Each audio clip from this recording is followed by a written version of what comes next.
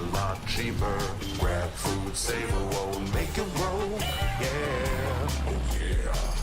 Grab food saver is the one to choose. Yeah. Grab food saver meals 99 plus. Grab food saver 99 plus. Diving meals, if it's a bill, saver meals won't make you go. Yeah. All my friends will grab cost saver. The grab cost saver is a lot cheaper. Grab cost saver. Grab cost saver won't make it roll. Yeah. Grab car is the one to book. Yeah.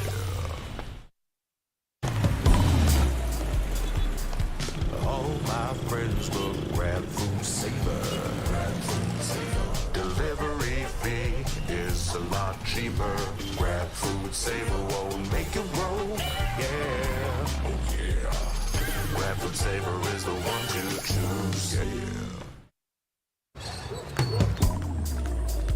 Grab food saver meals 99 plus. Grab food saver 99 plus. Diving meals, if it's a bill, saver meals won't make you go. Yeah.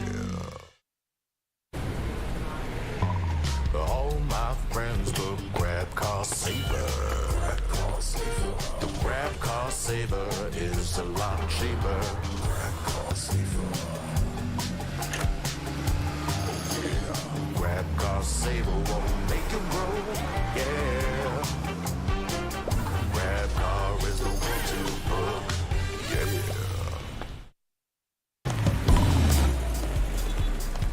All my friends will grab food saver. Delivery fee is a lot cheaper. Grab food saver won't make it roll.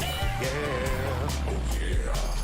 Grab food saver is the one to choose. Yeah. Grab food saver meals 99 plus. Grab food saver 99 plus. Diving meals, if it's a bill, saver meals won't make you go. Yeah. All my friends will grab cost saver. The grab cost saver is a lot cheaper. Grab cost saver. Grab cost saver won't make it roll. Yeah. Grab car is the one to book. Yeah.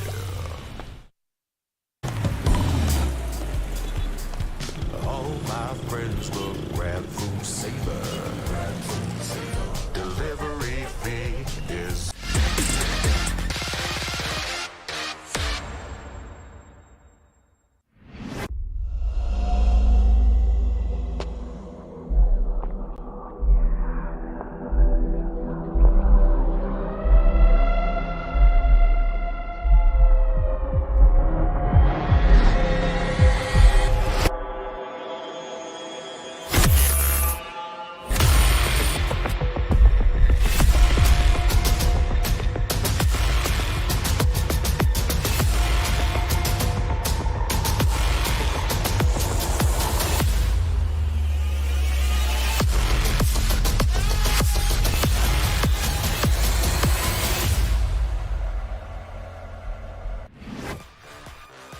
The road to Ascension starts here. This is the 2024 VALORANT Challengers Philippines Split 2 presented by PPGL.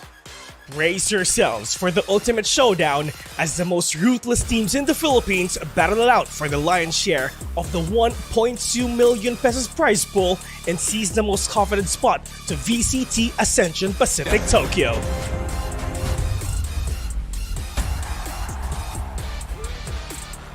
A total of 10 teams will go head-to-head in the regular season.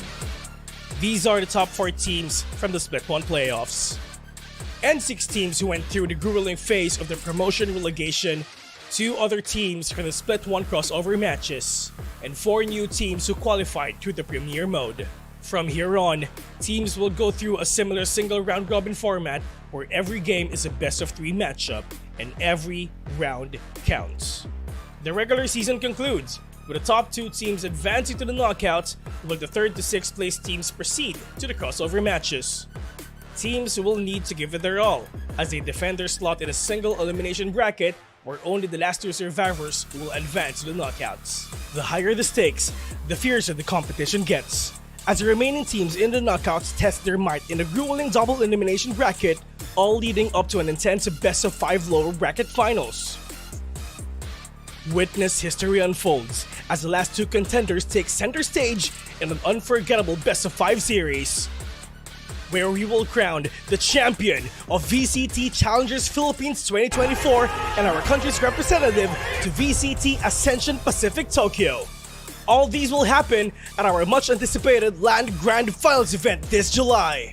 This 2024, it's time for you to take over. Resurgence is here. Welcome to VALORANT Challengers League Philippines.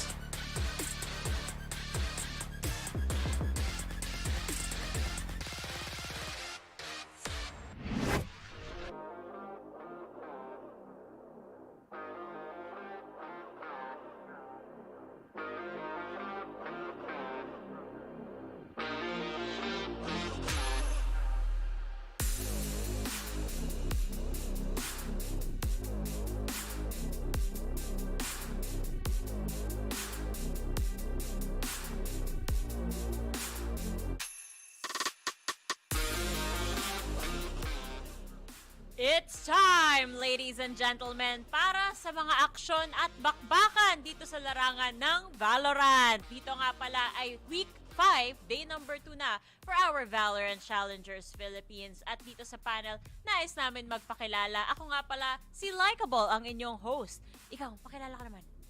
Hi, I'm BNB. Hi! Ako nga pala si Riri!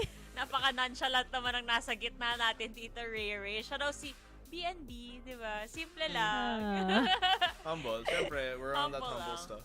Tama, tama. Alam mo, kung tayo dito sa panel, humble, kasi tayo, ang gagawin natin, ihahambog natin yung yung sponsors natin. Diba? Kasi, syempre, kung wala sila, wala rin tayo. Wala rin yung action na napapanood natin kada araw na meron tayong broadcast. So, maraming salamat nga pala sa Mineski Global, ang official tournament organizer natin dito sa 2024 VALORANT Challengers Philippines, kung saan presented ito ng PPGL, the largest multi-game esports league dito sa ating bansa.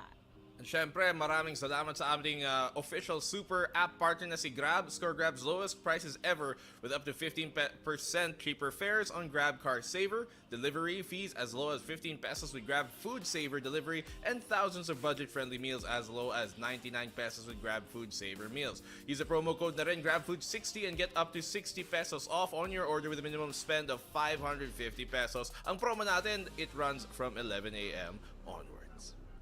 At syempre, pinapasalamatan natin ang Games and Amusement Board for being officially sanctioning itong tournament natin. Maraming salamat po dahil pwede kami magpaka-humble dahil kayo ang gusto namin i-flex dito. So, thank you very much. Pero, speaking of flexing, syempre, kapag nagpa-flex ka, di ba, black and blue, kailangan batak ka.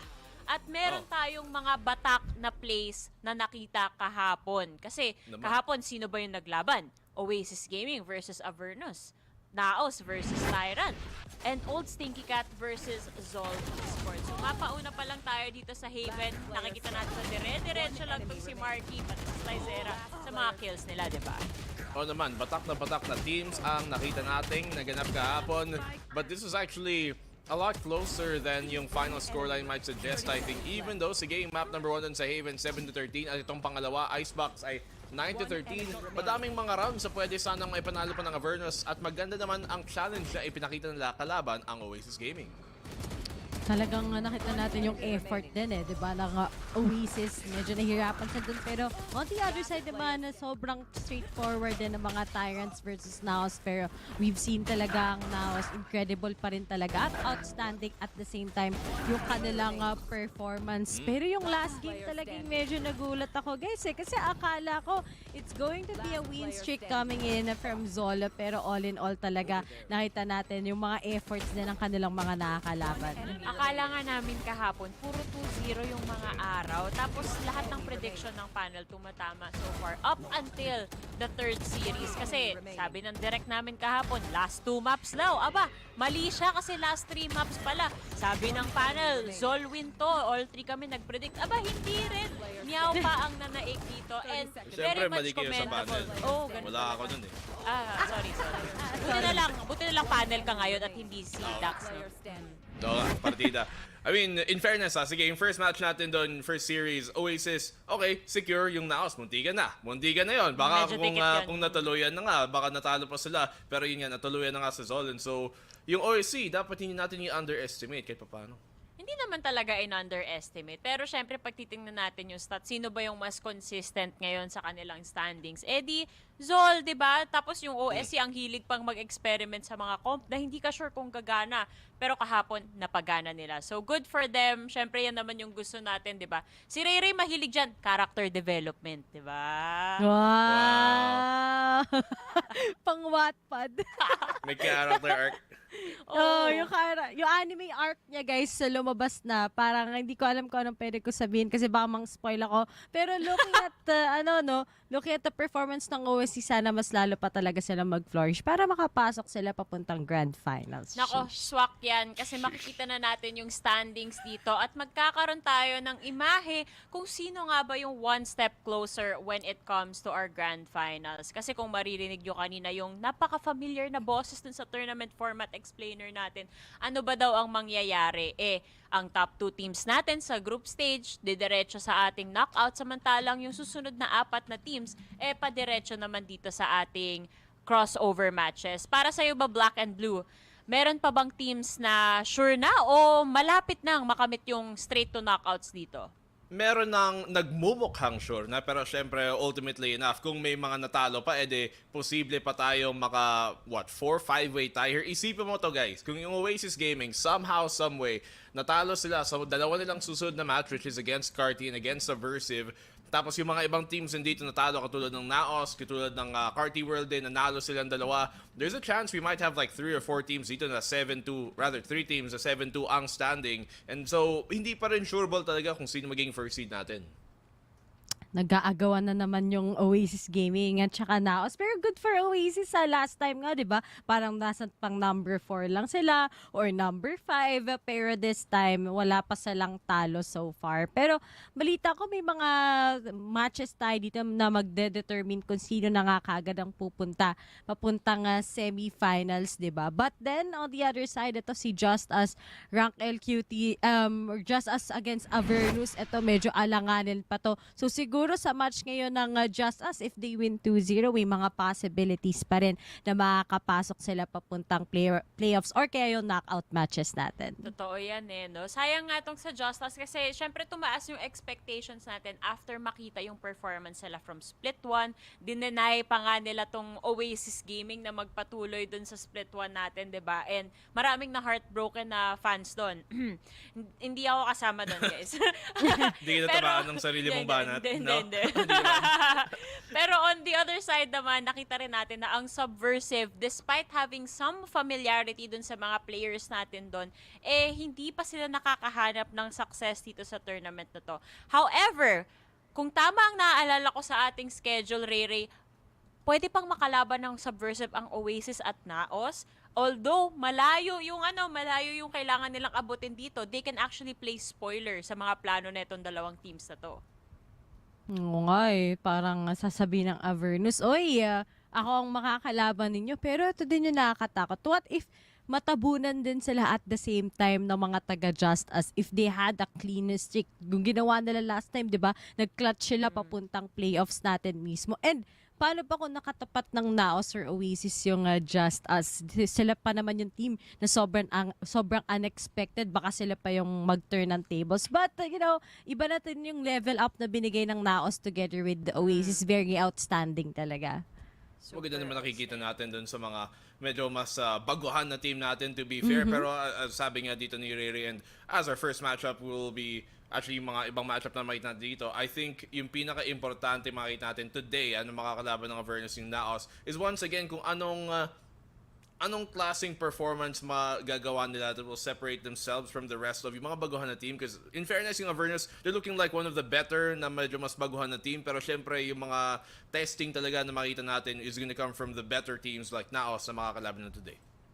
Oo, yan talaga yung true test ng skill, ng experience. Kasi luging-lugi talaga karamihan ng teams dito pag kinompare mo sila sa Oasis at NAOS. Kasi staple names na to pagdating sa VCT PH. Taon-taon na natin silang nakakasama. Yung iba dyan, kilala na by heart, lalo na ni Fluffy02 on the side of Oasis Gaming, diba? Kilala niya yung iba sa mga players dyan. So, ang dami talagang expectations sa kanila, and kailangan hindi nila i-take for granted yung kahit sinong opponent na makakaharap nila, rookie or not pa man yan. Actually, sakto yan kasi kahapon na interview ko nga din si Emma nung nanalo sila. And sabi niya, ine-expect naman nila in a way na manalo, pero hindi nila ine-expect na ganun yung magiging scoreline. Mas closer than their expectation. Napagalitan daw sila kahapon, Black and Blue, ni Coach Amix. Dapat lang. Yeah. Dapat lang. Kung yun, hindi lang pagalitan. Hindi pala pagalitan. Sa sermonan, Ampas. yun yung tamang term. Yan. Uy, grabe naman. Tough love pala si Coach Black and Blue kapag naging coach. naman. Iyak na lang tayo, Riri, kung siya yung coach na. Kay girl. Tapos, ang cool kasi I think may first-hand experience din si Black and Blue since na-experience mo din maging analyst for this person. Pero si Ja daw ang biggest moral booster ng NAOS na team. Totoo ba sa experience mo? Naman, he's always been a player din talaga na has had really high hopes. Even if siya yung parang mismong hindi nagpo-perform ng maayos or medyo parang hindi siya nagka-top frag or medyo nasa bot frag siya, palaging good vibes pa rin siya. And that's, I think, a really big thing para sa team na to, especially seeing as how yung mga ibang miyembro naman dito, okay, like Emma, nag-compete naman siya sa Pacific, to be fair, he was an RRQ, but still, like other players like Nexine, that looking up to yung mga mas veterano na player here, being yun nga si Ja and si Papi Chulo, seeing them still calm and seeing them still happy, definitely has to be a big moral boost para dun sa medyo mas batang ang player dito sa team ng NAOS. Happy. In short, nasa edad. Huwag mo naman i-ganon, Rere. Tamaan kami Sabi ko dito. naman. Pero may point may point. Kasi kung titingnan natin yung structure naman ngayon ng Oasis Gaming, Rere, di ba? Dumadami na rin yung mga thunders nila. Sorry. Veterano kasi. Veterans! Ayan, veterans. Ayan, si Wits together with Dubstep. Yun nga, di ba? Sinabi na din ni Kelly sa in-interview natin, now that they have Wits, mas disiplinado sila, mas calm sila sa mga situations. Hindi na sila yung masyado nag-aasim kapag gusto na lang tapusin yung isang game. Lalong-lalo na yung mga hiccups nila, like nagiging tie pa nga, nahabol pa sila. But good thing, di ba? And they also have a good coaching staff. So I'm sure naman pagdating sa Oasis sa mga ganyang moments, 'di ba? Malalagpasan din nila yung mga kalaban nila, which is usually sarili nila. Kalaban ko, sarili ko. Walang pake sa kritiko. Iko. Bars. Hindi mo ba alam yung kantang yun? Black and Oh Blue? my Hindi.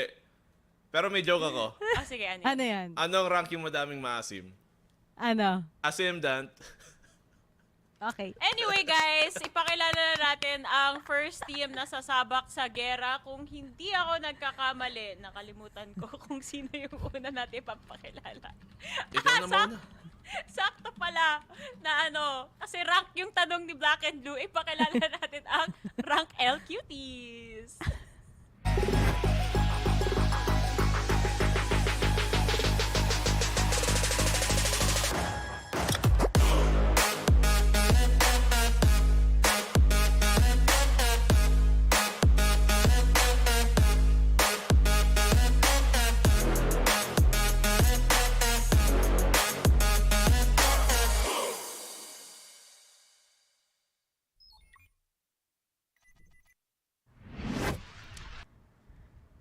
have here rank L Cuties, si Gabidis, Urza, Groovy Sovano, at hindi pa natin na-unlock. Ay, dalawa na pala ang hindi natin na-unlock na characters for today. Si Urza together with Jacob. Kailan kaya sila lalabas? DLC Dito yan, pre. lamang sa picture ng rank L Cuties. Pokemon Sa yan. expansion Who's pack that na pala to. Pokemon?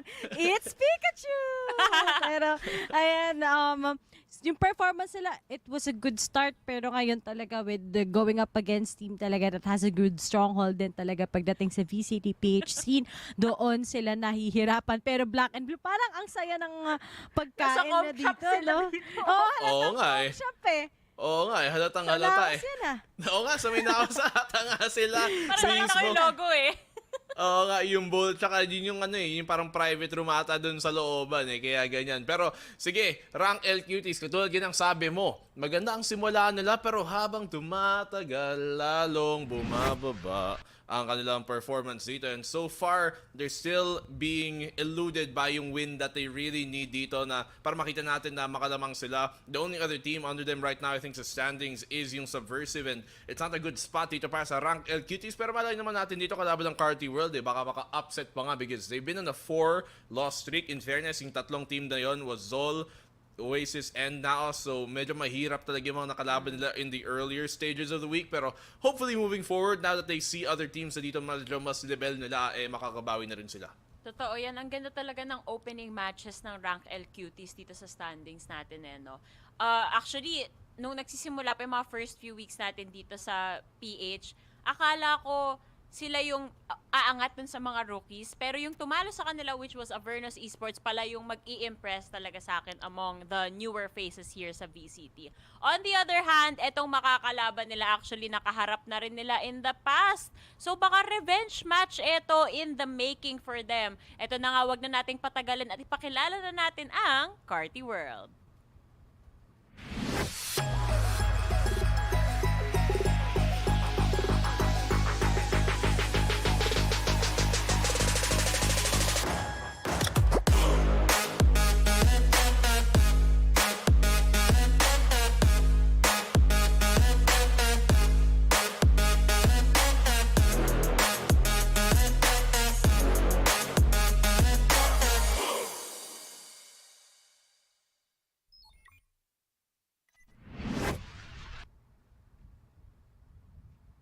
But now here we look at Carti World. Isang team naman talaga na I can say we were definitely impressed by in this season. Si Chani Boy, Patrick Watson, Astro, Gabo, and Ichi Solo. This team actually has a lot more experience dito than you otherwise might think. Pag tinignan mo kung saan sila nanggaling, obviously Chani Boy has a competitive experience in the past. So does Astro and Gabo. So madami talaga silang ditong mga, in a way, experience na may dadala coming into this stage and sharing with the rest of the team. And you can see that with their performance dito kasi we might not have expected them to be the third seed, pero nearing the end of the group stage, doon na nga sila nakapwesto. They've been cleaning up yung mga ibang teams dito aside from NAOS and Zol, which are very difficult opponents to be fair. At yung biggest test pa nila is still to come versus Oasis next week, pero they have been performing very, very well so far. Kalaban ang lahat ng mga ibang teams dito.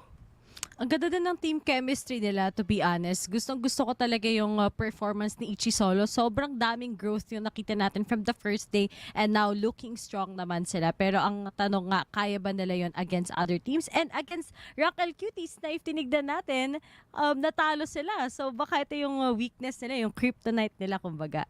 Feeling ko after weeks and weeks, pinaghandaan mo yan. Syempre, dun sa promo relegation na lang, mapapaisip ka, uy, may team na lakas din ng potential katulad natin. Parang kailangan bantayan natin tong mga to. Kasi hindi naman natin alam kung ano yung mindset going into promo relegation. Pero alam natin na pagdating dito sa regular season natin, hindi na pwede yung mga underestimation and whatnot. Kailangan talaga full force at full revenge on the side of Carti World. Syempre, hindi mo pa kilala yung team dati, tas natalo ka. Gusto mong bumawi, ngayon nakilala mo na sila, diba? Yan yung revenge story natin dito.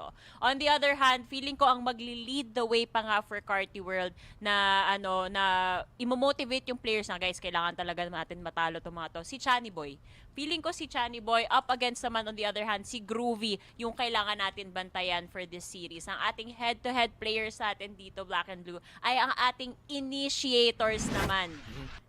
You look at especially to si Chani Boy and what he's been doing so far, even though maybe necessarily pag tinignan mo yung mga recent performances dito ng Carti World, baka sabihin mong, si Chani Boy hindi naman maganda yung nagagawa niya, but it's the intangibles ang napoprovide dito ni Chani Boy. It isn't always about the kills or necessary assists na nagagawa niya. Sometimes it's about being in the right place at the right time to get a quality kill over a quantity of them. At yun ang pinaka-importante nagagawa din dito ni Chani Boy, being that ini, being yung Sova, okay, yun na kailangan nila minsan. But the same I think could be said dito para kay Groovy din. At ito pa, yung mga clutch plays din, parehas sila Chani Boy together with Groovy. But kita naman natin yung amount of support na binibigay nila sa buong team. And not just being consistent, pero they are really a team player pagdating lamang sa mga assist nila, pagdating sa mga trades, pagdating sa mga setups nga lang mula sa both sides. But leaning ako towards talaga kay Chani Boy ngayon kasi if hindi talaga nag-work yung team, siya yung mas lalong nag-step up. And both sila na may knowledge pagdating lamang not just only in Sova but also in Breach together on that Gecko or maybe pagdating sa Fade, ang ganda talaga ng usage ni Chani Boy. And ngayon, may kita natin sino nga bang mas better initiator dito lamang sa match na to. Totoo yan no? Ang hirap din hindi mag-lean towards sa isang team na maganda yung track record so far dito sa ating regular season na to. Lalong-lalo na napapatunayan ng team chemistry na nila, na nabibigyan nila ng space si Chani Boy na gawin din yung kailangan niyang gawin for the team, diba? On the other hand, kay Groovy, meron ring na-experience na internal errors etong team nila. So, siguro hindi pa enough yung space. Kailangan pa talaga nila mag-adjust para tuluyan nilang ma-dominate etong mga next couple of matches nila on the side of Rank L Cuties. Pero syempre, ang una nilang kailangan i-dominate dito ay ang ating map Vito. Dito pa lang, true test of mental, of preparation, lalabas na agad dito, Ray Ray. And for you ba, ano yung mapa na dapat hindi natin makita for the side of Rank L Cuties? Abyss. Abyss. Abyss. By the way, sa mga hindi nakakaalam, meron na tayong event together with Abyss dito sa mga gustong makaalam. Pero sana balik nila yung Pearl. Pero syempre, binana kagad ng Cuties. Good call to. Eliminate kagad yung Sunset at mas maganda kagad yung magiging pool in a way sa kanila. Dahil yung Carti World, nakita natin yung consistency pagdating sa Sunset. Ang ganda talaga ng kanilang place dito. At yun na nga, I called it. Wala na yung Abyss. Tinanggal ng The Beast ang Abyss dito. Carti World, hindi ang lala mo na nila BNB. Ang lala mo Hindi mo na BNB. ilalaro. Ako gusto ko makita sana yung Abyss, pero sabi nila, idol, hindi na muna. So Haven ang ating unang igaganap dito sa Cutie. It is a map we haven't seen actually from either side just yet. Pero nakatingin ako dito sa sa bind ngayon kasi ito isa tong butas na pwedeng gamitin ng Carti World. They haven't played it yet pero 0-2 ngayon ang rank L Cutie. So I think bind could be a possible pick para sa kanila kung hindi man tayong mapapunta sa Ascent na naman. Very much a possibility no. Naku Ayun po, na. binati na. Sa totoo lang kahapon, ang saya na nung araw. Kala ko di na ako makakakita ng Ascent. Umabot ng Game 3 yung Zol versus OSC. So, umabot pa rin kami sa Ascent. Guys, sa mga players po, mahal namin kayo, pero tama na po yung Ascent, guys. Please. Please lang Please. po. Sawa na ako. Simulat sa poll, di na po please, natanggal sa please. competitive map pool ng Valorant ang Ascent. Masaya po kami pag may ibang mapa. Please pick Abyss. Salamat po. Please. Ibalik ang Pearl. Ibalik ang Tama. Fracture. Totoo. Tama. Kahit yung Pearl, please, ibalik niya. Pero wala naman ng Lotus. Oh, interesting. Wala yung Lotus. Yung Carti World, alam naman din nila na kahit papano maganda pa rin yung performance ng Cuties. Kaya nirespect na lang nila to. Punta na lang tayo sa Icebox na may posibilidad nga na maging pabor to sa Carti World in a way. But overall, yun nga medyo yung mga outcomes talaga ng mga matches pagdating lamang sa mga teams na katulad ng Cuties together with Carti World, ito yung hindi natin ina-expect. Might be 2-0, might be 2-1, might be OT. Kasi there's just a Andito lot ka of good plays coming from a lot of teams. Oo, yun din yan. Nakatamay ka dito, baka tumagal tayo. But I think this is a pretty decent map Vito para dito sa Carti World. I think they have a better map pool. Umabot tayo dun sa dulo na it's either gonna be Lotus or Icebox. At kahit anong i-ban dun ng Carti World or ng Rank L Cuties, both of those maps are good maps dito. Literally same win rate para sa Lotus and Icebox. So para sa Carti World, pipili lang sila kung ano mas gusto pa nila. Totoo. Actually, isa pang bagay dito na feeling ko pagdating sa Haven, 50-50, pero for the rest of the maps, yun nga, parang hindi natin matansya yung final results. Pero ako, feeling ko lang talaga based sa track record nila, based sa mga nakikita natin sa map Vito din, it's gonna be a Carti World win. I really believe in the revenge story. Ikaw ba, Black and Blue? Do you agree or do you have something else on your mind? Bukod sa Asintan. Ang hirap mag-disagree naman dun sa punto mo, to be fair, kasi yung seeing as how habang tumatalag yung group stage, we're seeing a bunch of upsets dito katulad ng nakita natin kahapon, and yung mga matchup na to minsan medyo tipip-tipip medyo 50-50, diba? So I still do think there's a chance here para sa rank L, but at the end of the day, Carti World pa rin. 50-50. Ako wala na 50-50 kasi kahit pag 50-50, I am sure Carti World still also has yung upper hand dito. Imagine yung mga matches nila consistent naman against ibang teams as well. But sana di lang sila ma-overwhelm sa mga first two maps natin if ever. Kasi yung Ascent din naman nila maganda pa rin naman as well. So let's see kung kakaya nga to ng Carti World, but I am sure they'll be able to pull it out naman against Cuties. Okay, there you have it, folks. That only means na 3 Carti World predictions ang panel. Kahapon, ano ba nangyari? First series, tama yung panel. Second series, tama yung panel. Third series, maling-mali yung panel all the way. So, ngayong araw na to, tatry natin makakuha ng 100% win rate dito sa panel. Pero syempre, nakadepende yan kung unanimous decision kami dito. But that is it for this pre-show panel. Sa ngayon, ibabato na namin kayo sa ating mga casters para masimulan na ang laban.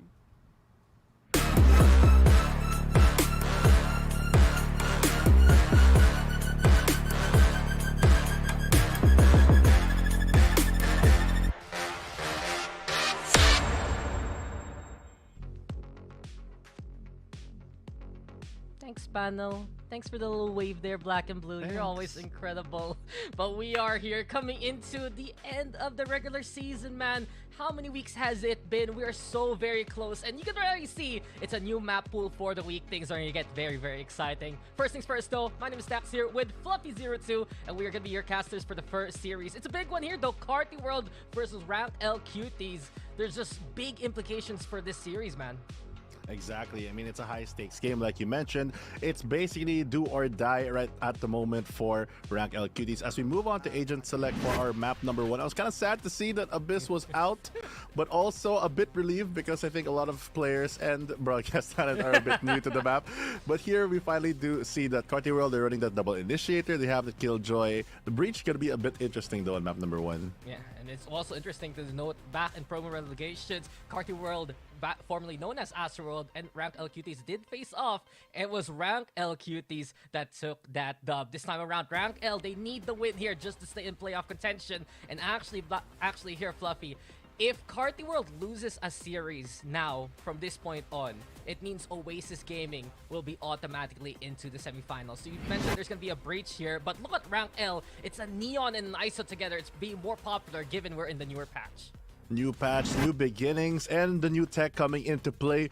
First series of the day, and we're already starting very, very strong here with that double duelist. If people are not aware, it is going to be that Neon with the accuracy buff as well as the new shield coming out from ISO, meaning those first contacts are going to be very strong for a team like this. I mean, that begs the question here, Fluffy. Do you think Neon and ISO are good replacements for a Jet and a Raze on a map-per-map basis? Yeah, I mean, map per map, that's going to be a big change, I think. But here, as we move on to the game, finally, we can see our Rank L Cuties on the defensive side starting out. And for the attackers, we have Carti World. They will be postured. Very default setup here as the round does begin. And a good defense setup with no alarm bot holding mid, but they are controlling Garage with it instead. It's just good to see Haven, though. Map of the Very Philippines. true. Everyone... I mean, we always say Ascent is the map everyone knows how to play, but in the PH, Haven is the map that everyone knows to play and has mastered. And as of right now, it's a big step here for Carti World. They're watching out for Silong, and Gabo actually going to be into the playing rotation right now. He's the one lurking towards the A main side, keeping an eye out for Cutie here towards the lobby here. But Patrick Watson and the rest want to go for the hit onto the C side, forcing Gadget to go away quickly. Very clean take right now, no casualties, but because of that 3-stack towards A, they take a while to go for the rotate. Neon a bit quicker on the step as they do position themselves to defend this. Yeah, and I'm just checking out who's playing right now for Carti World. So it's gonna be Julian, who's not gonna be in the rotation right now. Gabondo showing up to get first blood. Savannah, there's a quick burst through the garage. Double tap now available. Here we go with the undercut too. And it's high time for Cuties to make the retake happen. Gabondo fragging out, but that's all he'll get. The double's good for him. But Rank L, they'll take the pistol here. Even though they didn't lose any players, it was really smart for defense just backing off and giving them the sight and forcing all those utils out. The fact that even if they don't have that reach to really have that retaking power, they still can use the paranoia as well as the ISO ability. Which one? The fragile? Yeah, the fragile, which really helps with the retake as well. Especially here on Haven, because he just threw it from garage and it was just instant value. Don't worry, man. It took me a while to figure out the ISO ability names too. So the fragile is the undercut, and the wall's the contingency. We're not gonna remember that. Well, speaking of contingency, we will be moving on to this game. Round number 2 opens with a bang here with the Sheriffs online, ready for the fight as the attackers posturing for this mid-take. Turret's gonna spot some aggression, but that's some damage going his way.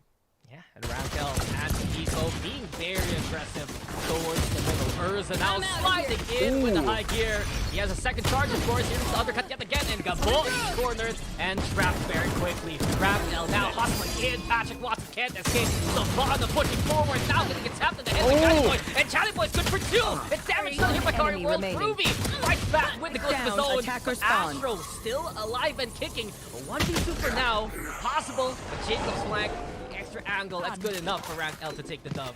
They denied the plant with a very aggressive start there the moment they spotted that killjoy, but look how many players just fell. They're reduced to bringing only, or saving rather, 2 guns. So they are forced on a very, very awkward broken buy here, and CW, Carti really have a strong one, but look at the chaos as well. Really good work with this composition of these duelists. Very Channy Boy in the head-to-head for good reason.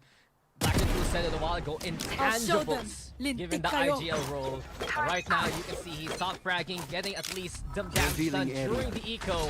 And Carti World looking to make a push happen towards A here. Great read by them as well. The aggression coming in from C. Early shot's gonna connect, and Savannah takes one off the board. Astro, that's their controller gone very early into the round. Yeah, and Rank L, man, it's been very tough for them for the past few weeks. A few forfeits here and there, hurting their standings. You've seen in the camps they're playing in the computer shop right now, making sure that everything's set, and at least they're likely to have a full series moving forward. Tower though being taken. Urza from up top. Itchy solo wanting to push, and that's really the distinction since Gabo's in. Itchy solo moving in to initiate the roll. Urza sliding forward. Chanboy though on the board. And Carti World good for the forward. Patrick Watson taking point. Aggression from Carti. The push is good, and with it the point is taken by them. Clean cut round coming in to get that buy round secured for CW. It's going to be really interesting now that they have to go on this equal buy. But look at the replay, very aggressive there, using both the ISO and Neon abilities to take space, but they don't check that corner. They get punished for it, and these small mistakes can add up as we move later on into those rounds.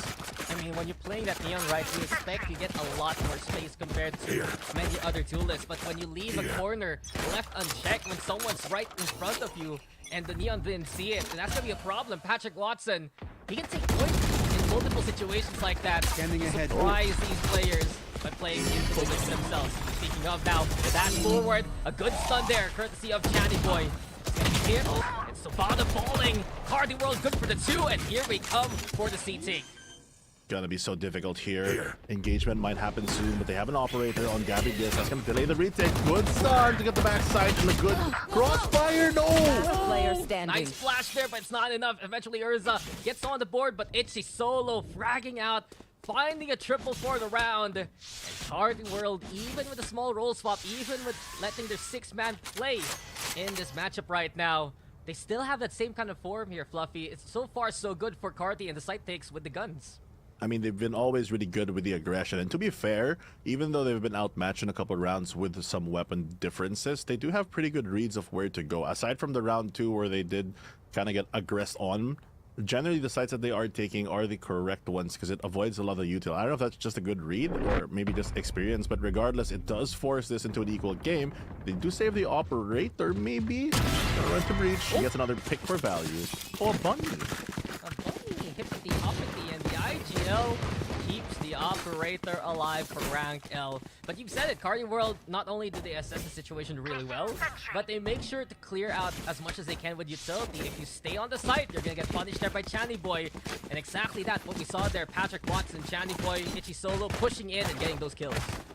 You got the very interesting ultimate here from the ISO, and that might get them a free weapon if they take that advantage, but he's just so far away. Again, the attacker's posturing in a pretty good position. I mean, it's hard to play the hero kill contract.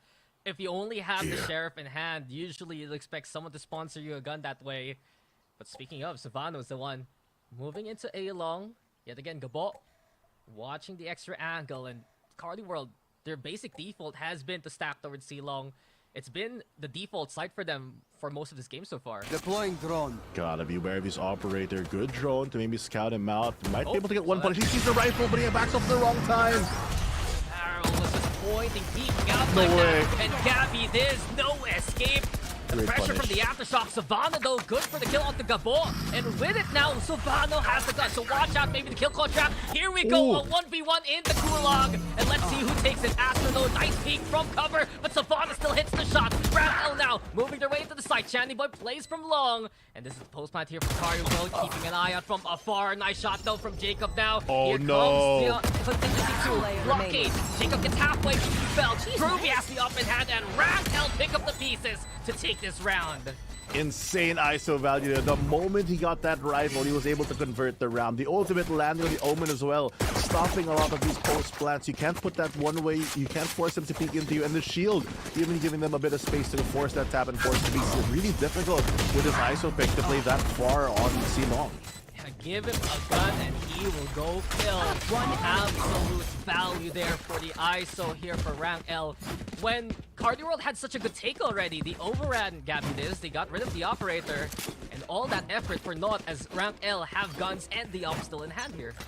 It's kind of interesting with these two specific duelists as well, that the operator just defaults onto Gabby this because they want to stay a bit more mobile and take a lot of these 1v1 fights. Aggressive start here by Patrick Watson's going to run into a bit of utility, but he will be safe for a bit, but the microwave focus.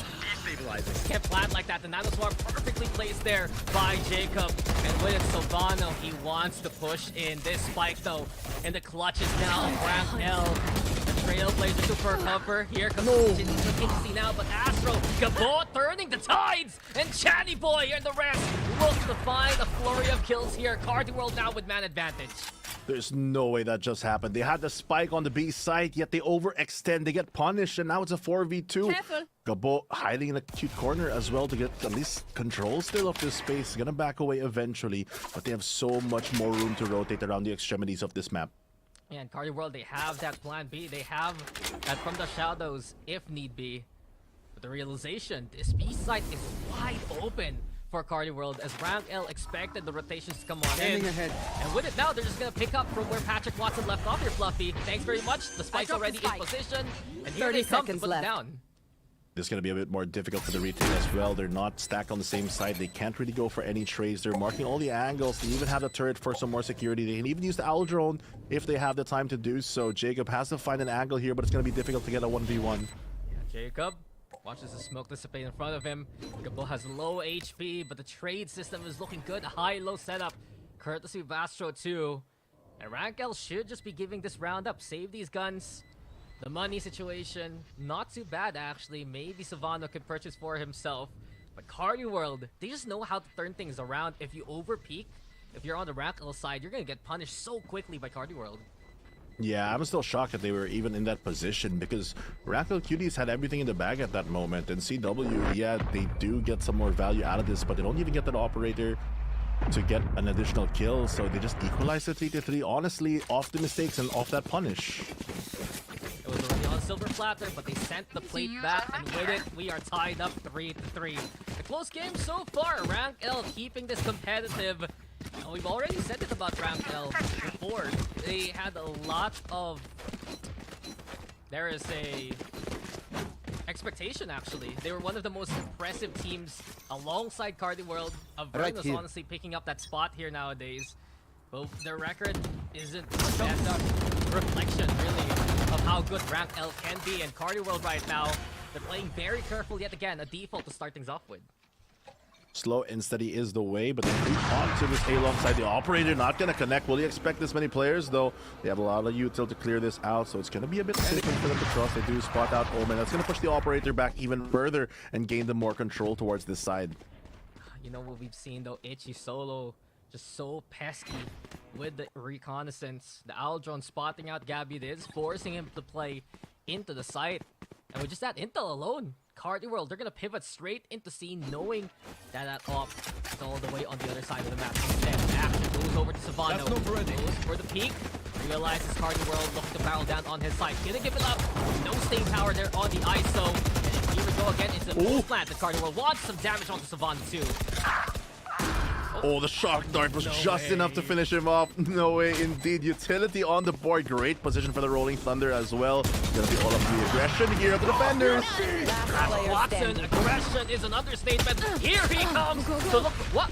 Okay, little stare off there. Urza still gets the double at the very end, but Patrick Watson, man, just in the front line, finding the triple. Exactly what Carti World needs. The pointiest tip of that spear.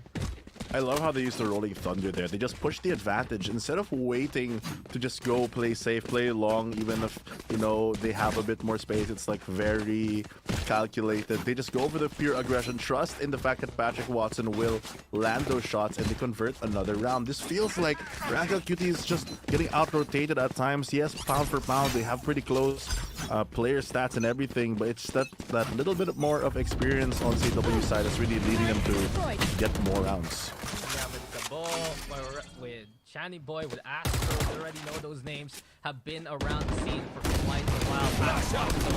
He's already a contender for Rookie of the Year. Bono, Itchy Solo, the trades come in, but Itchy Solo the one bringing it back in favor of Carti World. They have the gun advantage anyway. Itchy Solo finding a quad of his own. Carti World will just keep the bleeding going. Ramp L tried to push and they are not going to find anything. They are not going to find anything, but it's going to be Rank L Cuties wanting to get a bit more. They got all the ultimates online to do everything that they want to do. They got the full buy. This is going to be the best round of their lives. But still, they have to land those shots because the utility is really hard to fight through as well for the side of the world. You have to dodge all this breach util as well as the paranoia. There's a lot of aggression coming your way. It's ridiculous. Look at how many assists Shiny Boy already has. Tangibly, 8 of them on the board. Multiple times we've seen the fault line be pivotal for their success. And here we go again. Savano, he doesn't have the speed like other duelists. If he peeks into the stun, he's just gonna get felled quickly. That breach presence so pesky right now. Owl Drone spots out 2 targets on the site to confirm the Groovy's nearby. And aftershock towards the corner.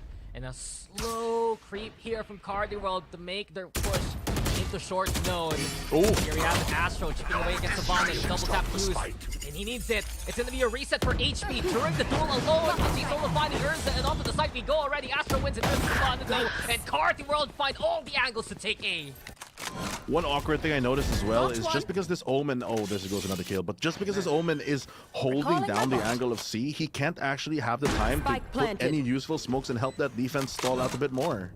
Without the smokes, it eventually is Carti World getting the spots inch by inch. We saw that towards Sewer. A nice try from Savannah. When you're low HP on the ISO, might as well go for the ults. You get full HP during the fight itself.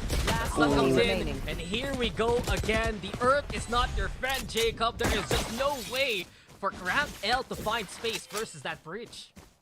They drop the operator as well because Gabilis just wants to go for a fight towards the end there. That's going to be a lot more value gone off the board. And he's saying no already, doesn't want this, needs this round to go over because they're on the hunt. I don't think you'll be able to find him in time though.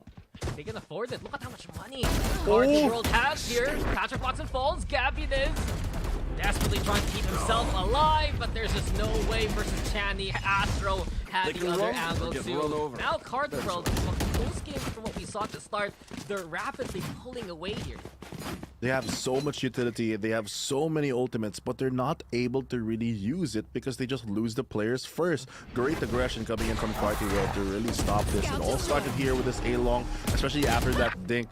And look, again, no smokes on the minimap. It's just this Omen. Since he has that operator duty, he can't hold both things. And even if he places a smoke from C, it takes so long to get to A that they just don't have that support that they need. And Carti World understands that. Astro The first time he got hit by that kill contract, he took it personally. He was like, okay, I lost that duel, I'm never losing again. And from what we've seen so far, he has been very steady in fighting Sovano in the Gulag. So a timeout here for Rank L. They still have 4 ultimates available here, but they just didn't expect to be overrun like that. And perhaps that's a conversation here, Fluffy. Right now, they're just lacking the utility to turn these fights around. You think that affects you, like, if you lose in the 1v1 in Yes, the ISO? 100%. It for sure has to, 100%. right? Because normally in a normal round, you die and you're like, okay, he was better, whatever. Or maybe you get traded or something. But in a straight up 1v1 and you lose, you're like, for the whole game, I don't wanna play against that guy. Dude, it's an ego thing. It's either you avoid getting ISO ulted or you take it by the chin and jump in front of it to get your revenge. That's how it works. Yeah, especially on the defense as well. I feel like the ISO ultimate, which we don't talk about as much, is just really strong here. But there comes what? The wallbang! Itchy solo, that is disgusting. Just the taps alone, the dink there, ruined the plan of Rank L. They wanted to go for the overdrive play for Urza, but Itchy solo adds injury to insult, kills him on the spot. Jacob creeps forward, there's a distraction, courtesy of Groovy, but now they know Groovy. Why? Why would you do this to yourself? That is not going to be okay at all. Astro watching the flank. Carti World just has eyes on every angle right now.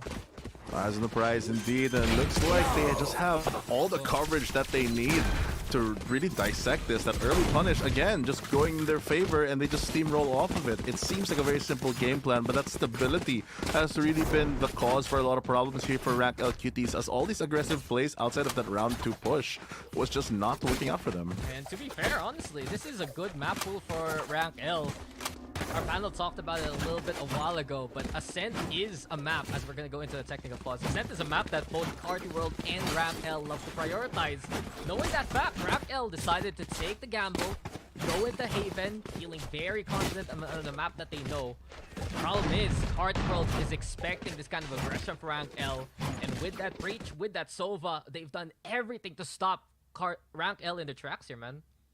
The only downside, I think, of the Rank L Cuties is on this defensive half. You could say that they don't look that aggressive as a team, but to be fair, they have so much utility that they can throw very far between their agents that it's just, they do have that support. The problem is when Neon goes a bit too far, there's no one that can really catch up to her speed. There's no like supporting breach or anything. The only thing you have is maybe a guiding light, because the other util coming in from ISO and Omen just takes too long to move. Quite literally, I think you can outrun the paranoia. You can. I don't even think you have to slide. And the undercut basically. And if you're running with it, you're gonna get affected by it. So it's very difficult because they kind of just have to leave Urza on his own to try and make that kind of space. And when you have duelists like that unsupported, we've seen Gabo, he's always marking the lobby. In that last round, it was just Itchy solo, killing him as soon as he peeks out. And while we're waiting on for this technical pause to end, it's still just Carti World right now, showing us why they're the best team that has come from the promotion system if you don't include Oasis Gaming in the first place. Exactly. I mean, pound for pound, like I mentioned, they are very good players, but with this composition, it is good on paper, but there's a bit of that awkwardness when you're actually playing it if you want to execute what you want to do. And you're always doing it into a gamble because you don't have accurate info. You don't have a Sova or anything. So the moment that you do that over-aggress and throw like 3 or 4 of your important utilities for something, if you don't actually get anything, aside from the info of the space maybe, you just don't have that firepower. You're just going in dry in terms of util to go towards the retake. It's be a lot more difficult, especially on a map like this where it's so spread out just because of those 3 sites. Yeah, the last round, round L1, was because of the heroics that we saw there, courtesy of Savano. Will we see more of that? And can Rank L make it 5-7 at the end of the half? Game. Let's see. Bladestow out for Patrick Watson. The guiding light confirms presence towards lobby, but you said it. They don't know exactly how many this is going to be. Patrick Watson, he wants to push. The Aldron of Itchy solo is usually the go signal for this. Scouts out the sky. Doesn't know Savannah's there, though. Here comes Urza for reinforcements. And a good stack around L. There's a chance, but Savannah silenced so quickly. Here comes Patrick Watson, zipping into 2. As soon as he knows, the rest of Carti World moved towards C here. Right there. Look how quickly they pull the rotations as well this time around because they're forcing that conditioning for the overreaction. Now it's a bit more delayed to rotate back to the C side. It's only going to be Omen defending this. Does manage to land some shots though. Standing ahead. There. Oh, no, the fade away. No way. The ball. Here comes the overdrive. Urza dodging, bombing, weaving. Oh, With the the reload. fingers, it says Gabby is the one who's getting the kills here. A triple for Gabby. Where did he come from? But here comes Patrick Watson. Cabal can trade. Cabal can trap. Patrick Watson, he bragged up a groovy trade to end it all. It was close, but Rank L, they survived. Last round before the Ezra switch. just everywhere. He goes for the rotate. He goes through the C side as well. He makes his way all the way from the back side to the front side and ends up in garage. The speed coming in from this Neon just proving to be that chaotic factor that's allowing Groovy and the rest to really secure a lot of these kills by pulling that much attention. Carti World, they stumble, but they at least still do secure this half with at like the worst case 7-5. Rank L, they've done at least a decent enough job on the defense so far. Fifth round would be good as we're into a technical pause, but you already know that running a double duelist Sky like that, they're gonna go for some heavy aggressive hits onto sites on the attack. That's where they shine. And as everyone knows, Haven's still more so an attacking sided map compared to the defense. So still a chance for Rank L. The series was close at the start. Carti World got that 5-round win streak there, but as of right now, I like what I see from Rank L when they played together, right? That was our criticism a while ago, that they were so separated, that they were lacking that impact from some key utility players. Now, if they can just come together as one, then it's going to be a better chance moving forward. Yeah, when they clump together and they play as more like a retake team instead of trying to gamble on these sites to take some early space, it does tend to work out for them a lot more, especially because Carti World is just so vigilant about marking the positions where they could come from and fall back.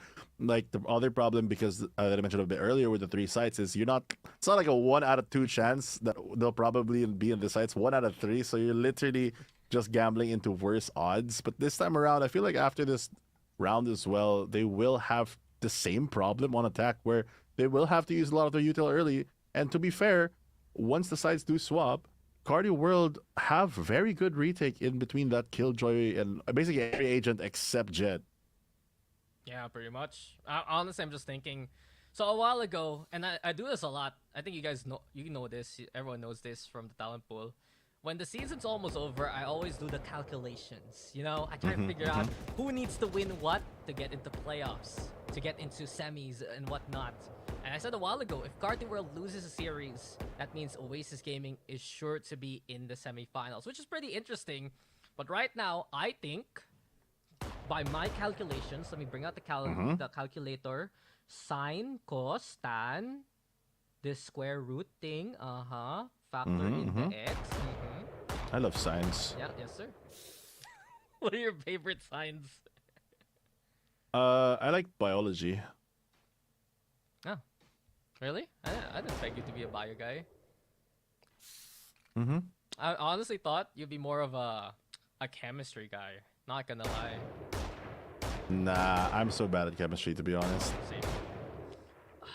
I remember I had a test where they asked you to identify certain structures, certain compounds, and I got none of it right. I think I just wrote NaCl for like half of them, trying to spitball, trying to figure out, okay, maybe this is salt, or maybe this is salt, and the one thing that was salt I didn't get right. So yeah, That's just unlucky. See, that's why I don't gamble on things. I think it's a skill issue, man. But anyway, I think my point was, if Carti World wins this series, it means they are guaranteed to make it to playoffs. Yeah, and that keeps them in contention for semis, which is pretty interesting too. I mean, that's pretty much why they're trying so hard here. They're already 7-4, and as the game will begin in a couple seconds, we'll finally figure out if they do push it all the way to 8-4, which honestly is pretty done after that one, because you just have that final nail in the coffin. Quick step here to place out the turret, stop some early aggression, maybe break an alarm bot here and there. I think they do successfully do it, because I don't see an alarm bot. Yeah, it's they gone. do have sight for free. The shock dart getting immense value. Oh, great play. Utility. Patrick Watson swiftly into the site. And with that confidence, Itchy Solo the one planting here. Really available, ready for the full flash. Gabo also ready with the lockdown. And speaking of already, you see Carti World put that one down. Rank L making space for themselves too. They have their own lockdown into play. Urza now with a swift push in. And a slide through the fast lane. It's hard time for Urza to get one. But Carti World answers back with 3 of their own kind. The Aldron also scouting towards the side to detained here on the hands of Carti World. Gabby Diz getting one for free onto Patrick Watson. What has happened? It's Shanny Boy fighting now. It's not good enough. Hunter Fury gonna be there though all the way from spawn. Gabby Diz getting some multiple kills yet again. But the push from Gabby Diz is gonna get answered. Here comes the stick. Ruby gets away with it. No! What? Yes. He does. He does so in time. And even with the wall battle breaking sweats, it's Rank L getting 5.5. That's insane though, honestly. I didn't even think about wall banging from that spot to the site. Because normally you see them spray into window, but I guess that works both ways. Very, very clutch towards the end there. I actually thought they stole the round the way back after the 3K. Great heroics coming in from the defense, but now they do end 7-5. So this pistol going to be a lot more important to figure out if they equalize or if they can keep that advantage for Carti World. What a ridiculous round there. Itchy Solo again, monstrous effort. We've seen him improve immensely over the past few weeks. And effectively, he's one of the star players right now in Carti World. Look at the immense KD he has here, Fluffy. 15 kills and only 4 deaths so far from one half. Insane statistics coming out here, but great smoke to stop a lot of the early aggression. Patrick Watson's going to run to a stack, though. Mud does manage to get Ezra off the board. Gets his one. That's way too many to handle. The fault line to slow things down. You got Itchy Solo awaiting you if you peek from shorts. And Savano, oh, picks up the ghost. Ooh. Yeah, it was awkward, but luckily the double tap will keep him alive. Maybe a re-engage here, a re-peek perhaps from Carti World. Gabo also finding Jacob on the other side of the map. This forces the hand here of Rank L. They need to play into A for now. They do. Their map control essentially gone. The default still very strong here for Carti World. They will be on a 2-stack, but the positioning looks like they're just going to give up A, let them use their util and go for the retake. Smart move with that Sova in breach instead. Just a great smoke here for some control with a turret in garage as well. There's a lot less movements for them to worry about.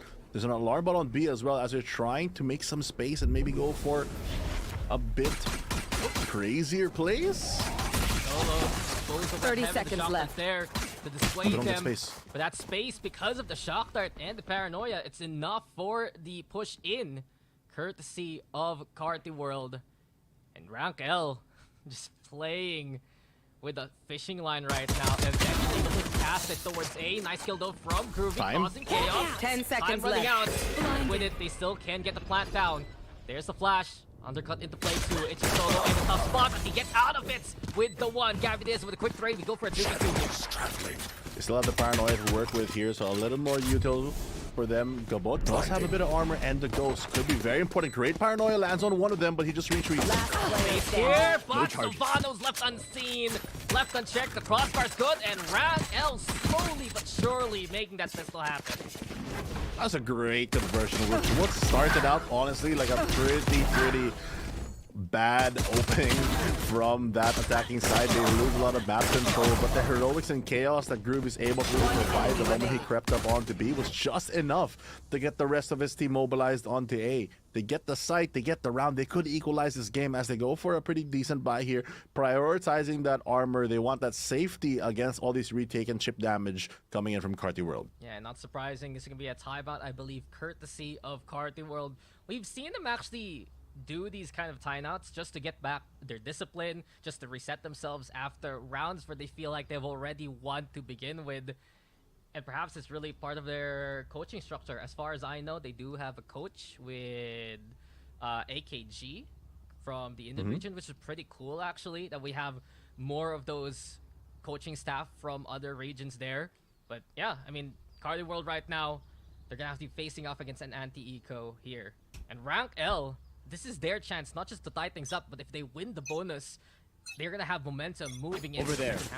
Over there. I love the timeout though by Carti World because they instantly recognize that they just need to keep the advantage, so they have to do something. Honestly, even if they don't even come up with a plan, just that timeout might force a different plan for rank L Cuties, but it looks like they're gonna stay strong with a very good default here. Neil gonna be sent alone into the A Abyss. The 5-stack here on the turret. There's no way you don't get punished by this. I mean, the turret's broken quickly, and that should already alarm Jacob, knowing the fact that there's a heavy presence towards mid itself.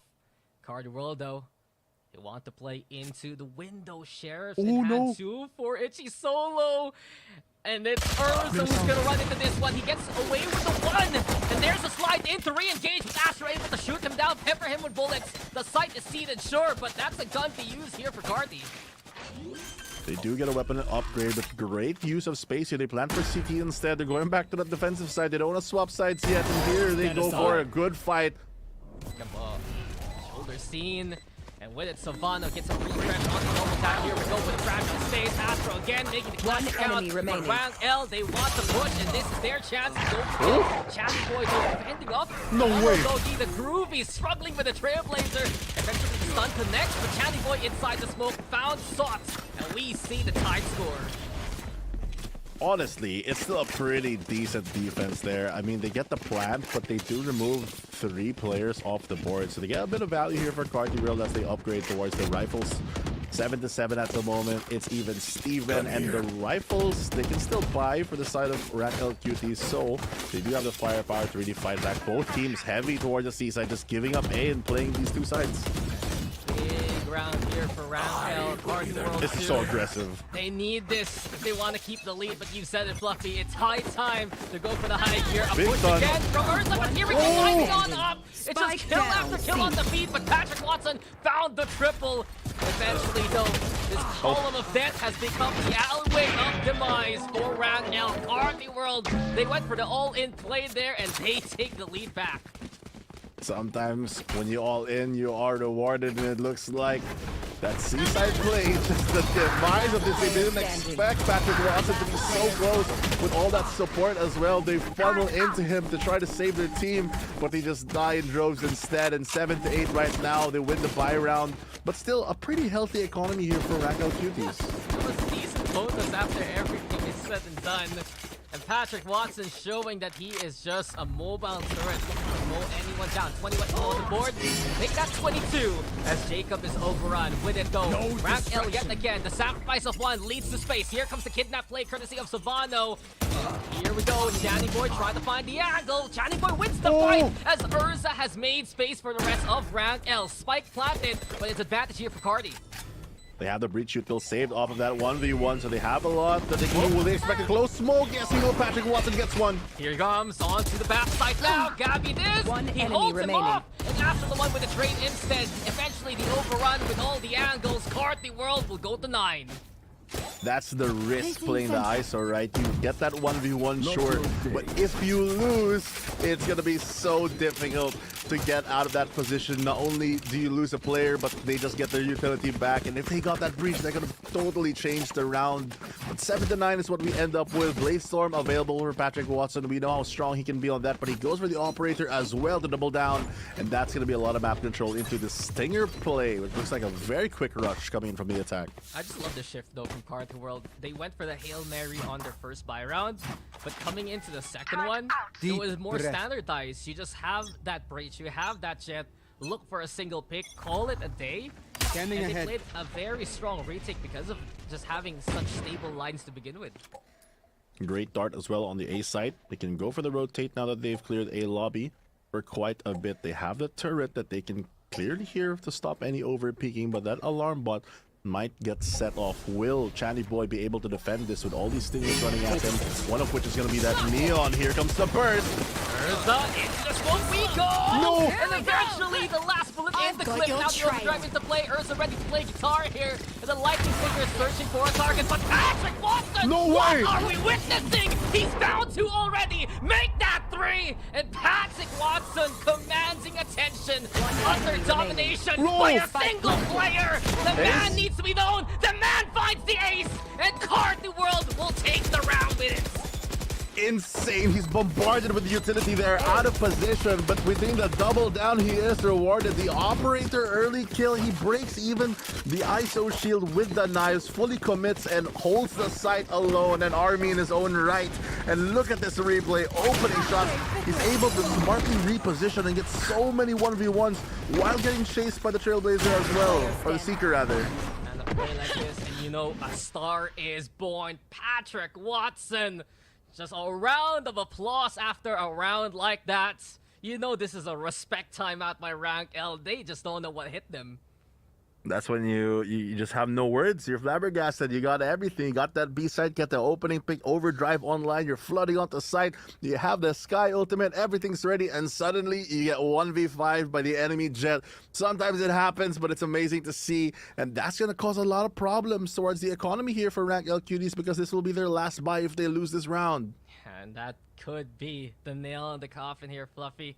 If Rank L can't get the reset here, their money's gonna be in the pits. The mental's gonna be broken after a round like that, and it has to be up to Gabby Diz to just get everyone back on the same page. The push was fine. Urza made a lot of space there, especially getting the pick on the Stinger. But perhaps they just didn't know where to stop. They hit that nitro button, just crashed into the wall that was Patrick Watson. That was still insane. Even I am still shocked that happened. There's no way that he survives that easily and gets off that clean. But I guess that's what you gotta expect if you gotta commit to get those points here and get to that semis like you mentioned here for Carti World. They're just pushing everything they've got. And speaking of pushing, Ezra very quick here to just jump onto the A long and get a bit more control. They're defending the orb with a dark cover, but that's not gonna last very long. Yeah, Rank L, shaken sure. But they need to shrug it off and fast. Groove here. Does he walk into the sight lines of the boss himself, Patrick Watson? Ooh. Gets away with his life at least, but you know his leg's limping after that one. Get some warning shots right there. The damage is done. You can't heal yourself, but at least you can try to heal the rest of your team as he does try to connect towards his A site. But two players already defending here, and Killjoy can clearly hear this, right? Oh, it gets checked, it gets cleared, but Groovy's so low, even a single bullet Great should be stun. enough. Oh! Savano has taken the site though. And Rank L couldn't, or rather, Carti World couldn't support Gabo in that instance. Shock Dart though, that could kill Groovy. Gets away in time. Savannah instead with the frag onto Itchy solo. Rank L actually getting two already. It's up to Patrick Watson to try and trade things up. Not gonna happen. As Savannah says, watch the flag though. Jacob has the angle in a clean round from Rank L so far. Great conversion off of that previous round here as they're able to take a lot of these heaven fights and just funnel into the last player. It's going to be doom spelled out for him as Ezra lands the final nail in the coffin.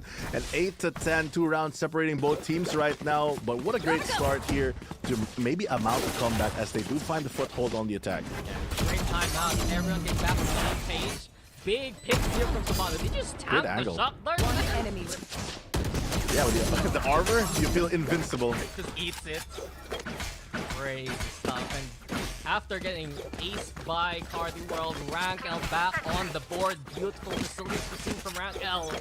And even after miracle plays so far, this game's still very much so competitive. The stun avoided, the flash is there. Urza getting space towards A long, and this forces Patrick Watson to give it up as he's holding the up only.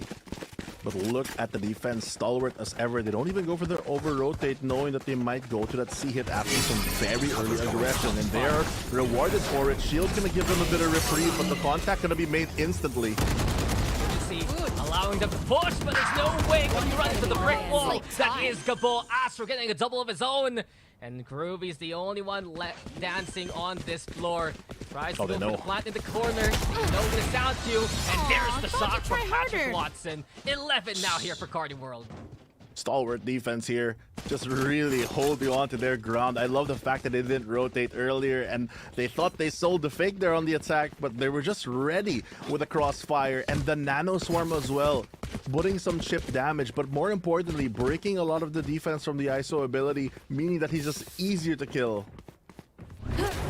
So far though, Carti World, they can stand against the pressure here of Rank L, and even with all the space that the contingency provides, it's crazy to think that Carti World can still stay anchored on the sites like that, man. Very interesting as well, as they do find a bit more space with the same aggression here. They only send the Neon, so they don't have to fully commit here, and they are going for the same defense, just not moving and waiting for a bit more time before they blow any utility. Look how far back they are on the A side, just ready for this hit, as they do have the Rolling Thunder as well as Hunter's Fury to retake. And not only that, the op still in hand over at Heaven.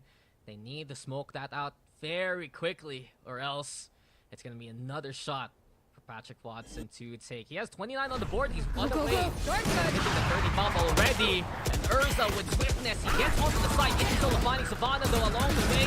And the fall. And Patrick Watson looking to toss himself into the fire first because of it. Now the fight versus Channy Boy. Jacob wins it out. It's 2v2, but watch the flag. Astro hustling. Even goes for the TP up top. Well, making a last play here, Fluffy, but eventually Jacob sussing his opponent out. A 2v1. Gabol looking to play the hero, but no dice. Groovy Slinger's good enough. We go for a 2-round gap now. What a great round as well to really hold down the side. I felt like the control for Carti World was there, but Breach falling towards the end, just giving up that sight was just enough for Rank Cuties. I love the fact as well that they were able to really read that Omen TP, because he might have just TP'd off the site, but they were very sure that he was still somewhere on A long because of that dark cover. Yeah, it was pretty smart here from Rank L. That know-how, that heads up. Because of the paranoia that they can't hear the TP properly.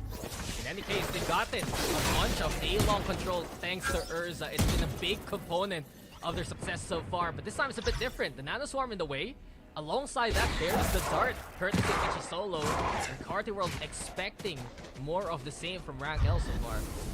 The Dart actually just giving away that it is a fake. They only scan the Neon. They know that they can just run into a different site. Alarmbot's still in the same space here. So Vado, will he use the ultimate? I think it's pretty decent here, since you know that the Breach plays the same position all the time for every Breach in the Philippines. So, you know, he's not doing it right now. Just gonna go for the contact instead. Yeah, he's staying quiet. Then he used the fault line early on. Has to give up the site though, and watch out for Astro. He's the one with the hero rifle coming into the round. The rest of Carti World effectively on an eco here. Jacob though marking the flank. It's Astro falls. Patrick Watson picking up the rifle now. The Bulldog. Here comes the push though. Using the Seekers for cover. They get the intel. Ichi Solo gonna get walled back past the box there by Gabby Diz. And here comes Urza too, but Patrick Watson still wins it out. 5 HP left on the Jet. Gabo also trying to find a few shots with the Sheriff. But in this case, the advantage firmly in the hands of Rank L until Patrick Watson still on up. The double tap though, spreading down Patrick Watson, going for the ace yet again. A 1v1 now on the site, but this time around, Gabby Diz will say no. Double digits instead for Rank L. Almost pulling the impossible yet again. He even landed the body shot on Gabby Diz, putting him to 11 HP. It could have gone either way, but that shouldn't have gone that far. Good aggression and control again coming in from Rank L Cuties, but Carti World, this shot by Patrick Watson and not getting punished just enough to just almost squeeze out another round here on match point. Ridiculous. He had 5 HP and he had no fear. This game though still so very close. 33 for Patrick Watson. Just one of the giants on the stats scoreboard right now. I think it's stats mirroring really some of the best from the likes of NAOS with Papi Chul, with the likes of Kelly S on Oasis. Shadows travel. Not bad. It's incredible, honestly, for a first you player and me. into VCT. The kill contract gets nothing. Instead, it's Urza who signs the dotted line onto Gabo. A pick there, but the clear problem here, the flank is big. The window's gonna get taken by Carti World. No one marking so far. Jacob instead goes for the check. Ichi Solo gonna get sprayed down there. And a big chance for Rank L right now. Flash and play. Channy Boy good for the double. Here comes Channy Boy fighting for his life. But the peak from Garage is all Carti World has left. No chance, no way. Rank L tie things up. They tie the score and they're going for the comeback. That stepstone that they made earlier, just enough to really propel them into position to take this game away from Carti World. But looked like a huge advantage. This aggression finally coming together into the death ball that we were all imagining with these two agents. And it's really been paying off as they just steamroll this B site, which I'm sure the defense needs to start adjusting to. Can I say it? Can I say that this is the best Haven map we've had so far in VCT PH? That is true. 100%. I think they played it yesterday, but in any case, It has been so back and forth here, Fluffy. You look at Rankel, and you see Urza and Savano making all the space in the world. Gabby Diz being that rock of the team, keeping the hopes alive. But and on the other side, Itchy Solo, incredible first half. Channy Boy, the assists have been just unstoppable. But Patrick Watson, a different dimension of play. It's just the peaks really for both of these teams coming out in a round-per-round basis here. The biggest difference right now is that this economy is gonna just hurt Carti World rather. Only having the knives available from Patrick Watson. Maybe that's gonna be enough to formidable another 1v5, but the rest of his team's gonna struggle against Rank L Cuties. Even if Rank L lose this one, they have Neon's ultimate, they have a 1v1, they have money, which is more important, and those credits can really buy their way out of this game. It's been ridiculous from him, but the Blades now, they need to be even better than before. This is a chance for Rank L. This is their map pick. And a gun advantage right now. They're the ones primed in the position to make it the match point. You hear the Blades still out. It's hero time for Patrick Watson. Hero time indeed, but the passive start on the C side, just holding down that line. Not gonna do anything aggressive because essentially he's the only weapon that they have to really deal with this incoming pressure. But look at the patience as well coming from Rank L Cuties. No early stun is gonna hit them as they just don't move. And with it, they know, of course, that Channy Boy will be playing into A-Link. Does move over back to the site. Heaven also taken here by Itchy Solo right now. Rankel is willing to just go grind down that clock. I'm out of Playing here. it very safe so far. The Trailblazer to check out long, now into short. And Urza hustling his way to try and make a play towards the site. You can tell as well that the defense, they don't have the info to really spare. They're firing shots or using utility when not needed because of this clock winding down. They have no info. They're going to have a very late rotate. And if they hit this A side, which they surely will do, it's going to be a long time before Patrick Watson connects with those knives. Smoke's there, but that doesn't scare off No way. Rankel at all. You should From run. the shadows to get intel, he does get tagged. With it now, he's back to where he started. That's big intel. Lockdown in the play. Counter lockdown now gets been called. Solo priming the Hunter's Fury and looking to shut that one down. But this is the right time. They don't have ultimates now to work with. Patrick Watson trying to get in there. The lockdown to make that space. Here comes the contingency. Looks to find a play for Rank L in, but two detained.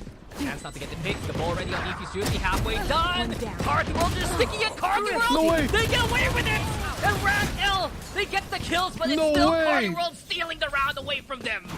Match point. Great use of the Hunter's Fury there since they put it at the same time. Those lockdowns ticking down the clock, but they just get the space. The two detained, not expected here for the side of Rank L Cuties. And everyone is so weary of Patrick Watson. Just him diving the backline pulls so much attention away of the actual plan, which is just to stick the spike. Man showed his presence on the short, even got the kill along the way. And Rank L, they thought they had that round in the bag. But with it, Carti World, they steal it away. They get guns now even because of the money from the win. Rank L are the ones who look to play for overtime. How the tables have turned yet again in this game here, Fluffy. Try to get an early pick here cheekily with the operator. Not gonna cash out just yet. They're gonna leave it down on the ground, go for the rifles and try to make a contact play as they creep onto this garden side, maybe towards garage, but success for them has been towards this B side. Looking like a C split at the moment with a take of long, but they have to be wary. Patrick Watson as well as Breach just holding on the backside here. Boy gets 2 kills. That's a rolling thunder available. They check the platform, but a little too late. Without- Urza and Gabby Spike are down, gone C. from the game. It's 2 down here as Rankel tries to fight back. Savannah trades evenly now. Patrick Watson still in the backside. Carti World Enemy putting kill. that pressure on beautiful King here. Here comes Patrick again, but Astro's the one from the box. win. And who will put down his name for the victory? Carti World will take it 13-11. What an insane game that could have gone either way towards the end. A couple rounds being stolen here and there. And at the end, Carti World rises above to take map number 1 of series number 1 today. unbelievable rounds there from Carti World. Which one was more unbelievable, Fluffy? The defuse round prior to the last one, the one where Patrick Watson got the ace, the one where he almost got the ace again. There's just so many times where you could see Carti World a lot more sure of what they want to do, and with it, they take the dub because of all of their actions so far. And here on the statistics, 13-11 is that final scoreline, but 36 kills on the board here for Patrick Watson. And Sovano, he puts up a 2020, but there's not enough vision to really see through this map, number one. And it's going to be very difficult for them to come back. But at least they're going to be playing Ascent, which they are very familiar with. I mean, it's clear to see here for Rank L that that round was just stolen right under their noses. It was a good effort. You can see the amount of space Urza would get. Gabby is again stable with the shots, having that operator presence for quite a while in the first half. But the first kills say it all. 14 for Carti World, and 7 of that came from Patrick Watson. Nice attempts on the post plant there, but just it looked to be as close as can be until Carti World decided to steal these rounds away from them. Exactly. You just look at these highlights. I mean, honestly, a lot of the game are just these highlights of players just winning out rounds by themselves. The opening ones going the way of Rank L Cuties, but just after that, they waterfall back down to the Patrick Watson highlight reel. It's just ridiculous. This was a game to show us what Carti World can do in a pinch. And honestly, it's been a good game all throughout. Yes, the rounds were neck and neck, but I also want to point out some of the incredible timeouts we saw for both of these teams. But this round, unbelievable from Patrick Watson. I think the biggest one was not only him tracking the Neon, but the sudden shift to get the blades out, break that double tap that quickly, and get the round because of it. Just some small plays like that giving big ripple effects for Carti World to take the dub win. I mean, honestly, Patrick Watson has really good aim, and that is just very easy to see, but his utility usage as well, the way that he's able to just dodge and dip throughout fights and not get punished for things on the jet, it feels like that's just what the agent is designed for. Man, floats like a butterfly and stings like a bee, and it hurts Rank L straight to the heart. Some great mid-rounding there also, courtesy of Carti World, and a good game overall to see on Haven. This is why we want to see Haven in VCT PH, guys. But with that being said, game number 2 is going to come your way very, very soon. We're going to go for a break. Stick around, and we'll see you guys then. Food saver won't make it roll, yeah, oh yeah. Grab Food Saver is the one to choose, yeah. Grab Food Saver meals 99 plus. Food Saver 99 plus. Diving meals, if it's a bill, Saver meals won't make you broke, yeah. All my friends will grab Car Saver. The grab Car Saver is a lot cheaper. Grab Car Saver. Grab Car Saver won't make it roll, yeah. Grab Car is the one to book, yeah.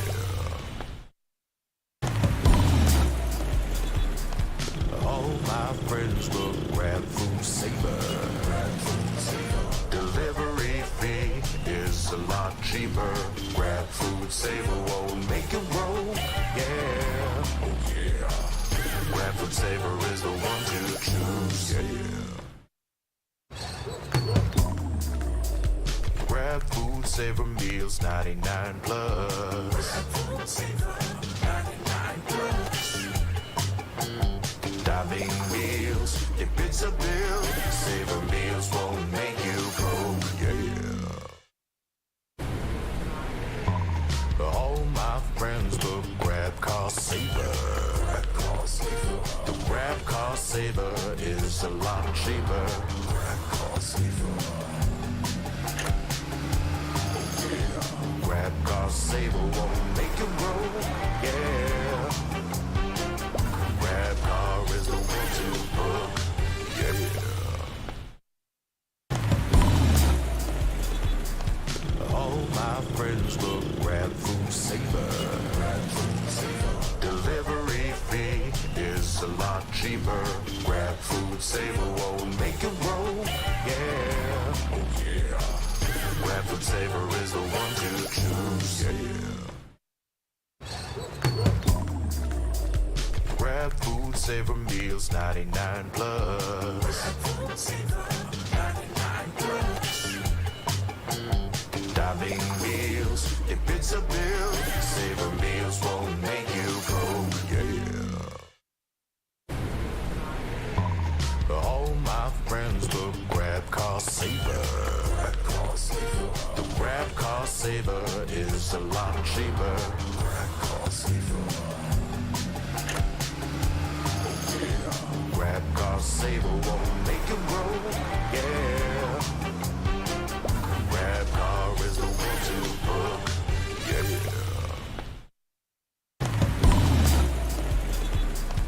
All my friends will grab food saver. Delivery fee is a lot cheaper. Grab food saver won't make it roll. Yeah, oh yeah. Grab food saver is the one to choose. Yeah. Grab food saver meals 99 plus. Grab food saver 99 plus. Dining meals, if it's a bill, saver meals won't make you go. Yeah.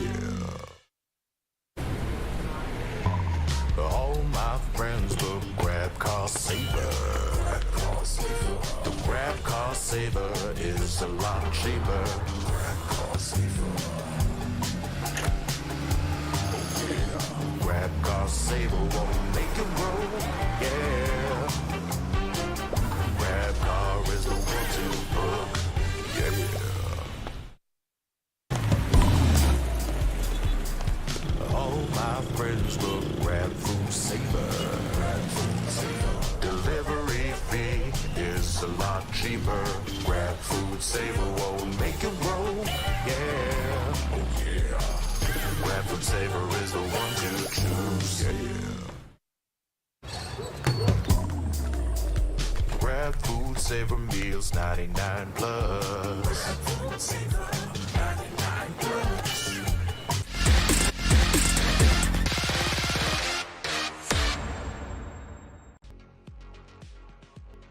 It was crisis mode there for Carti, but in the end, they still take the dub. Now their world looking stellar than ever. They have the 1-0 lead in the series. Welcome back, guys. It's been a hype and intense matchup so far between Rank L and Carti World. Dax and Fluffy still with you for this one. And come on, Fluffy, we were on the break. We were just pretty much hyped about what happened there on Haven. So what was your favorite moment from game number 1?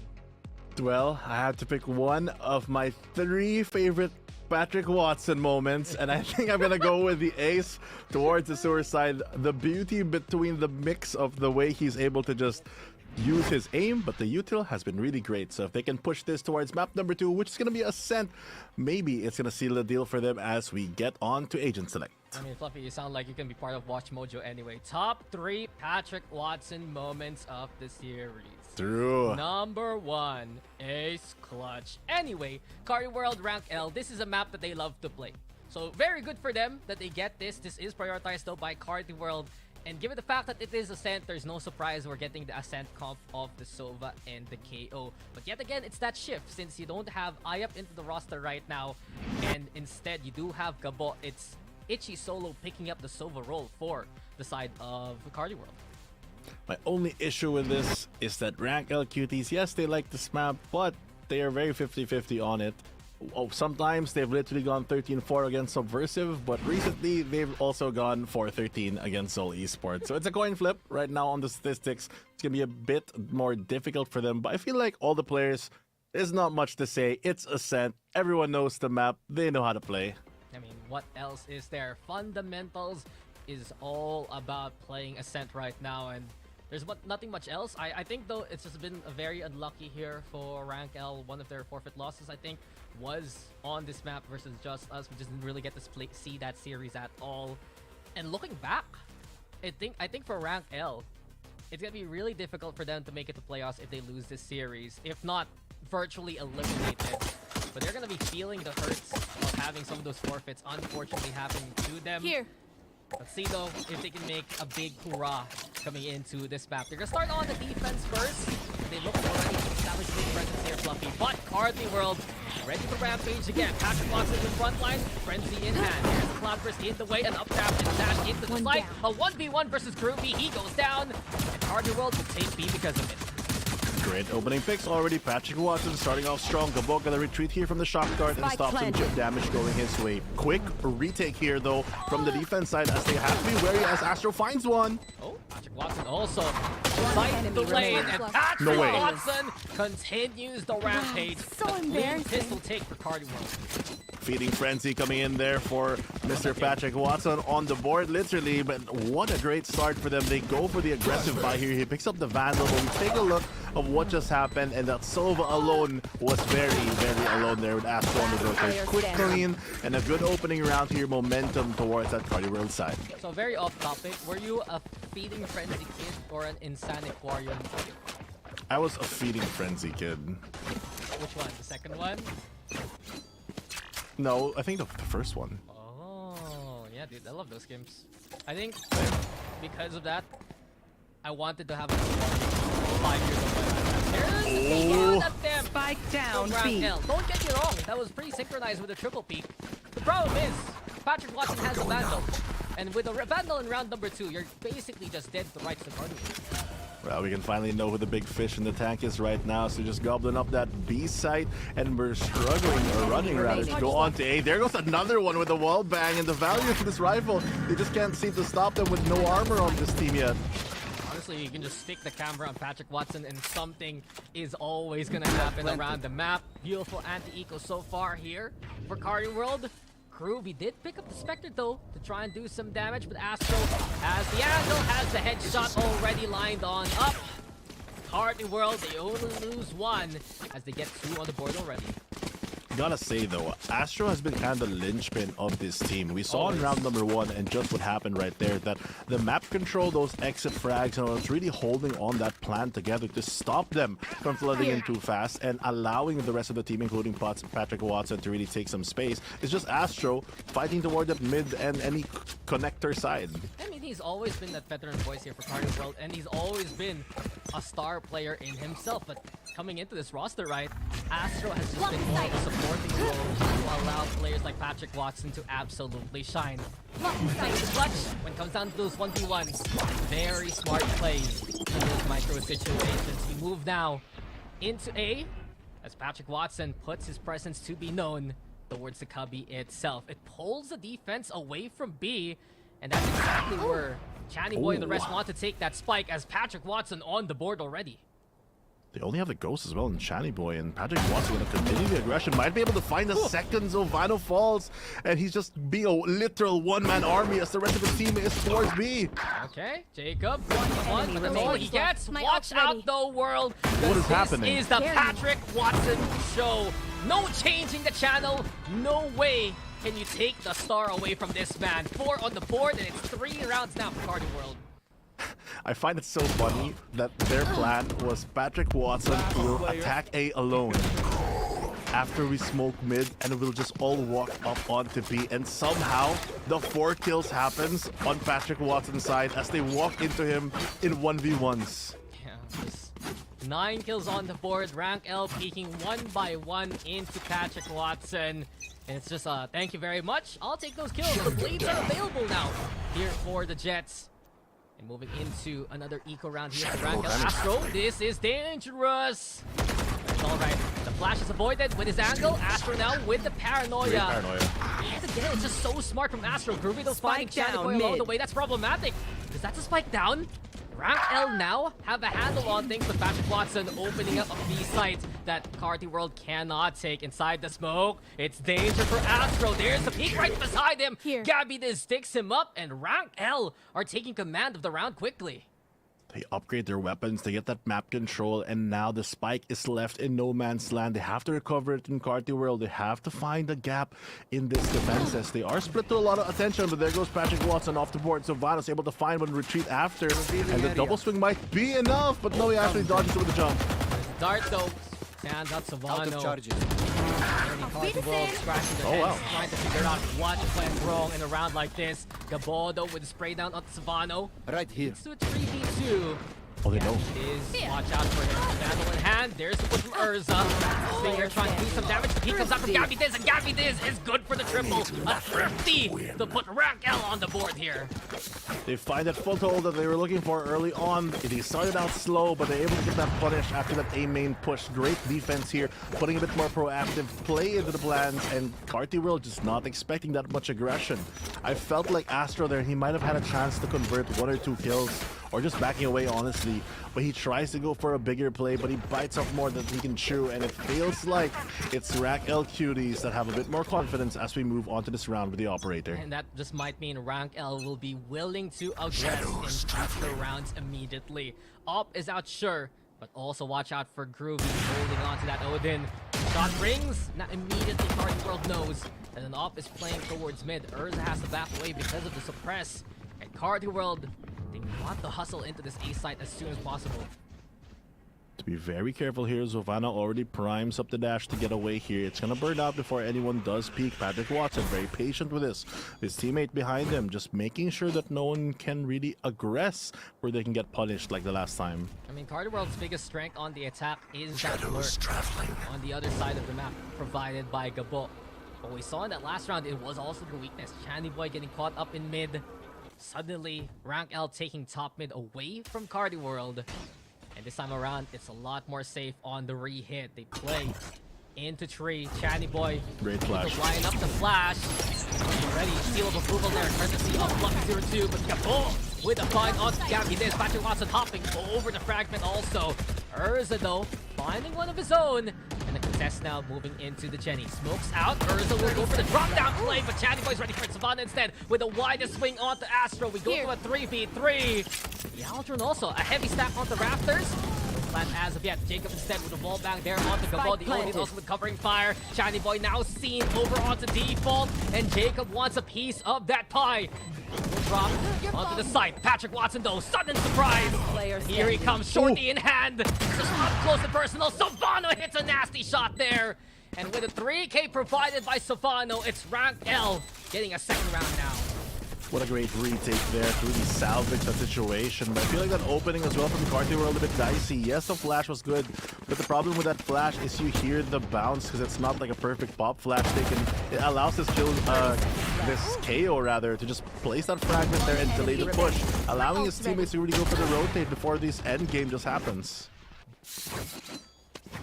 In that Carti World, they are taking the back coming into these post-plan situations, and Rank L will look to take advantage of that fact moving forward. 4 will be pushed towards A main. This time around, actually, Gabo will want to join them. Perhaps a heavier hit this time around. Patrick Watson, quick dash in. Problem is, now he used his mobility for utility. Pac-Man getting in the way. Gabby is also now with the flash. There's Patrick Watson though in. Save can be said for the likes of Astro. And the flood eventually leaks onto the site here. It's just really good for the attack though. They burn that paranoia early. There's no more flashes for KO as well. He does have the ultimate to work with, so they can silence and suppress a lot of the abilities here on this retake, but the operator is struggling to find one as they're hiding. Yep, and seen. It's nearly a leap of faith from Channy Boy to bomb that fragment out. Here comes the bomb to find Patrick Watson first and foremost. Blades out in the back, but suppressed yet again, shutting him down. Value City for Carti World as they get 4 on the board with it. They double the score and they are gaining momentum yet again. Carti World finding the inner strength that they had on their previous map and the opening rounds now. A lot of ultimates on the board, but this replay, great attack to bait up the utility like I mentioned earlier, but great suppress like you said towards the end to really seal the deal. That was an MVP round for Channy Boy, honestly. Not just the suppress for the Blade Storm, but the flash opened up 2 possibilities. Patrick Watson getting in on the right side, and Astro teleporting towards the generator. Utility says it all. Yet again, we see Channy Boy having more assists than kills so far. 7 on the board for him. Looking to play that role of IGL alongside the utility that Carti World needs to make these sites happen. Interesting turret placement as well here on the attack. It gives signals that the Killjoy is on this side. Maybe some presence can be heard as well. They have to be wary of this because there's so much noise, but it is a 3-stack, 4-stack maybe even. So they will be very prepared for this. They have on this They have no counter knife. Oh, very early ultimate here though. Okay, so they hit the lockdown now. The thing is, Savano Get out of my way! the operator to play the Marshall instead. Blades out for Patrick Watson, but he has no angle to work with. Lockdown doesn't get as much space as they would like. Eventually, Ichi Solo with the find. Astro also on the board here as the smoke fuse just completely cover up the Raptors so far. So the play is good for the Carti World. They know where Round L could play from after that lockdown, and with it, they'll take the round because of the play. That was a great play. I mean, I was thinking also that if you have that Killjoy ultimate, everyone just stands toward the tall box on Heaven. But a great use of the dark cover there, really making sure that they cannot fight. They only have to deal with the players on site and onto door. But because of that lockdown, they only have to clear tree, or the very, very deep part of tree rather. So once that door is closed, it's a free site and a free fire for them to really shoot down the range on A side. Right, the double smoke being held, well played by Astro also. And what we've seen so far from Carti World is just that extra advantage that they have against Rank L. The set plays that they have, yes, but also just that know-how to keep as much utility as they can before they execute. A lot of util, a lot of possibilities here. Gabot gonna be the silent killer, just waiting for this stack. He sees them, shoots a bit early, but it doesn't matter. He's able to find almost 3 with Groovy in the shutdown. That was some good taps there from Gabot. Just making the battle semi-automatic there. Flash though onto the site. Turret broken. Paranoia is gonna be the play, and Shani Boy, careful for his life, doesn't push out as of yet. But the numbers quickly for Round L. Sheriff's only in hand as Astra goes for the CP towards the end yet again. Shani Boy though, damage looking for his own taps here. Carti World providing immense damage so far. And well, Groovy, good attempt. Looking for the wall bang with 20 HP. I don't think he's long for the world here. There you go. Astra with the kill, and it's 6-2 in favor of Carti. At least already this early, 8 rounds in, they're able to secure an even half worst case scenario. Pretty good considering that Ascent is very, very, very slightly defensive sided. So we're gonna pull out a timeout here and calm ourselves for the situation as Rank L Cuties have a bit more firepower for this defense. The Operator, the Odin back online, and with this standard composition with the Hunter's Fury, it's a tried and tested way to defend, and it's a very good place to be in if you're trying to mount a comeback. Yeah, we've seen this from Rank L a bunch, right? Savano likes to play the Op, Groovy likes to play the Odin. But Carti World, since they're playing onto that A site and always mixing it up on which utility to take the site with, it's Rank L who can't figure out what angles they can play from. They first get hit by the flash into dash plays from Savano, as well as, or from rather, Chani Boy and Patrick Watson.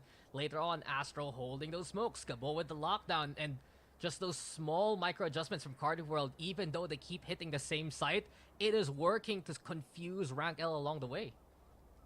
Fusion and confusion coming here, and it's going to be something that they're going to have to decipher for the rest of this round. The attacking position is going to be a bit more interesting. They do have Hunter's Fury to do counter that lockdown. Astro can teleport off a mid lurk, can be very important for the map control. Looks like they're stacking towards his B side and leaving Astro alone. That's going to mean that the smokes are slightly delayed, so they do have to account for that. But also, they are attacking the side with the most utility. That Odin might surprise them. If they take too much damage, it could be the end of this B push. When was the last time we saw this side right? Since the pistol, it hasn't been very popular here for Carti World. Fragment though. Yeah, Patrick Watson. It's the same kind of play here, Fluffy. Patrick go kill A, will go into B, and it's already pulled Groovy away from his initial power position. Swamp's there, the shock dart is trying to go pretty clear. A flash onto the sites too. They're just running into B-Bane here, and given that, Groovy with the bow down on the Chani Boy. It's a chance. Another one courtesy of Jacob. So Rank L, a better shot moving forward. They have the lockdown as well, and no Hunter's Fury anymore since he is off the board. Ichi Solo not there to really destroy this. Patrick Watson causing some chaos on the mid side, but that's not going to stop the flood. Yeah, Astro goes to the one. Groovy sprays him immediately, and everything is left to Gabo. Okay, he's gone. So this side's clear. Now they face off against Patrick Watson, who runs into the reticle of Jacob. Confirmation that Rank L is looking strong towards B. I wouldn't be surprised here, Fluffy. We go back to A next round.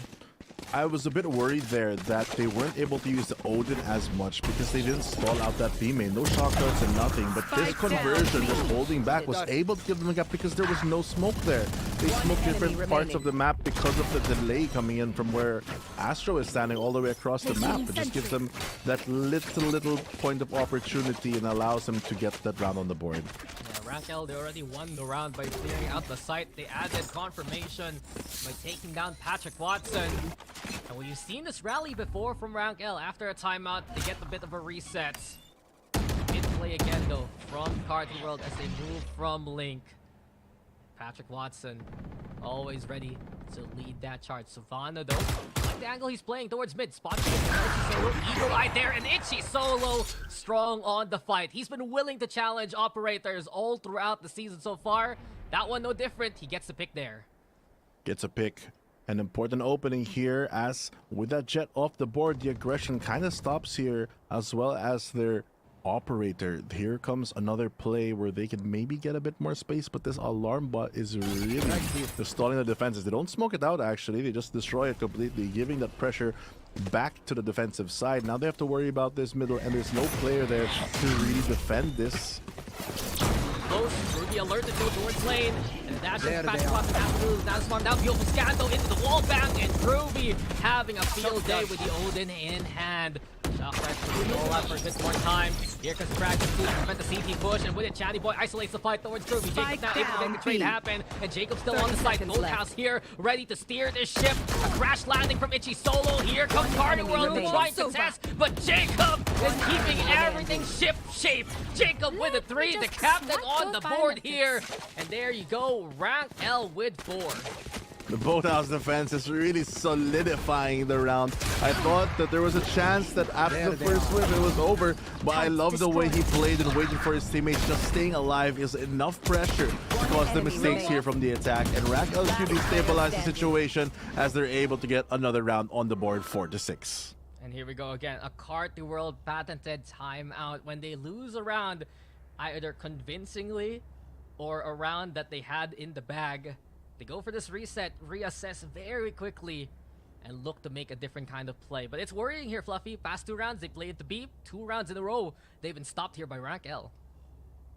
They've been stopped here, but maybe they won't be stopped for long, as they will get to adapt to the situation. They do have a buy on all their members, so they have the firepower. That Hunter's Fury has been with Itchy Solo for the past couple of rounds. No good target, waiting for Jacob to really place in that lockdown. But again, they've built up a healthy economy here, but what they care about at this moment, since it is 4-6, is just securing more rounds. There is still the possibility here for Rank L to recover, and making this a 6-6 half is not out of the realm of possibility. So there's always a chance. Still 2 rounds to go, and that is gonna happen. And interesting enough, not the best buy here for Carti World. They're gonna still have the full buy for 4. Gabo is the one. Probably at the sheriff, maybe. They just stick around with the classic. Beyond that, still watch out. Rank L, they have the Hunter's Fury, they have the lockdown. Some big utility, some big ultimates for the post plant. You heard it, that he went for the request there, but no one was able to buy him in time. He's just stuck there with the classic. I mean, at least he has the util to work with, but you're a man down on the trade. And that's a bad start. They are facing around this Odin. If he taps this, they really want the orb, though. Fluffy, it's okay. Sentinel's good, though. You know it's good. Ooh. Odin. Okay. Now Gabo in a better shot, and there you have it. So lockdown available. Oh, they're praying. As Groovy's trying to find the spray. Only Patrick Watson getting attacked there. Dash in immediately, and Patrick Watson now found by Jacob. Some good spots here for Rank L. Really making sure that they have an answer for the jet. It's a 3 for 2. And Carti World will take the site for the numbers of Rank L. Looking to play for market now. Astro tries to peek. Shot from Savano. Doesn't bring through. Suppresses there. Now the flash into play. Gabinez wants to find the opening. Channy Boy needs to get back to cover. And Gabinez taps down his opponent. Channy Boy, no chance left. And Rank L, another round in a row here. Great surround as well on the 3v2, using that man advantage. They can afford to overpeak there just to draw the attention. Good supporting flash towards the end, but that opening pick, just Patrick Watson falling very early, and with the speed of his dash, no one really there for the trade. He falls for free, and Jacob for the past 2 rounds have been doing so much on this B side to defend it. Maybe A is the answer. They just let him in and take him down on the spot. I agree, but Carti World doesn't hear Fluffy. They want to go for B yet again. They'll And never eventually- expect it. The Four third times time. in a row. I don't Fourth know time. anymore. It's a game of multiple choice here, but apparently the answer has been the same all throughout. Patrick Watson tagged quickly, and his armor almost eviscerated at the seams. Lockdown though, a good way to make space. The corner play from Groovy now with the Hunter's Fury, but Whoa, the great. suppress is on time from Johnny Boy. Here's a chance now for Carti to make their way in. Hunter's Fury also. Now from Itchy solo. Watch out, Groovy, you're felled. And Carti will find the two to take the sights. With the lockdown already in place though, and the 103 off the board, it doesn't matter if they just take out the players.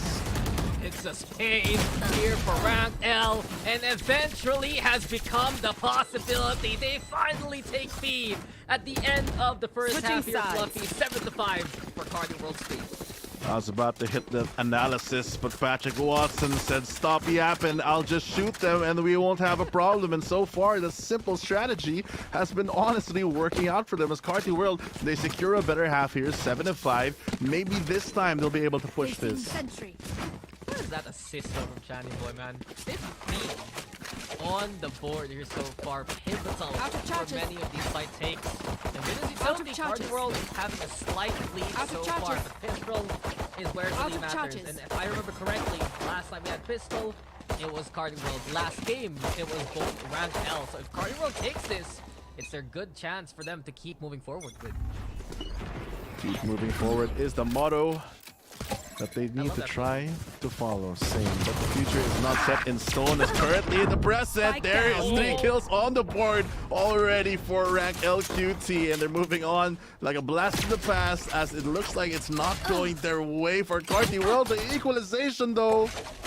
Meet the defense here at mid. And Astro getting away with his life. Went for the paranoia there. Got the pick. Survived with 4 HP. This is where it really matters. Groovy the one scouting out Revealing B. area. Given up actually here by Gabo. So as it stands, there's a smoke, but this site's free. Rank L can go to boost line. They need this round to go their way, but Spike it's a planted. clean 2v2 here and not a lot of util, none actually for either of these teams. Just the shock darts to rain down upon, but it's going to be up to these defenders to defend the site. Astro gotta be a human shield here. Take a bullet that had Gabo's name on it. They're clearing out everything first and They have a turret? foremost. Now watch out for Gabo. And you said it, the turret is available. Timmy could be online to provide that helping hand. No way! No, perfectly timed by Groovy. Unreal instinct there from Rank L, and they get this pistol now. Instantly pulling out the shock dart there, knowing that he's so low. The damage just enough to eke out another round in Rank L Cuties. Another chance for them, just like map number 1, to stabilize the situation as they get that better buy with 2 Bulldogs on the board. And Gabby Diz, he rewards himself with a rifle. It's going to be the Guardian. This Rank L squad, it's a whole question of what is so far in their group stage run. That's how you But survive. here against Carti World, they are not disappointing. Extremely competitive. A chance now to tie things up on the anti-eco. You do see Patrick Watson pushing forward. He wants to get the orb at the very least. But the problem is, with the one-way, now Gabby is marking. Expecting perhaps a crouch peek here. He's also getting on the same level. Everyone is a little bit teeny tiny this time around, but the triple things come on into Carti World, and Gabby Diz will give it up. So A main taken here by Carti, and immediately Rank L looks Cover going out. They don't slow down as well. They keep the doors up. aggression up. They're going for the Anything. chase, and the classic from downrange is just enough to upgrade his gun. As soon as he gets hit, he got slowed down. Couldn't make his way into B main in time. But speaking of the classic, No way. bringing it out. Rank L already with the sights. And it's a 4v3 as Patrick Watson found the Bulldog. Spike These Jet and planted. Classics, just the winning combination so far. 3v4. There comes the flash to clear out a bit more space outside of B main, but they're stuck on the site. Has to wait for his teammate. That Recon Dart gonna delay for a bit, but now finally they can go for a retake. I mean, truthfully, Carti World can give up the round. They're gonna go for exit instead. But Chatty Boy, he does die for the cause. Patrick Watson instead with the trade. So damage being done. Astro the one dipping his toes in, but the running gun from Savano is good. Patrick Watson to finding a third. Gabby Diz answers back, but exactly like I said, Carti World still doing some good damage on their eco. I do agree though that going for that exit frag instead would have been more valuable for them, but they just go for the aggressive play, believing that they've won enough 1v5s that maybe a 2v5 is in their favor. Unfortunately though, against a whole team like that, 3 players stuck on the site, the crossfire is just not enough. They equalize the score. They don't have a great buy into it, but at least they get the round, which is more important at the moment. I mean, it's a sense of deja vu. It was 7-5 last map, 7-7 after the pistol and the anti-eco. But this is where Carti World look ferocious, and they're gonna be running in. So Bono, the attempt was there, but Itchy Solo decides to say no. A double for him before he's found. Urza gets burned by the nanoswarm, and Gabby Diz, what you gonna do there? Big shot, yes! Paranoia avoided, and when Gabby Diz gets a second! Gabby Diz! That looked very feisty from him! But Carti World keep calm with Gabo, and they have the lead still. The classic killjoy in both house has really been effective for both of these teams. Gabby Diz with some heroics there almost manages to claw their way out of it and just fight through the pain. But the opening picks here just not going their way. Gabo, great value as well. Getting that nano swarm kill, getting a player off the board was just the deciding factor. But now the shoe on the other foot here, Fluffy. Said a while ago, it was good damage from Carti World. Now it's good damage by Rank L in their bonus. And big chance now to just steamroll their way into this B side. The Guardian in hand for Chani. Astro also with the Bulldog. But eyes are on Gabo instead. He had good positioning in that last round. Able to stem the tide and slow things down. Jacob trying to see if anyone's gonna push, but more of a hold here from Rank L. Playing for mid control. Look for the punish onto Chani Boy there, as Ruby's watching out for it. One way also trying to sway them. Nanoswar's gonna be at the play, but eventually Rank L will relent. Great one way there to delay that push, forcing out this rotate. Now they're gonna kind of posture themselves to the A site, but they've burned so much time waiting outside B main. Less than a minute on the clock now, and they have to re-clear so much more ground since they didn't have a player playing some more forward positions towards A. And still mid here from Carti World. The suppress also getting a sniff of where Jacob's at, so they know there's a lurk from the Killjoy. Astro will keep tabs on it by holding towards Cubby, but the action will force the issue into A. 30 Here's seconds the left. ultimate as we're watching Jacob throw his way from the spot. Spawn on the board here for the likes of Rank L, but Astro already, the stoplight that is just showing red. Absolute decimation courtesy of Astro. Now goes for Jacob here, and what was that? Just sliding in, swinging in, picking up 4, and Carti World will take the round. Great defense here by Astro, just holding down the literal door of A main, just making sure no one can pass, and he gets a perfect timing out as well from Tree to secure that round. Now they're ever so close to that double digits, and Rank L Cuties are back on that eco with the Sheriffs. Man just styled on him. Stares Jacob straight in the eye, sidesteps the bullets, and calls it a day. We were talking about it a while ago. Astro, incredible role player here for the likes of Carti World. But when it comes down to it, you know he's good for those multi-kills. 16 on the board, 12 assists too. And Patrick Watson, the only player topping the numbers so far above him. Carti World has everything that they need to hold A. Just slow and steady start here as they are creeping on to Cat. Astro, the MVP of the last round, is gonna run into a big stack. Feels the paranoia coming his way. The counter real quick.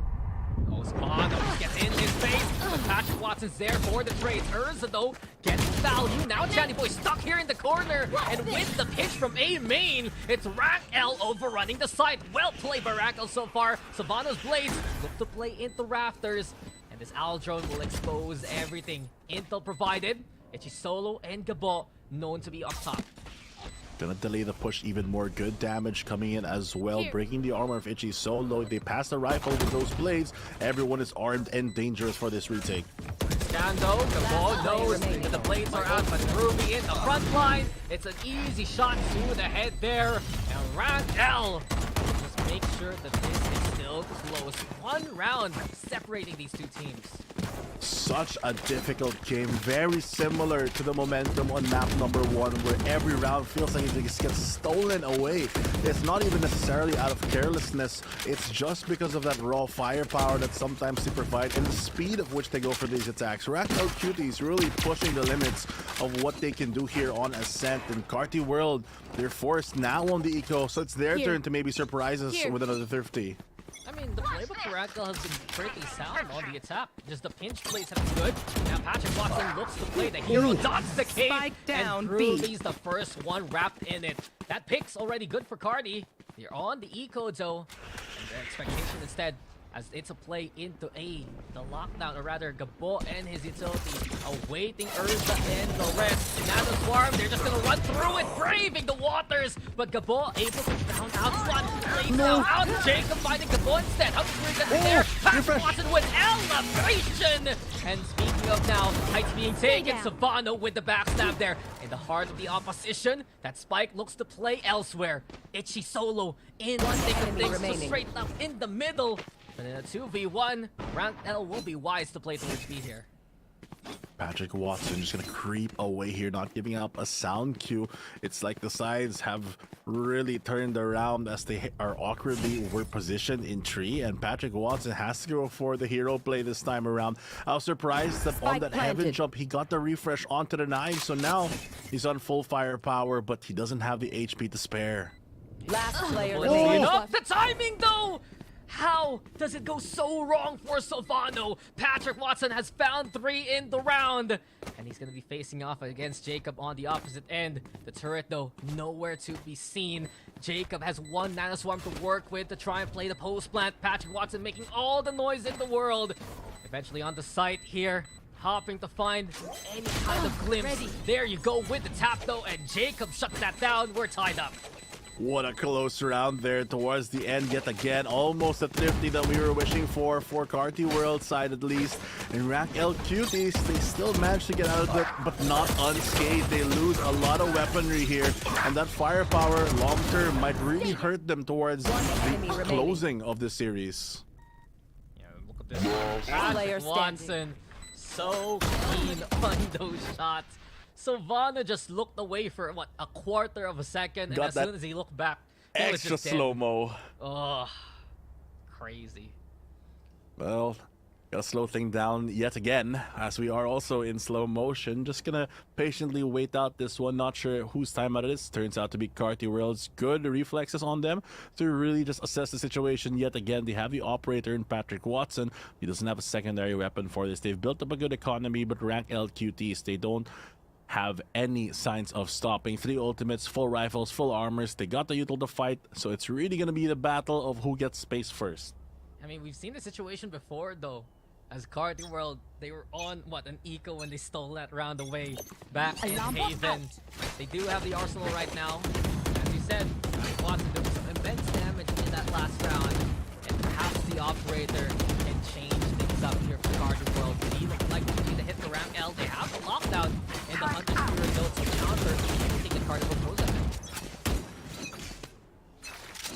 Here we go as the round begins. They're gonna flood onto the... Oh, wait. I thought they got suppressed by that. Game said so. Wasn't them. True.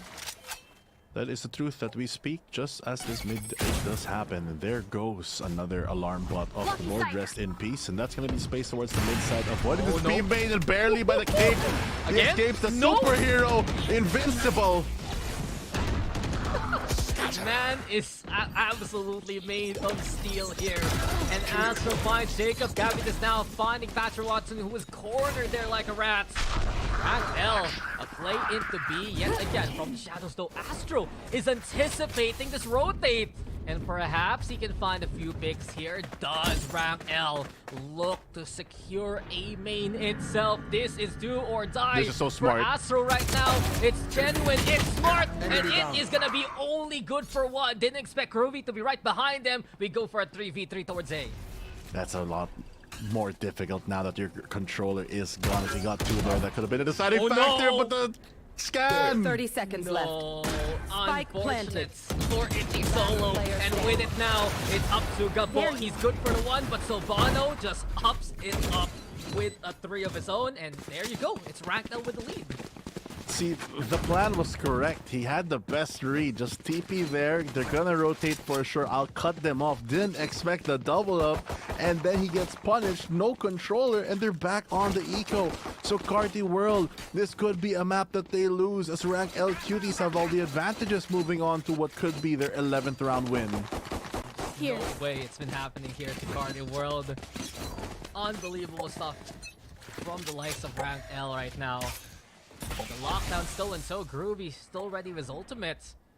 We've seen from Rank L, they have everything they need for the post plant, and they just haven't needed to use it as of yet. Very slow start here. Both teams have a lot of tension built up for this first contact. More importantly, so for Carti World, but they take the damage, no conversion. They can just back off from this, and they do. Flash is there. Carti World this time around can't push A main the way that they would like. Instead, we shift towards B here. Richie solo.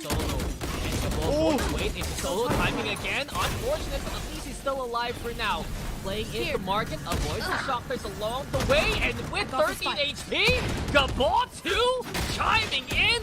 Carti World finding miracle plays so far, but they're not just walking on water here, they're walking into the sidelines of Ranknell. No way. Astro finds Capitis, and how is this going so wrong for Ranknell so quickly? Carti World, they just got something of hope, but no one's looking towards the staircase. Jacob good for the double. Gabon instead picks up a rifle, and here comes Channy Boy, and the rest of them found out. Gabon goes massive with the Thrifty, a 3K to tie things up.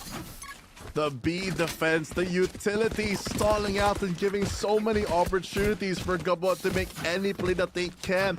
Around, they surely should have lost here, especially with just the Sheriffs. They get enough breathing room as they gasp for air, and they're able to breathe now, equalizing the score 10-10.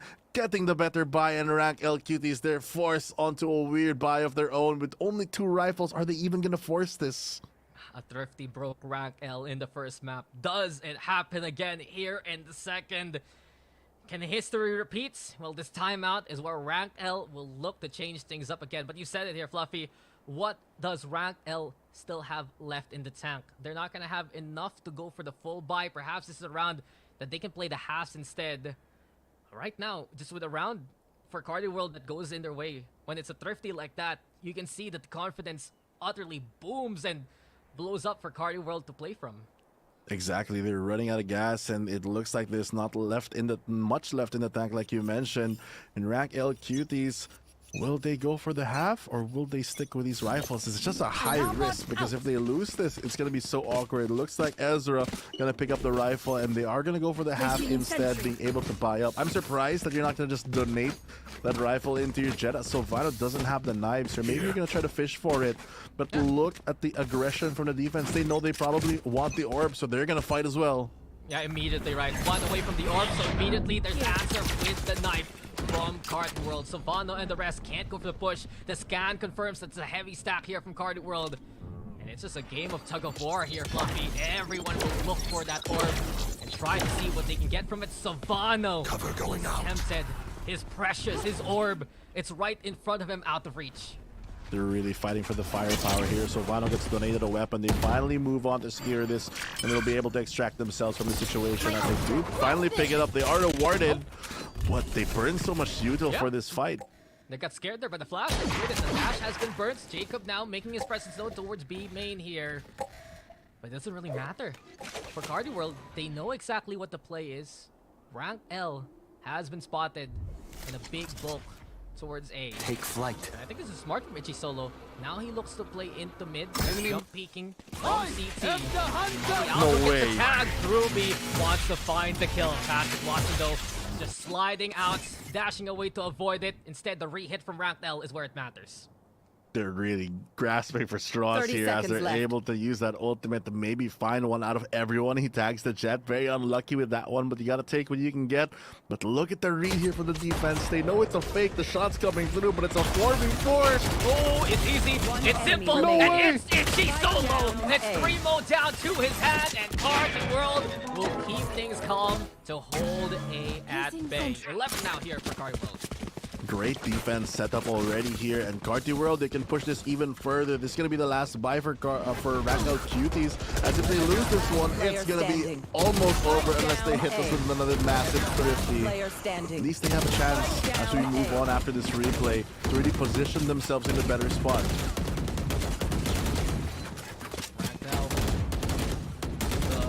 It matters, and with it, they're gonna have the rifles in hand. They lose this, their economy gonna be completely broken, and Carti World will be on series point immediately. A push into mid. Patrick Watson, good for the one. Itchy solo and Great aggression. man, and take points. And the pressure, as you mentioned, from Carti World now inflicted onto Rank L. Struggles to even pick up the spike. Gabby is able to retrieve it, yes. But in a 2v4, Sylvano needs to get this pick in fast. Gabo must die for Rank L to have a chance. And Gabo has a good angle. Eventually, just goes back with the cover. Timing though, the jump. At least he gets away with his life, and they know exactly what's going on. Sylvano making noise towards A here. Oh, they spot out the fake as well, breaking in that utility. They can try to rotate back to B, but honestly, the defense can just stick together as a death ball and just rotate at the same time. That 4v2 is a lot better than splitting up your forces right now, giving them an even fight. They go for the scan, so Vano knows that they don't have the information and they might go for the rotate, but it's stalwart defenses here coming up from Carti World, as the slow and steady pace here on B is going to burn a lot of time. 30 And they're willing seconds to left. give this up. They still have that lockdown in the hands of Gabo if they need it. And playing in numbers is a lot more safe than dying one by one to Gavidiz and Savano. Discipline here from Carti World. A good shift coming into game number 2, but the spike's gonna get planted, and as soon as that happens, Carti World now will get the go signal to go to the other side of the map. Big question, will they aggress or will they play inside? I feel like they need to take a fight, as they're just gonna get stampeded down here in Carti World, not making any fuss about it. They're gonna use that null command to take an even Steven fight, but it might not be enough with a 4v2. I'm a little surprised it's an ult command used in a round like this, but in any case, they want to lead the charge. The flash comes in though, and Savannah trying to find the time to peek. Able to get it. No, he whiffs! That could have been it! But Carti World instead shows up to be with authority. Match point is here for Carti World. A bit of over-eagerness there. I get the idea. You use your ultimate, you delay for a bit more time. Even if you die, you might be able to give info to the B main player. And even if they have that flash for delay, it is very clear that they're signaling that B main hit. Sadly, though, the shot's just not connecting. And this opening pick here with the Vision Strikers as play. An old one in the books, but still quite as effective as always. Yeah, old one in the book, sure, but it's a young gun at the helm. 29 for Patrick Watson, looking for another game that he hits that 30 bomb. Just one away from it, and speaking of ones, Carti World just needs the one to get this series. It's their chance to secure a playoff slot. They have been impressive throughout the season. You should run. And here comes the aggression again from Patrick Watson. Lockdown though gonna be the play. Gabo will give up B for now. There's a little more time for him before he has to burn that dash. Goes into a safe side, breaks the nano swarm, and the combination of this ultimate is actually going to take out the controller and Groovy. Down B. Itchy Solo got the tag on 2 with the first fight. 2 more along the way. Oh, and no. Itchy Solo, you see the name, he's the one doing it all. A 3K so far, now look to rally the rest of the troops. The spike is planted, and we see the 2v4 a while ago. Itchy Solo's good for the 4, and that's it for the series. Carti World will take it with a clean 2-0, but boy, did Rank L make them work for it.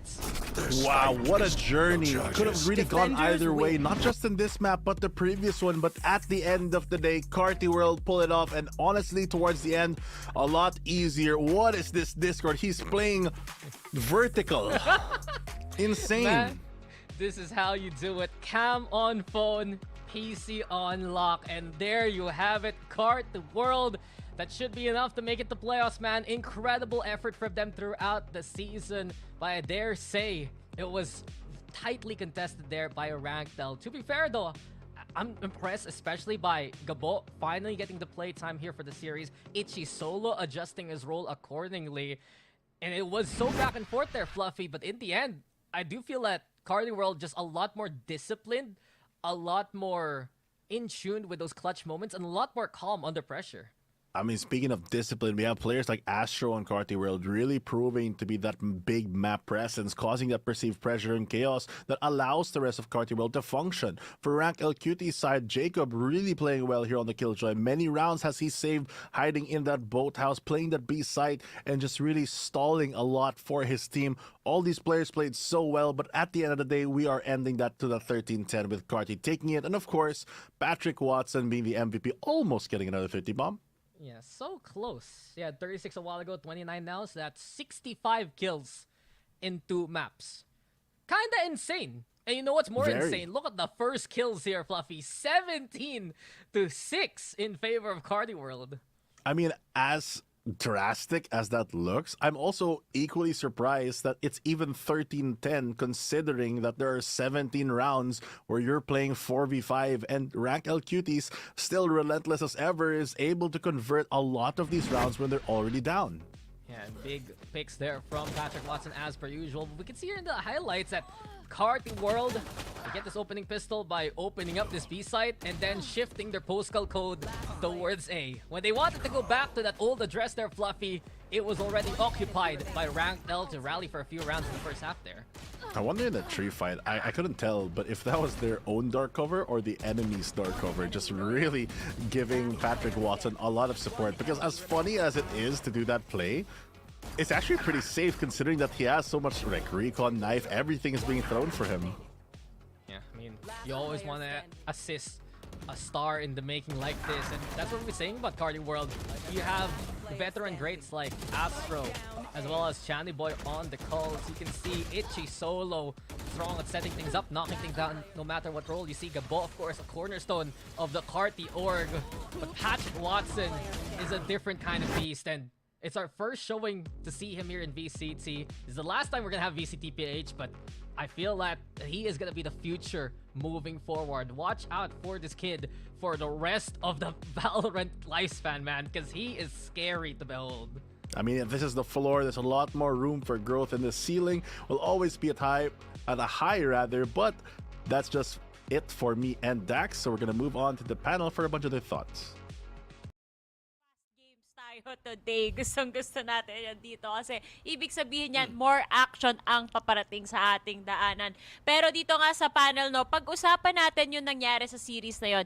Yes, 2-0 on the side of Carti World, pero minsan Ray napapansin natin na masyadong close for comfort to on the side of, di ba, Rank LQTs. Masyadong nagiging dikit yung laban. Oo nga eh. Sobrang nakita natin na pagdating lamang dito sa Carti World, it seems like akala natin na pwede talagang manaling Rank LQT. Sigsimula din to kagad sa Haven, di ba? Nag-type pa nga tayo and almost little close pagdating lamang dito sa Ascent. But looking at Haven, medyo talagang nahirapan sila mag-keep up sa Rank LQTs nung palong-palo lang talagang #1 player natin na si Patrick Watson. But good step up naman din mula sa side ng ng mga taga-Rank LQTs kasi nakita natin naglabas sila ng bago dito lamang. Tapos aggressive din naman kagad yung mga pushes nila on the first half. Pero dito lamang, I think, the outstanding play talaga ni Patrick Watson. Yung nagdala lamang, yung may pais pa si Patrick Watson, si PW.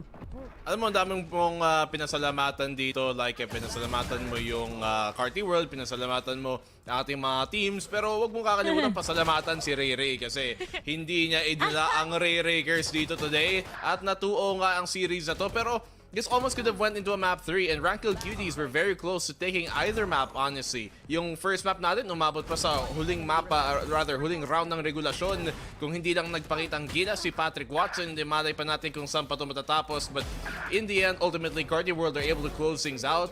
Still, once again, this is another game na kahit 2-0, medyo dikit din naman. Medyo dikit din talaga. And syempre, hindi lang naman si Patrick Watson, despite being the potential MVP for this series, nakita rin natin yung shining moments pa rin, of course, ni Itchy Solo, pati ni Astro. Ang ganda ng laro nila kanina. Pati na rin yung assist ng iba pa nilang teammates dito.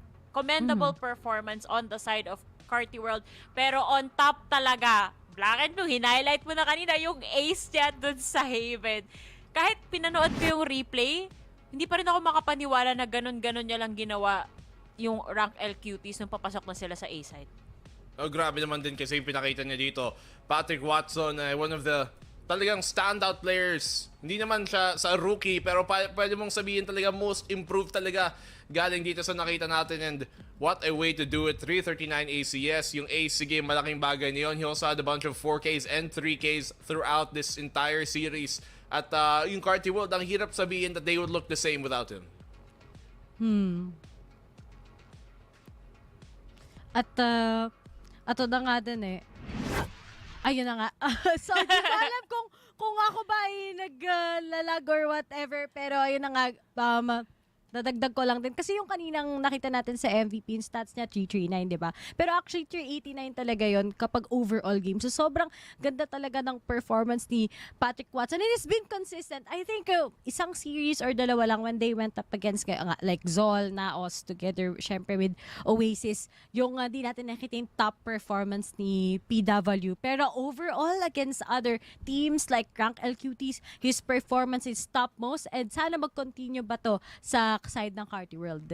Oo, sana talaga tuloy-tuloy na to. At least nakuha nga nila yung revenge nila against Rank Cuties. Pero what better way to find out kung ano nga ba ang isip-isipin ng team na to than to interview themselves. So ito na nga, i-welcome na natin dito sa panel si Mr. PW, Patrick Watson. Hello! Congratulations! Hello po. Naririnig mo ba kami? Dinig po. Thank you po. Yon, rinig na tayo. Sakto. Okay, una sa lahat, Patrick Watson, matanong ko lang, nag-sync in ba sa'yo yung ace mo kanina sa Haven? Kasi ang bilis ng pangyayari, parang binasican mo lang yung round na yun eh. Hindi po, parang nag-i-scrims lang po. Ay, grabe. Parang nag-i-scrims lang yung official tournament natin dito. So kasi kung ordinaryong tao, parang tayo lang, pag naka-ace ka ng ganun, parang hindi ka rin makapaniwala, ha? Ginawa ko yun? Sa'yo wala lang. Sanay ka na maka-ace ng ganun kasimple lang, kahit ganitong level yung play. Wala po, parang lagi ko na lang pong ginagawa yung ganun. Grabe. Tama. Yan ang gusto kong marinig. Yan ang dapat nating syempre mindset, di ba? Always focus lang sa goal. Pero kaibigan dito, congrats sa inyong pagpanalo. Let mukhang mas mag-sureball na kayo pagpasok ng playoffs dito. But I have to ask, ano ang balak yung ibahin sa paghanda sa playoffs kumpara sa the way you guys have been preparing dito sa ating group stage? May bago ba kayong parang, I guess, mga ritual na ilalabas sa paghanda ng playoffs sa atin? Siguro po compo, tsaka yung sa ano po namin, yung i-improve pa po namin yung mga comms po namin kasi sa comms po kami nagkakaproblema.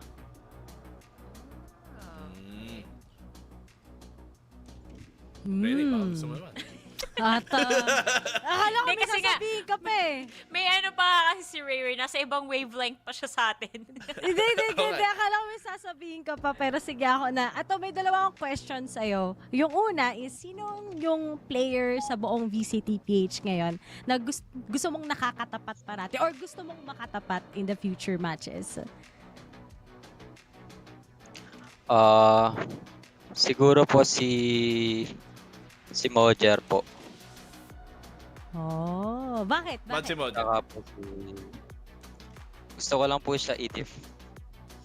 Ay! Oh, Grabe talaga to si Patrick Watson. ang dami. Gusto ko talaga yung kaangasan kasi talaga nga namang maganda maglaro si Patrick Watson. And next naman, kung magkakaroon ka ng team na makakalaban sa playoffs at gusto mong talunin, sinong team? Siguro po Oasis kasi po di pa po namin sila natatalo. Kahit sa Predator po. Sakto grabe yan. naman. Kasi, tama, di ba next week makakalaban nyo sila. Sila yung final matchup nyo sa regular season natin. Nako po. O, total, sila gusto mo makalaban. Baka may mensahe ka para sa Oasis Gaming. Tingin ka sa camera, takutin mo yung Oasis Gaming. Anong sasabihin mo sa kanila? Oasis, magbago na kayo ng ginagawa. Basang-basa na namin kayo. Fine words! Okay. Gusto ko yung ganyang banatan. Sakto talaga. Iba talaga ang isang Patrick Watson. Talk the talk, abangan natin ang walk the walk for next week. Pero ito, may chance kang magbigay ng mga shoutouts. Marami tayong nanonood ngayon, so go ahead. Shoutout lang po sa mga teammates ko, sa magagaling po na support plays nila. Shoutout rin po kay Bell and sa Razer po sa pagbigay po ng Razer products sa amin. You know. Oh. Congratulations. Meron pa palang peripheral buff tong si Patrick Watson. Napakalupit.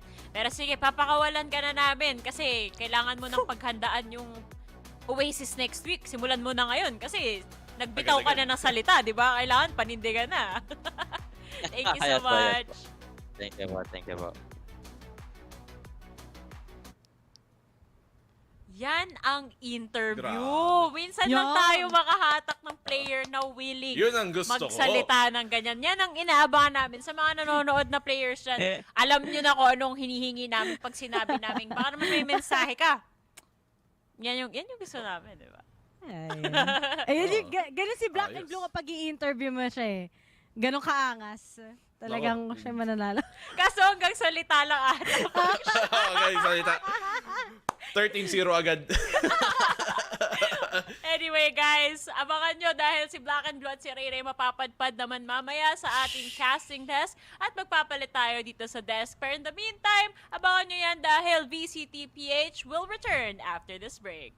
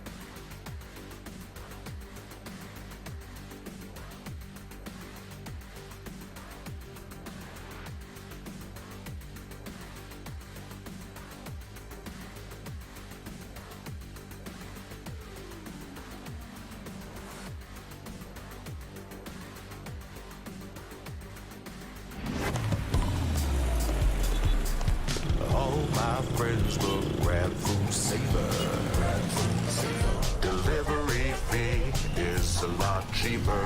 Grab food saver, won't make it roll. Yeah, oh yeah.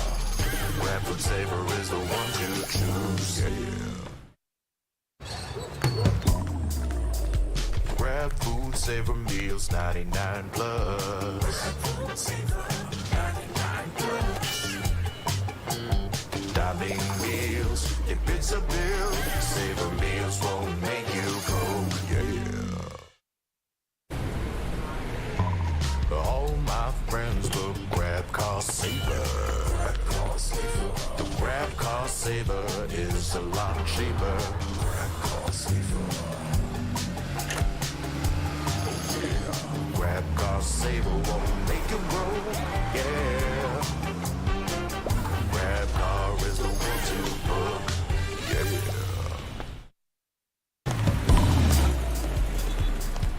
All my friends will grab food saver. Delivery fee is a lot cheaper. Grab food saver won't make it roll. Yeah. Oh yeah. Grab food saver is the one to choose. Yeah. Grab food saver meals 99 plus. Dining meals, if it's a bill, saver meals won't make you go. Yeah. All my friends will grab car saver. The grab car saver is a lot cheaper. Grab car saver. Grab car saver won't make it roll. Yeah. Grab car is the one to book. Yeah.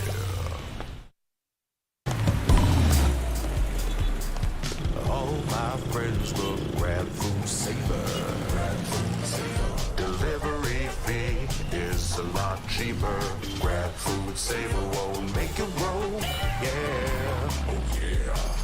Grab food saver is the one to choose. Yeah. Grab food saver meals 99 plus. Dining meals, if it's a bill, saver meals won't make you go. Yeah. All my friends will grab car saver. The grab car saver is a lot cheaper. Grab car saver. Grab car saver won't make it roll. Yeah. Grab car is the one to book. Yeah. All my friends will grab food saver. Delivery fee is a lot cheaper. Grab food saver won't make it roll. Yeah. Oh yeah. Grab food saver is the one to choose. Yeah. Grab food saver meals 99 plus. Dining meals, if it's a bill, saver meals won't make you go. Yeah. All my friends will grab car saver. The grab car saver is a lot cheaper. Grab car saver. Grab car saver won't make it roll. Yeah. Grab car is the one to book. Yeah.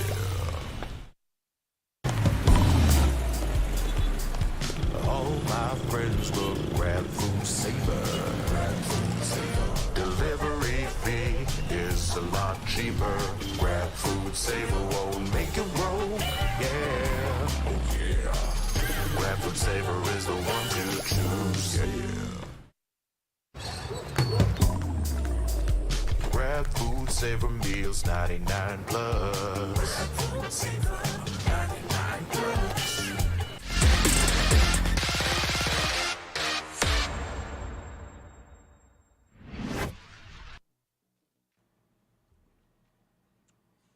Welcome back sa VALORANT Challengers Philippines, kung saan sabi ko sa inyo kanina, meron tayong swapping ng roles, kaya ngayon ang kasama natin dito ay si Osiris at si Fluffy naman.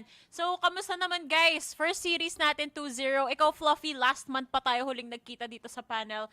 How has it been for you? I mean, it's been great, but I can say the same thing din sa mga winners natin sa unang series natin because grabe talaga, sobrang close ng laban. It felt like there were so many rounds stolen away by a lot of thrifties, and I was surprised that honestly it was 2-0 even though feeling ko mananalo yung Carti World, pero grabe, kala ko magma-map 3. Yeah, fairly close talaga, no? At we are expecting din na talagang magpe-perform dito yung Carti, pero hindi natin in-expect na magiging ganito kadikit coming in from Rank L Cuties first map pa lang, di ba? Despite of seeing an ace, halos mag-OT tayo doon. Kung hindi pa nangyari yun, malamang nasa third map pa tayo hanggang ngayon. Totoo. Kahit pa idagdag mo yung mga 4K kanina nila Itchy solo, kaya yung mga clutch plays alongside Astro, hindi pa rin talaga enough na maging malaki yung score gap nila dun sa first series. Pero syempre yung action na nakita natin kanina, wala yan kung wala yung ating sponsors. So let's take this moment to actually thank them. First off is Mineski Global, the official tournament organizer of the 2024 VALORANT Challengers Philippines, presented of course by PPGL, the largest multi-game esports league in the country. Also, thanks to our official super app partner, Grab. Score Grab's lowest prices ever with up to 15% cheaper fares on Grab Car Saver.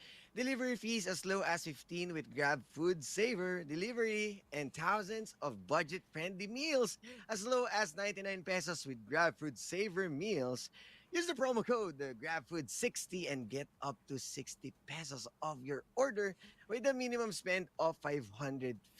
Promo runs from 11 a.m. onwards. Pwede niyong gamitin. And last but not the least, this tournament is officially sanctioned by the Games and Amusement Board.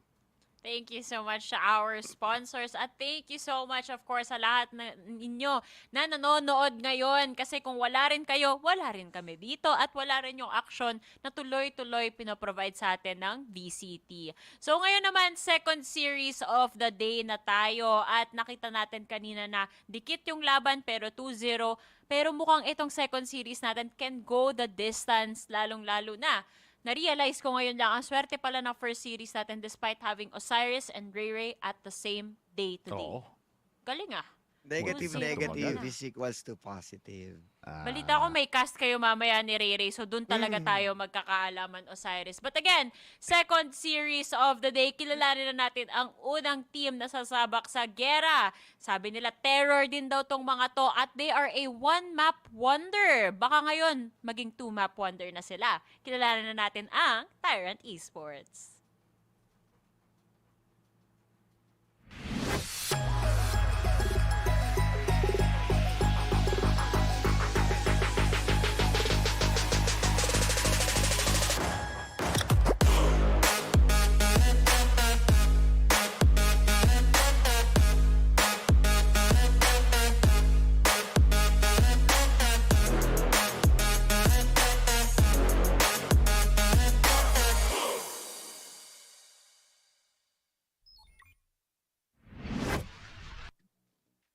There is something about Tyrant na talagang promising sila, no? Aantayin lang talaga natin yung kanilang maturity period dahil nga they are one of the new kids onto the block. Si Ash, si Chase, si Yuk, si Nier, tsaka si Chowdy. Especially Chowdy, nakitaan natin siya ng mga special moments, no? On playing against, I believe that was NAOS, yung nakalaban nila.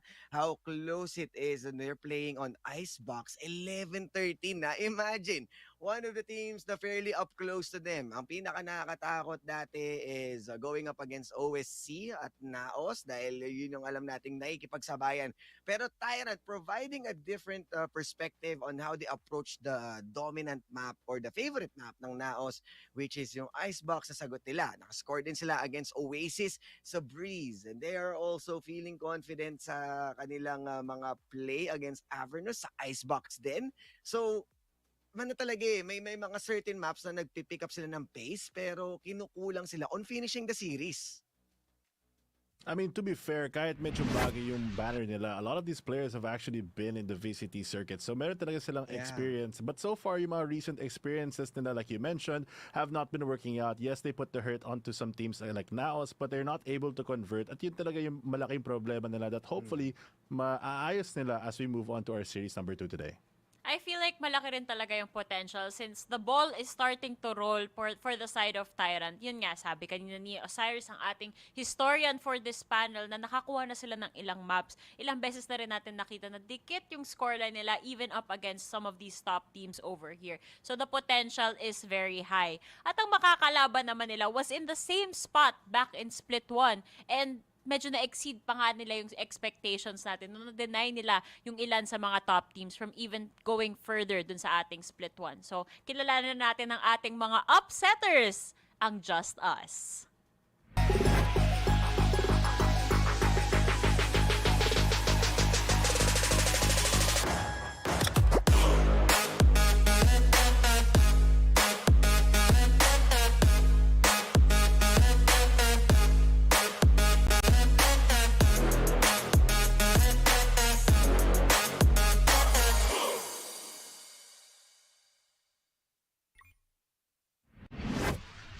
And here we have our second team, JustUs, representing themselves yet again. Napakalakas yung mga players na ito. They have that experience similar to the team that they're playing against, but they have a lot of firepower to back them up. Between Lloyd Lee and Bar Schofield, especially with their coveted Reyna pick, palagi sila nananalo sa mga 1v1s, and in the chaos, they always seem to find a way to rise above. Recently, they've been scoring out against teams like OSC and Rank Cuties, but yun yung current trend nila. They didn't have a very strong start dito sa split number 2, pero hopefully strong finish after this match.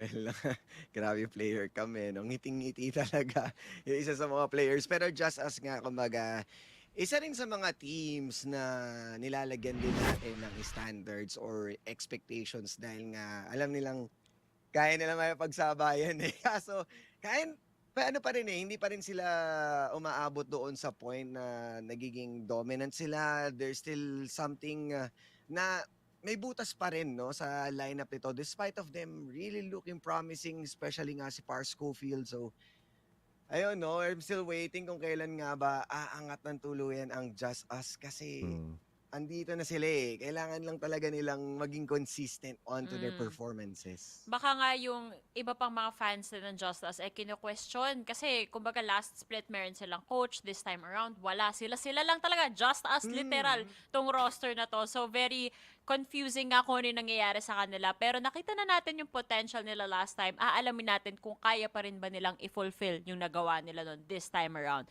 At syempre magsisimula yung fulfillment na yan pagdating dito sa ating map dito. Kung sino yung team na makakakuha ng tamang map pick at map ban dito, eh kahit papano dun pa lang malalaman mo na kung sino yung lalamang dito. Para sa'yo ba, sorry, mauuna pala yung ating head-to-head. Nauna na ako sa mapa, advance kasi ako mag-isip. Pag-usapan muna natin si Yux at si Lloyd Dream, ang ating mga trendsetter dito na flexible players then Fluffy. Pagdating kay Lloyd Dream, nakita mo kanina malaki yung ngiti niya. Pagdating naman kay Yux, tinuturo ka niya, ikaw na daw magkwento. Oh, I mean, these two players very flexible in their own right, flexing between sometimes the jet and other things. But recently, sa mga scores ni Lloyd Dream, grabe talaga yung impact niya. Kita natin sa ACS niya that he always puts in the work between rounds. Even though the rest of the statistics are fairly similar, it's really the biggest difference dun sa damage because he's able to pull a lot of impact. I think the last time that he did play the jet was the last match where he got 32 kills, but he can always flex throughout a lot of roles, which is a big strength that is shared between both of these two. Yes, I strongly agree with Fluffy. They are sitting fairly close with other standards, but ACS is pretty far dahil nga si Lloyd Dream and JustUs, may mga panalo na rin sila dito eh, no? And that was against JustUs, which is a 2-0 against Old Stinky Cat na napakalaking bagay noon for a team also that is being painted as one of the top 5 habang yung Tyrant sino nga ba below pa sa kanilang performances but putting a really good score, even yung round win rate dito ni Yux na 43.5 says a lot na may mga clutch moments din talaga sila dito, and the map 1 wins that they're getting also na nakakasabay sila sa mga nakakatapat nila. Doon talaga no? Sa mga nakakatapat nila, kailangan mag-ingat din talaga either way.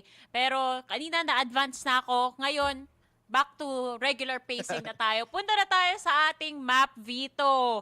Nako, dito pa lang talagang true test of preparation and whatnot, no, Osiris? Para sa iyo ba, ano yung best maps na ipapakita ng either of the team? Siguro, let's go with Tyrant total na simulan mo na rin yung discussion kanina kay Yox. Well, I'm expecting na pwede silang maglagay ng icebox dahil doon talaga sila dumidikit. Although hindi nila natatapos yung mapa na napupunta sa kanila, but being alam mo yon, being able to read the enemies and yung adaptability nila, pwede. I was also expecting a haven para naman ma-take advantage nga nila itong ating new map or playing onto the 3 sites, kaso ayaw nila ng pakomplikado, as also banning yung ating sunset. I mean, with those 2 maps off the pool already, it really denies a lot of yung mga split attacks that JustUs is really good at kasi nananalo sila sa mga 1v1, especially when their players like Par Schofield are on the board. So I would assume that they will pick a map that they can control a bit more. So far, in JustUs, malakas sila when they are playing that Ascent. Bind is a map that they've also played a lot of. Pero parang nahirapan sila in terms of converting it into the results that they want. They're taking a bit of time here, thinking about what to ban, and so far, mukhang Lotus nga ang unang pipiliin ng Tyrant. Okay. Next one might be an Ascent too. Actually, ako focus ako sa goal. Abyss, bukas pa rin. Sana Oo. makakita tayo. Ah, Pero, ayan, okay. so far yung prediction Bind. Fluffy na Bind or Ascent, lumabas na yung isa doon. Huwag nyo iban yung Abyss, pagbigyan nyo naman kami para naman masaya, di ba? Gusto namin Akala ko makita yung may mahulog. favorite map mo dati, Bind. Ayun, may No! Bind na. Plus tanggal pa yung Abyss. No. Nalustri kasi ako sa sa Bind Fluffy, so ayoko na dyan. Change map. Wala, So ayaw din ng decider Tyrant siguro yung yung Ascent Abyss. kasi may opening and JustUs to deny Oh! icebox eh. Okay. Grabe, ang Yeah, galing very ni true. Dax ha. Before tayo nag-start ng panel, ninostra niya yung maps. Oo. Tama eh. Si Dax In na order yan eh. pa siya. Decider, Ascent, Start, Lotus. Galing. Galing talaga ni Ba Dax. talaga si Dax? Baka the GOAT of Philippine casting. Oo, tama. Sabi nga ni Osiris kanina, importante yung standards dito sa VCT. So, si Dax talaga yung sa pinamataas. Kaya talino Siya niya. yung Timo. role Tama model yung ng bans lahat. niya. Yes. Natatawa ako kasi na-imagine ko na kung ano pinagsasasabi ni Dax as he's listening to the panel. Pero ito na nga mga kaibigan, nakita natin na Tyrant picks Lotus, JustUs picks Bind, at ang decider map natin was Ascent. And JustUs pa nga yung nag-open nito. They would rather go to Ascent than Icebox, which is very understandable. Pero pag kinompare mo nga din is mas even playing field yung Ascent eh. Kasi yung Tyrant din kahit papano, lahat naman ng teams, diba? Kabisado na rin tong Ascent na to at may kanya-kanyang set play sila for this map. But given na yan yung ating pool selection dito, Fluffy, what is your prediction? Is it gonna be a 2-1, 2-0, and in favor of which team kaya? I think that for me, JustUs pa rin yung mananalo ng series. Yung tanong kung magma-map 3 tayo because it seems like the fight and the maps are also in Tyrant's favor. Especially yung Bind kasi pinik din siya ng JustUs. Confidence pick siya. Pero ayun nga, they've played like 4 games on it so far and they've only won like 1. So, bahala na if they win this. But hopefully, if they do, I think that they can win map 2 and 3. Yeah, I'm echoing the sentiments dito ni Fluffy, no? Yung Bind pick. Pero kasi yung Lotus, sitting up close ang Tyrant against NAOS with a 10-13. So feeling ko yung Tyrant, pwede nilang malasan itong Lotus and they are also having a fair performance din pagdating sa Ascent. Although nakakatakot talaga ang JustUs sa Ascent dahil doon nga sila may mga teams, bigger teams na nade-deny na ipanalo yung series. As much as I am logically speaking, JustUs, pero ibibigay ko na ngayon yung tiwala ko sa Tyrant dahil every one map is a baby step para mapakakuha sila ng series. Uy, 50-50 tayo so far dito sa panel natin, no? Ako, kagabi ba yun? No? Isang gabi, napadaan ako sa stream ni Lloyd Dream. He was streaming his ranked game. Oo, tapos pakita ko sa inyo kung paano siya maglaro ng computer, ha? Kunyari, ito yung monitor. Oo, yan. Tilt up ko to. Yan lang yung kita mo sa stream. Grabing Ganyan stream siya. yan. I stream. Oo, ganyan siya. So dahil top view maglaro tong si Lloyd Dream, naniniwala ako na kayang-kaya ng JustUs. Kasi kung ikaw ba naman, nakatingin ka from the top down. Kitang-kita mo kaagad kung ano nangyayari sa laban. So dahil dyan, Tama. dalawa kami ni Fluffy na JustUs at si Osiris ang tiebreaker dito. Dahil dyan, ready na tayong simulan tong serye na to. So casters, sana ready na kayo dahil wala kayong choice. Ibabato na namin sa inyo.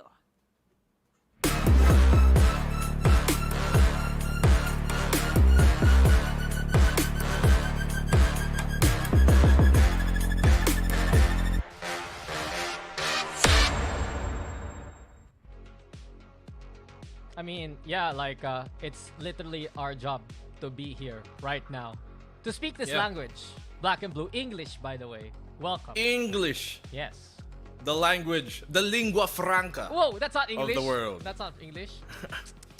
It can be. Not, yeah, I mean, to be following fair, doubtless. English has kind of borrowed a lot of words from everywhere else anyways, right? Dude, It's Germanic for a reason. I mean, if Minionese borrowed from words from other languages, English could suit. Great intro. Minion- Welcome back. You mean Like- Minionese like Despicable Me? Is that Yeah, what you're talking yeah. about? Okay. I didn't know that until someone pointed it out. That in the first Minions movie, they explained why they went around the world to pick up Minionese.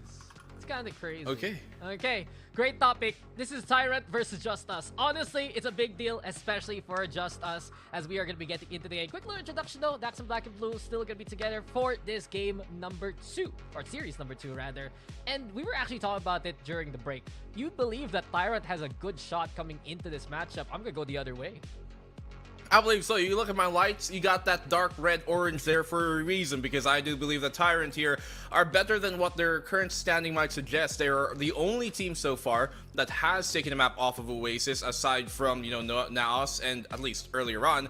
And then they're also a team that almost were able to take both maps against NAOS. Ultimately, NAOS came back for that second map, had an incredible comeback, winning like 11 out of the past 13 rounds played, and they were definitely looking like a team that could make things happen, but they're just unfortunately really struggling with closing things out. I do think that JustUs is going to be a better showing, at least in terms of power levels against them here though, and I do believe there's a better chance for Tyrant to actually be able to finally get things done. Honestly, it's a great point. And to quote Likeable, original statement by the way, one map wonders, and we saw that especially against Oasis Gaming. I feel like for Tyrant, there's so much room for growth, there's so much potential, and as you said, very close games versus NAOS in their last series. But on the other side, sometimes you gotta go back to the classics here, Black and Blue, and JustUs are going back to classical ways. Incredible last outing for them against old Sticky Cat, taking that 2-0 win. And what did we see? The old school roster, Repulsive in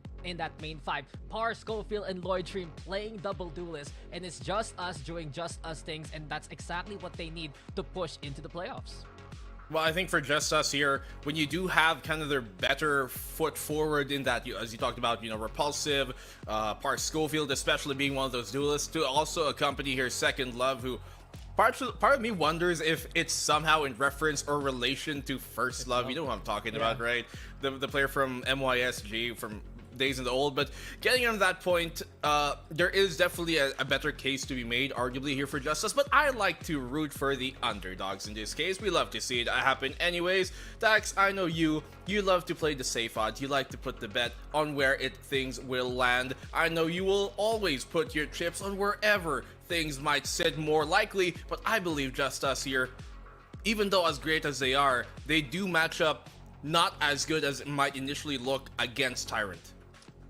If you bring me somewhere else, you will be dead wrong about that statement. But since we're talking about Valorant, we got the stats, and we got, of course, an incredible map pool coming our way. And interesting enough, we see a few classics there of Bind there for JustUs especially, but I'm really curious about this Lotus pick for Tyrant. Neither JustUs or Tyrant have taken a dub on it as of yet. JustUs hasn't even played it this split right now for split number 2. But you can see the confidence for Tyrant, right? That game versus NAOS and that mixture of bringing the Neon with the Breach and the Gecko together, it can make so many adjustments. You can have a lot of space created by those agents to take those 3 sites.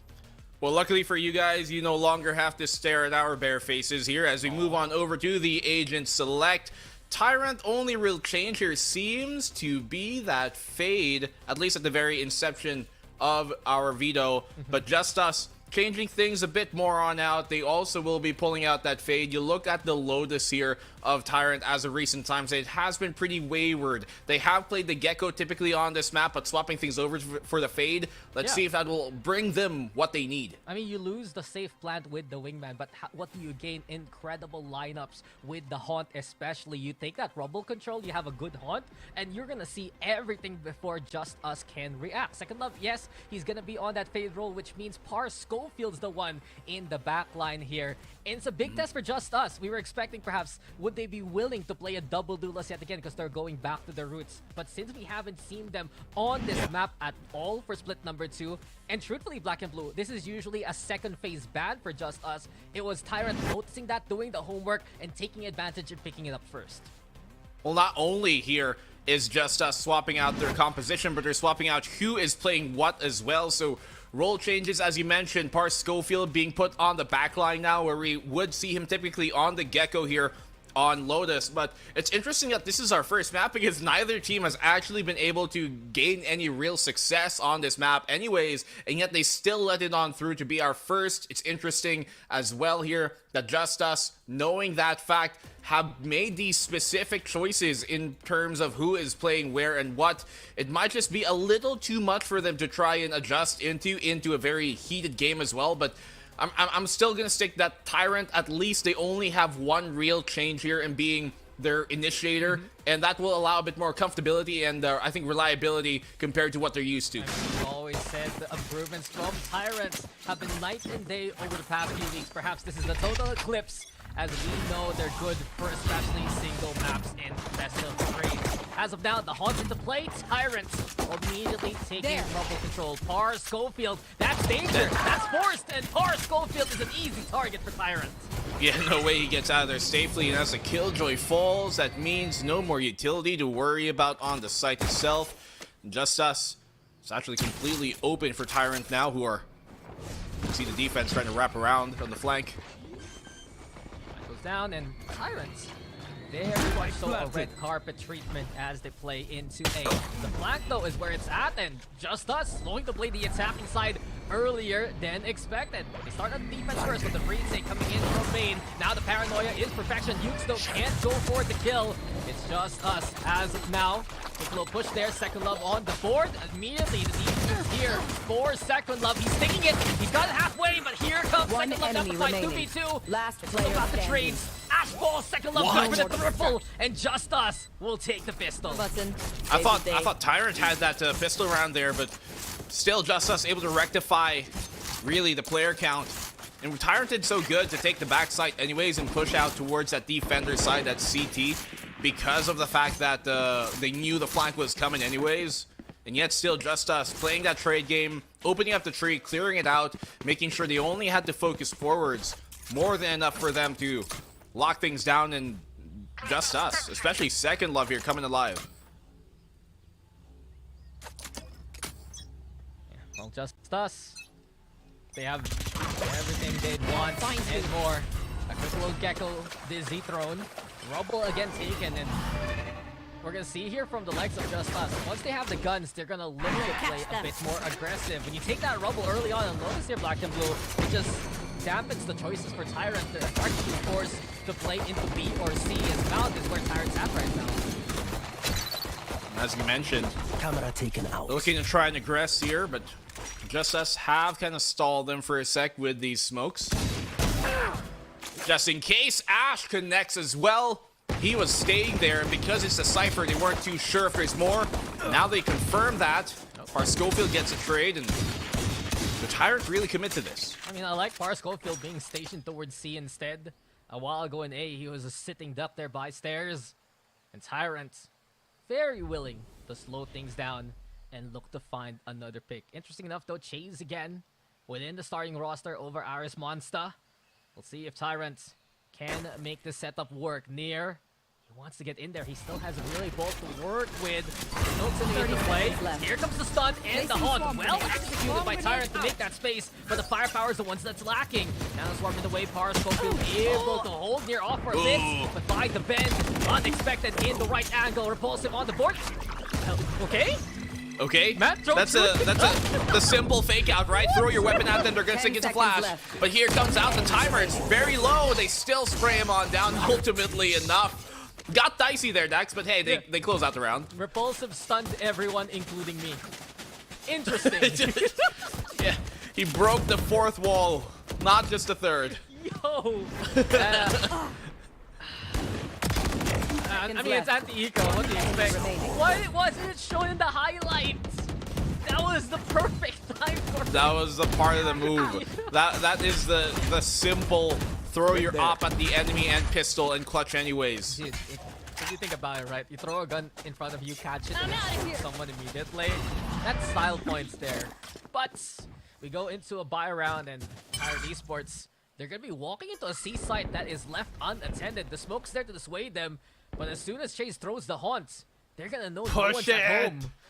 It's open. Just push it. There's the push. Ash is going to have a lot here coming his way, and they still somehow win these fights. I'm surprised. I thought he was aiming a lot higher than expected. Tyrant good for the 3 here. And Ash in the middle of the column. Psycho has the Dizzy online. Gets the goop going. The spray down's good enough. A 2v3. So JustUs doing some damage on the bonus. But watch out, World. And watch out, Lordstream from the sky. Sweeps above. Chase instead with the kill. And Psycho, he's gone. He's dusted. It's Tyrant on the board.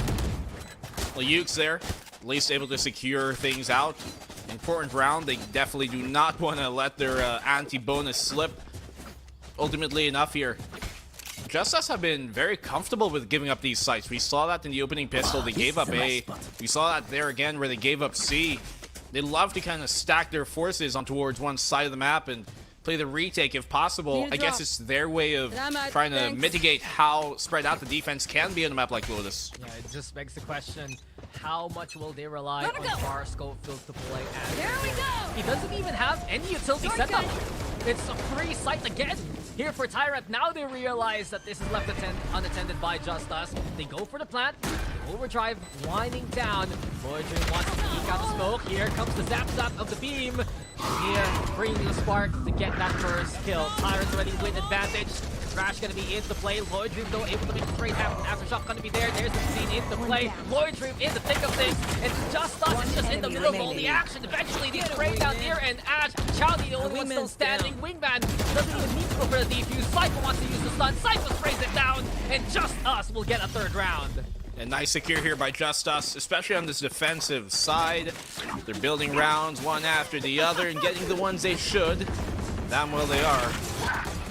Initial attempt here, okay, by Tyrant as a whole, right? They take that CT control away.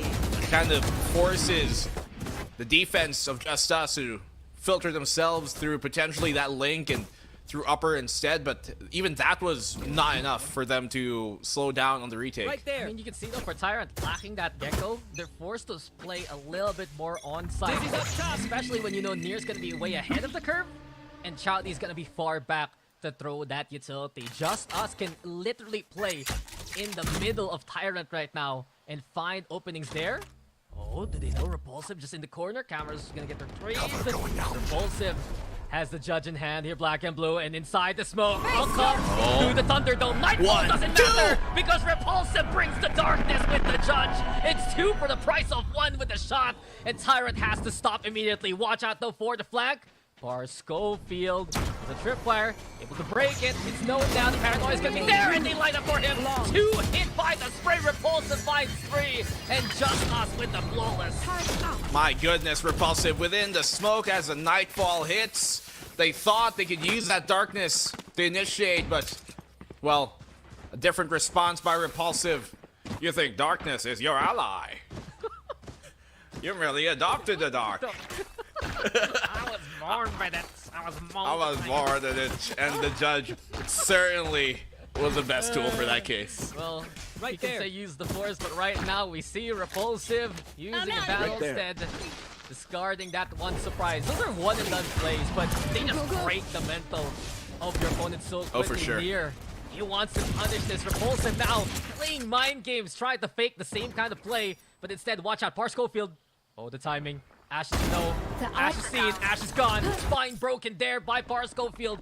and he wants more from Black and Blue. He wants to fight, and Pars Caulfield is the gladiator of this Coliseum. Big shots from Nier and Chowdy for the advantages here for JustUs. We're not done. Psycho pushes Nier. Run away. There's no way to get out. It's 5 now for JustUs. Man, they are getting beat up here in this initial few rounds to start off the map.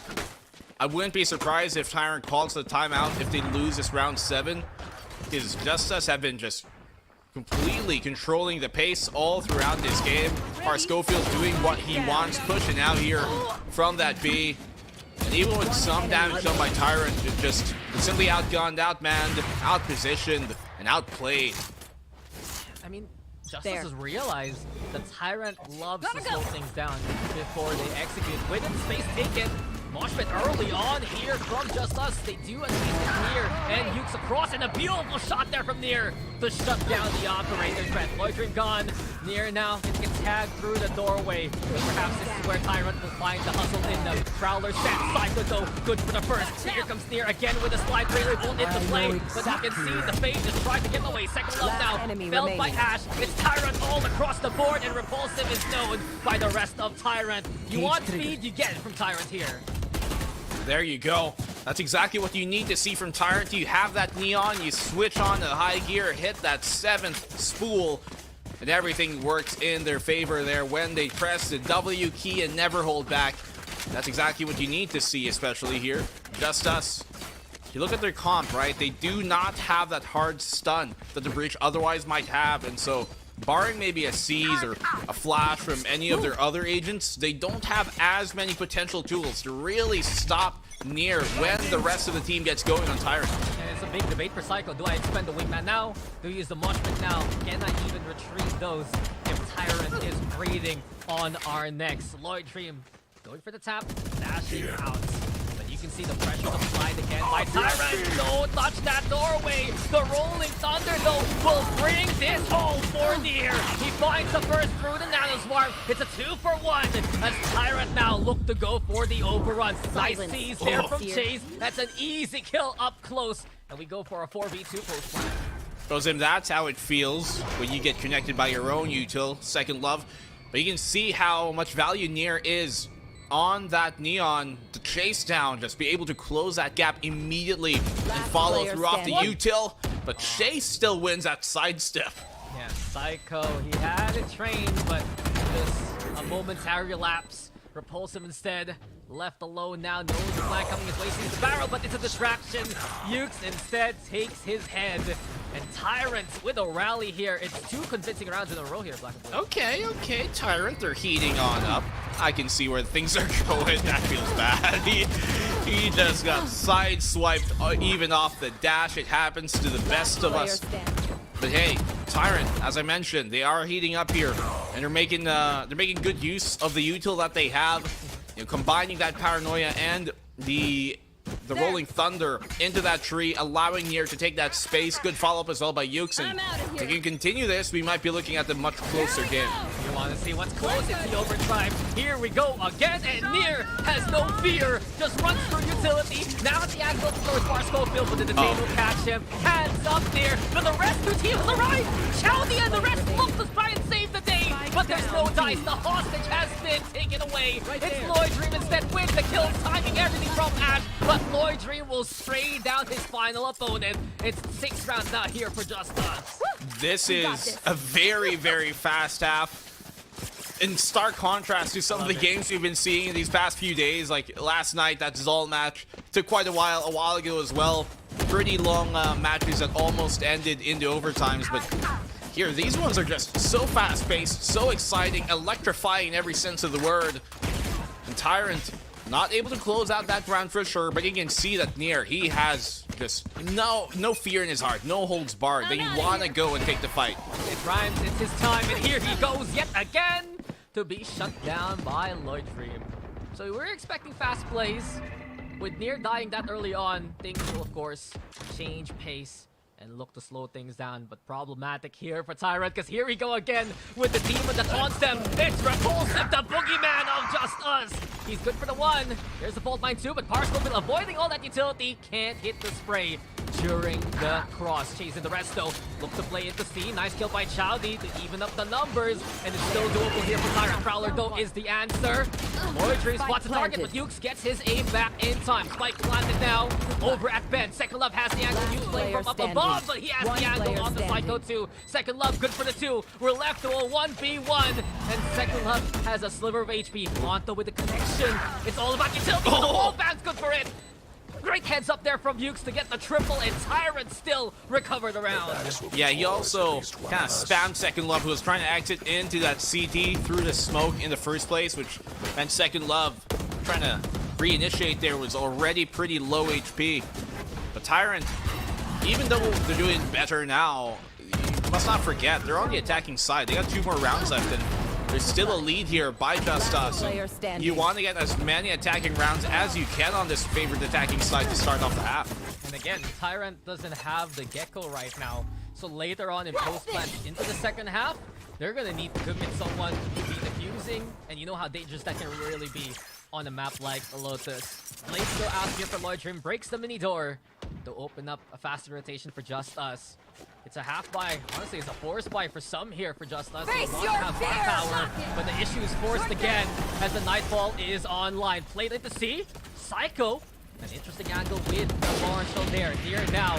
Trying to find a way in. Chowdy and the rest also going to be alongside him. But Power Schofield, he still gets a kill despite being blinded. Lord Dream on the board. It's still here for JustUs. And enough firepower to fight on back. JustUs doesn't care. They want the fight. They want to win. And with fight, it's their right. 7-4. Is this the best? JustUs, ironclad defense there, even with a lesser weaponry, kind of getting exposed on the site there, Tyrant. I think Nier just tried to buy some of that space after one of his teammates got taken on down. He just exposed himself to that water. It made things 3v5 heavily in the favor of JustUs at that point.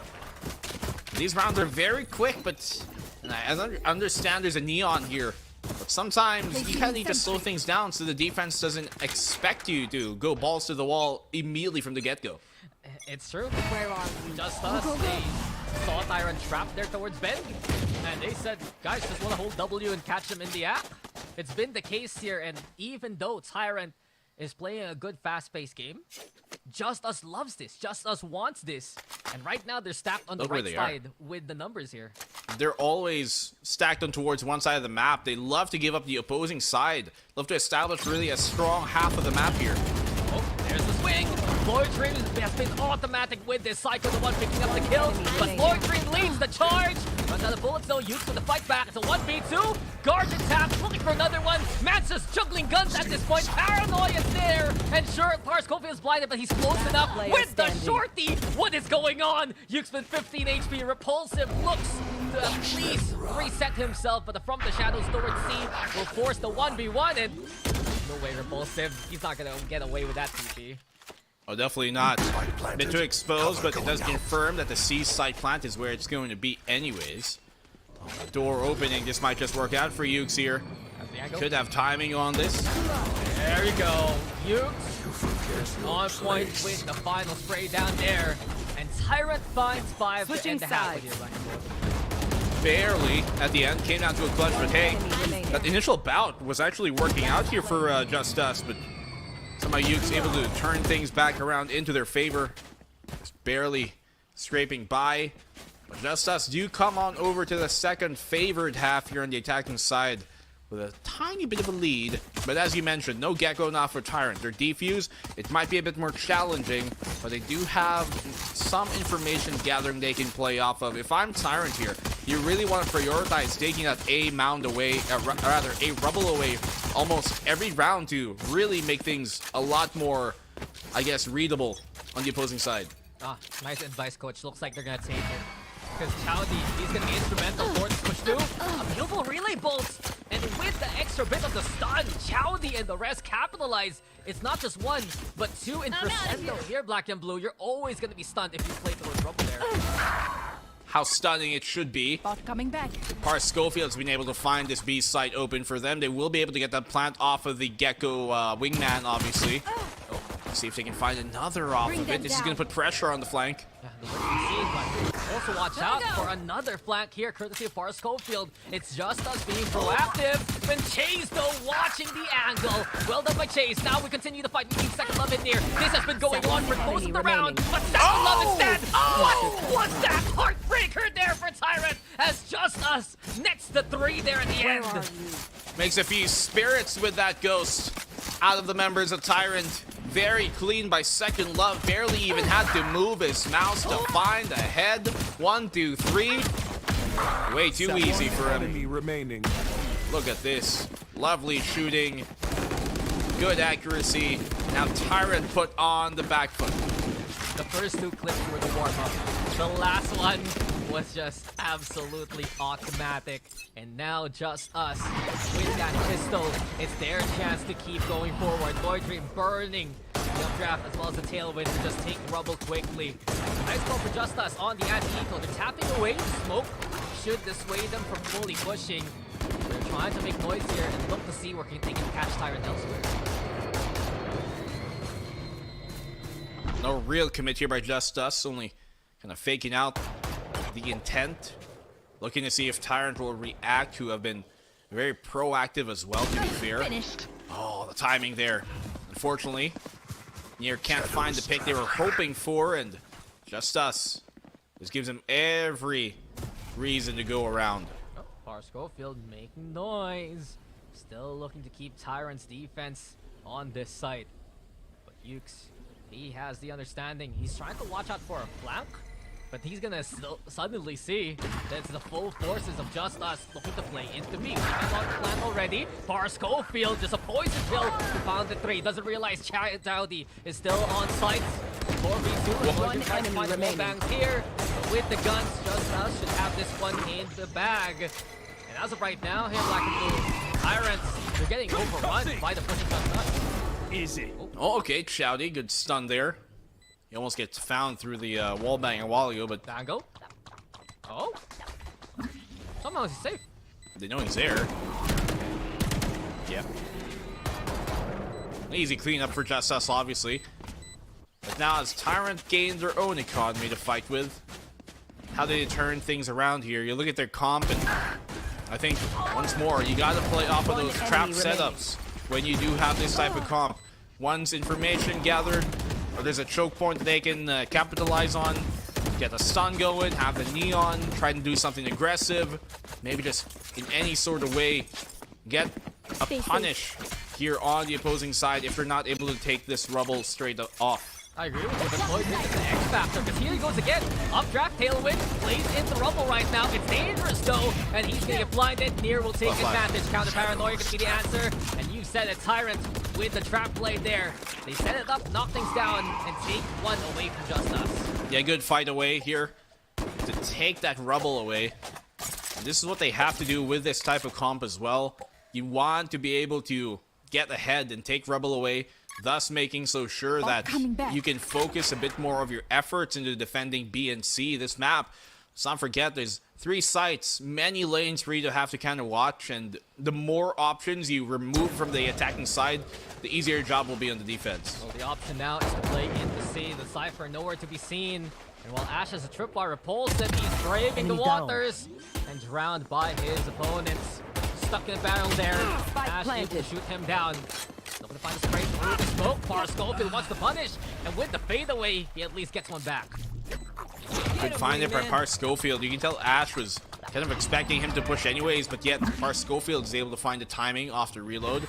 He's searching for more, which is a smart thing to do. Par Schofield is eating them alive. Par Schofield has had enough. Takes the fight to the front line, and Ukes, he's in trouble. Just Us. How are they doing this? With that extra bit of push from the Killjoy, now it's left to Chowdy all alone. A 2v1. They set up a bit of a crossfire here. Now there's the angle isolate, and Psycho still wins the fight anyway. And Just Us has found double digits, but Par Schofield, you can take him out of the duelist role there, Black and Blue, but you know he's still a duelist at heart. Well, that's exactly what you have to do there, right? You don't have the player count advantage in your favor. It's a 3v5. Find the pick to try and counteract things. That he does, and then looks for more, because now it's a 3v4. Makes it a 2v2 at the end after he gets traded. It's exactly textbook what you have to do in a post-plant situation when you do not have the man advantage in your favor. And Par Schofield, he knows how to write those pages. Yeah, JustUs has just looked so much more confident after that series versus OSC. They know there's still a chance to make it to the playoffs. A win here would be huge to make the chances even more possible. The shot from Chase, Marshall only in hand, not good enough. Chowdy over, peeking, shoulders tagged, and with it, he's forced out just to get taken down. Prowler searching for any targets nearby. Now with a clear, they want to go in. Hans there, inside the smoke though, and Ukes just sticks Floyd Dream up. Psycho now finding near. It's JustUs taking the flights onto the A site. They're gonna get the plant, sure. They're a drop chase. He had an angle and got the damage. Wingman even flapping away. Second Love wants to push. Ukes in danger, but the jump into the shot. What's going on? Ukes with another one. There's even a chance, another 1v1 between the Omens. Another opportunity here, but definitely heavily in the favor of Repulsive right now. Ukes low HP. No real idea where the other opposing agent is, but the timing. Ukes is on his flank. No, will he catch him? Yes, he does! A 4K from Ukes off of this eco to bring him back. Tyrant gets away with it, and Ukes celebrating.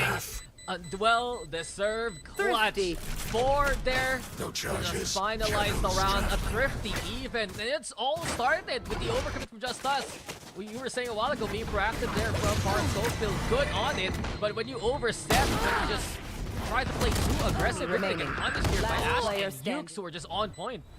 I mean, they had good opportunities to maybe take Ukes down there, especially when the wingman was getting that confirmation, but still unable to really secure it. And Ukes just punish after punish after punish. At least in this case, he's able to win this Omen clutch out. Always goes down to the Omens there at the end. Again. That's 2-0 right now. Oh yeah! Monster on the loose! That's Repulsive to 1C. But at least they're winning and they go for the Thrash Blade too. It's not good enough to find Ash though. Smartly done. Put the Thrash onto the site, but Ash finds Repulsive. That's the spike down. And you gotta wonder why Psycho doesn't send the wingman for it. Perhaps because of the initial Thrash a while ago. Now he picks up his ultimate. Second Love gonna go for the plant, but the advantage here is for Tyrants. Safe plant, cannot do for the mound. Ooh, this is great. This is gonna expose Par Schofield, who had information otherwise on where Ukes was, but now he can reposition. They know exactly where JustUs are.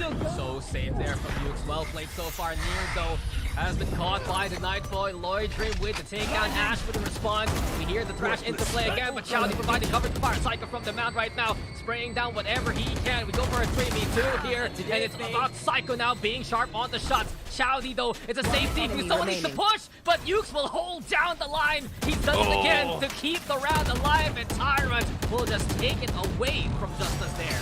Yeah, Nano Swarm, not really there in position, and I'm surprised they played that far out, considering it wasn't planted for the outside anyways. It was a safe plant, which meant they kind of had to have some semblance of control within the site itself, due to the fact that, you know, obviously they couldn't plant towards Mount.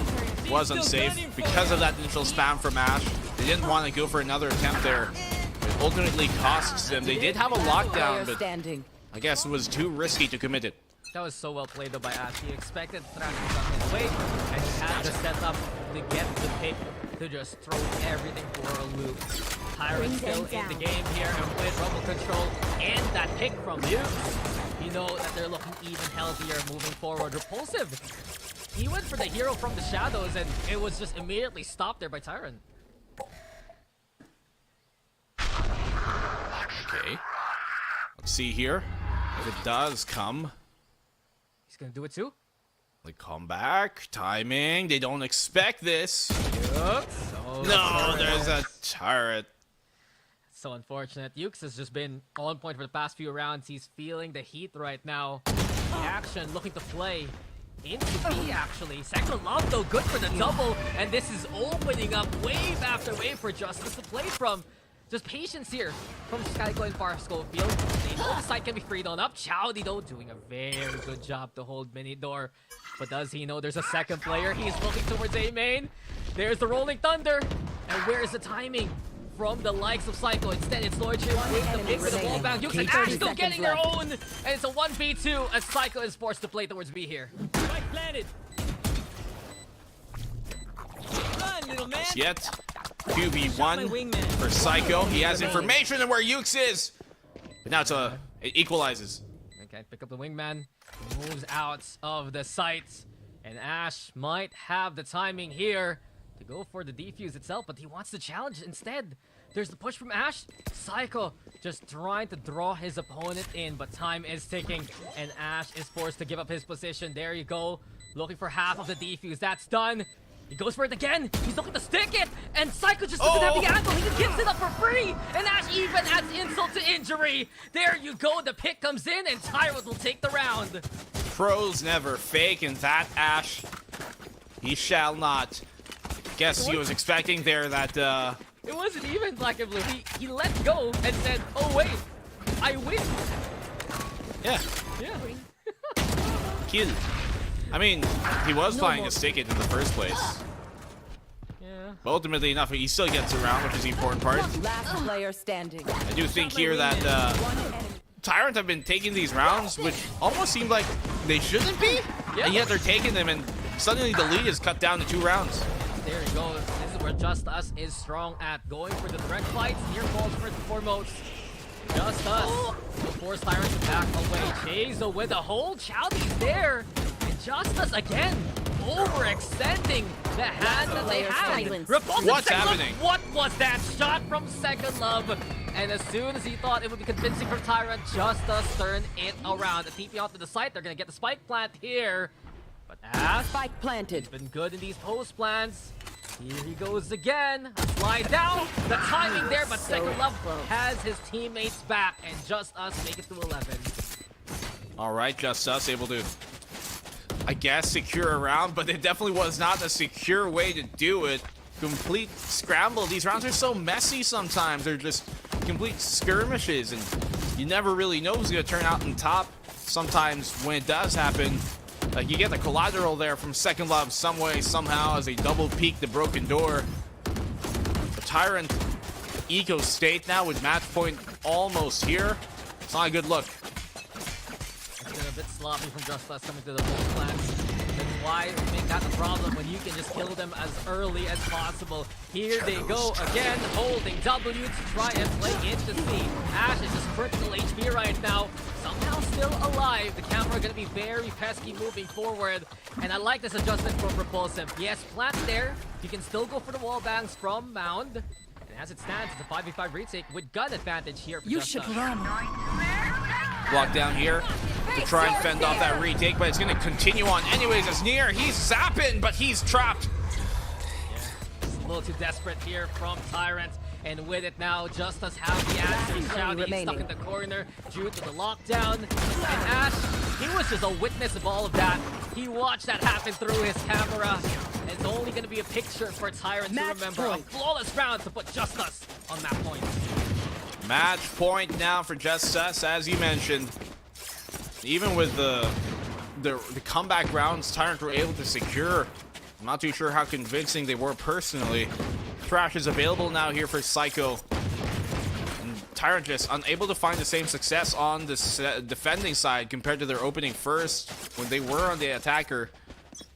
They pull out the judge here on the Near, but I'm not sure if he can find the proper timing for this. They're willing to just play for Rumble, yes, but R. Schofield, he has no fear. Maybe he should, after getting hit by the judge like that. But never gonna sway the team like JustUs. They go to the site. Here we go again with the crash. It's caught by the trip bar, slowed down to the roll. And where's the swing out from Ash? There you go. 5v2. Tyrant find a way to punish. He's close and fighting for his life. Gets one of his own. And Second Love stuck in the corner. And Tyrant take a page out of JustUs' playbook. 9 rounds here for Tyrant. They want the rally.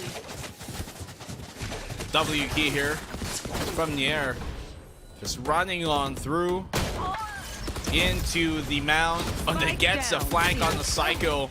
You know, they knew he was pushing flank. He still gets another there. But at least, hey, Tyrant able to hold on. Tyrant keeping themselves alive, and this was a good round for them to catch JustUs being over-eager yet again.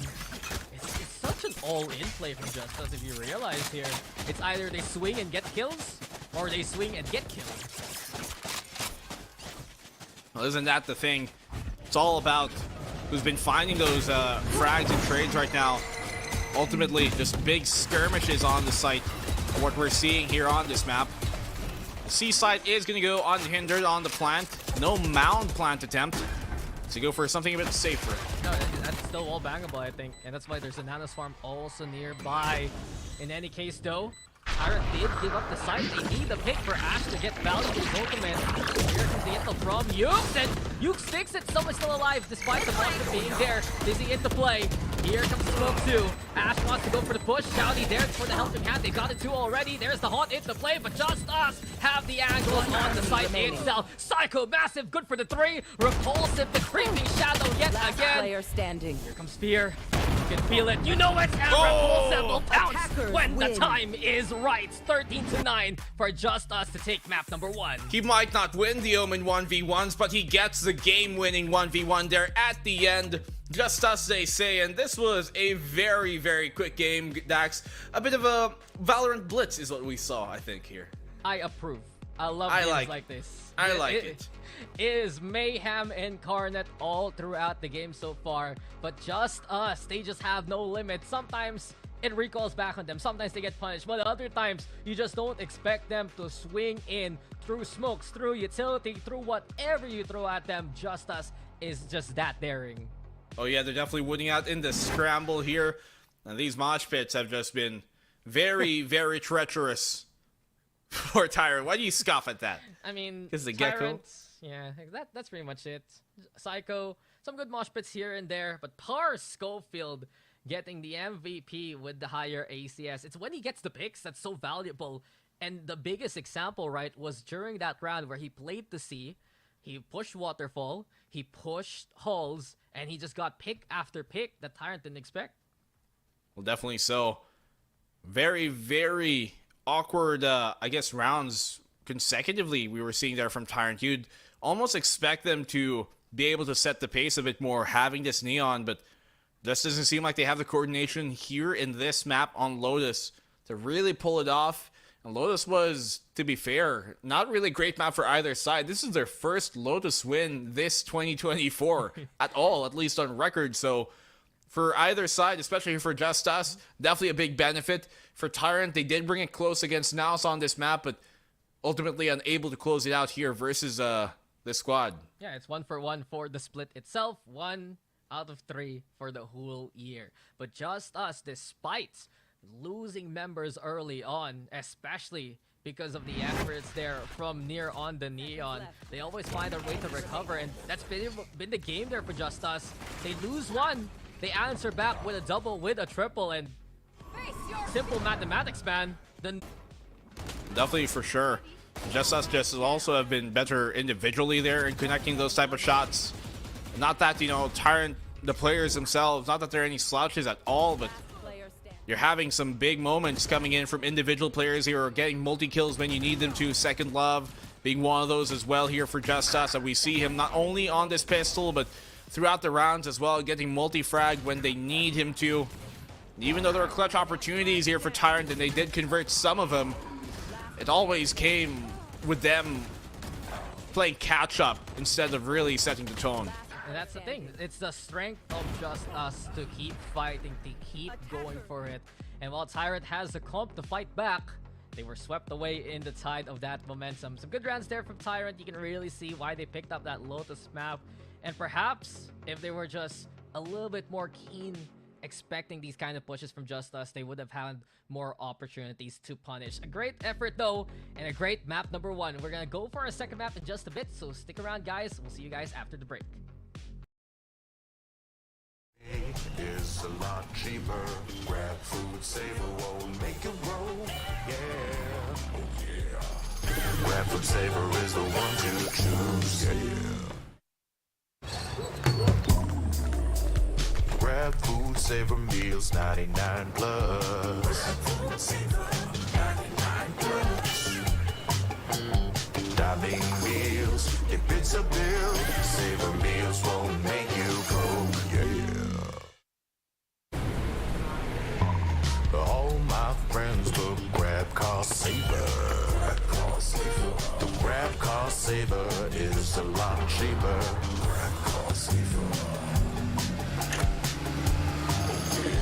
Grab car saver won't make it roll. Yeah. Grab car is the one to book. Yeah.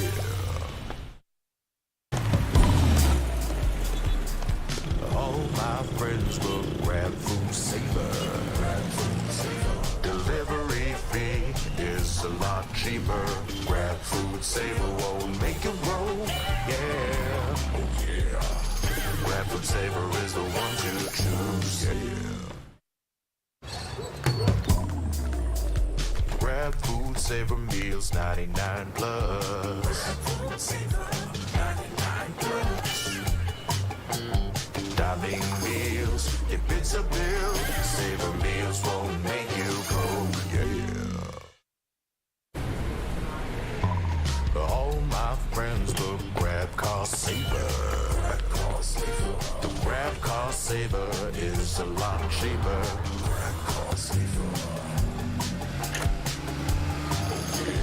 Grab car saver won't make it roll. Yeah. Grab car is the one to book. Yeah.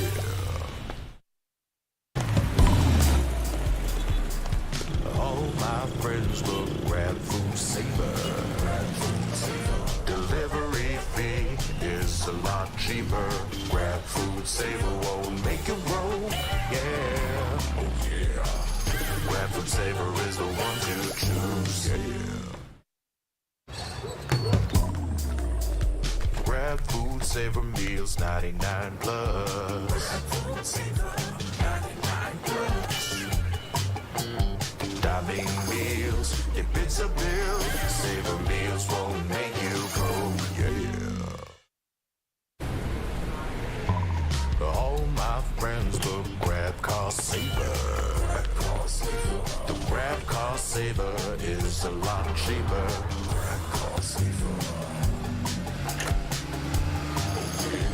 Grab car saver won't make it roll. Yeah. Grab car is the one to book. Yeah.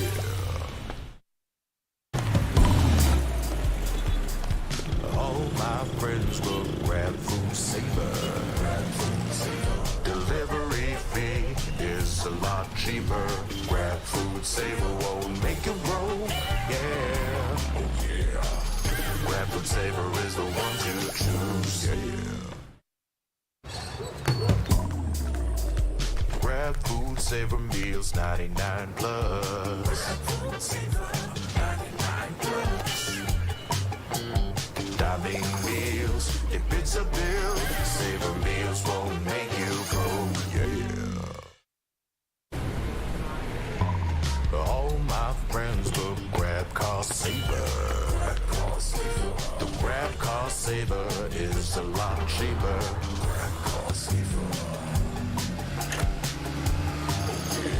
Grab car saver won't make it roll. Yeah. Grab car is the one to book. Yeah.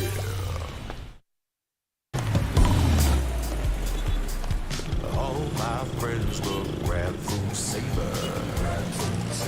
Delivery fee is a lot cheaper. Grab food saver won't make it roll. Yeah. Oh yeah. Grab food saver is the one to choose. Yeah. Grab food saver meals 99 plus.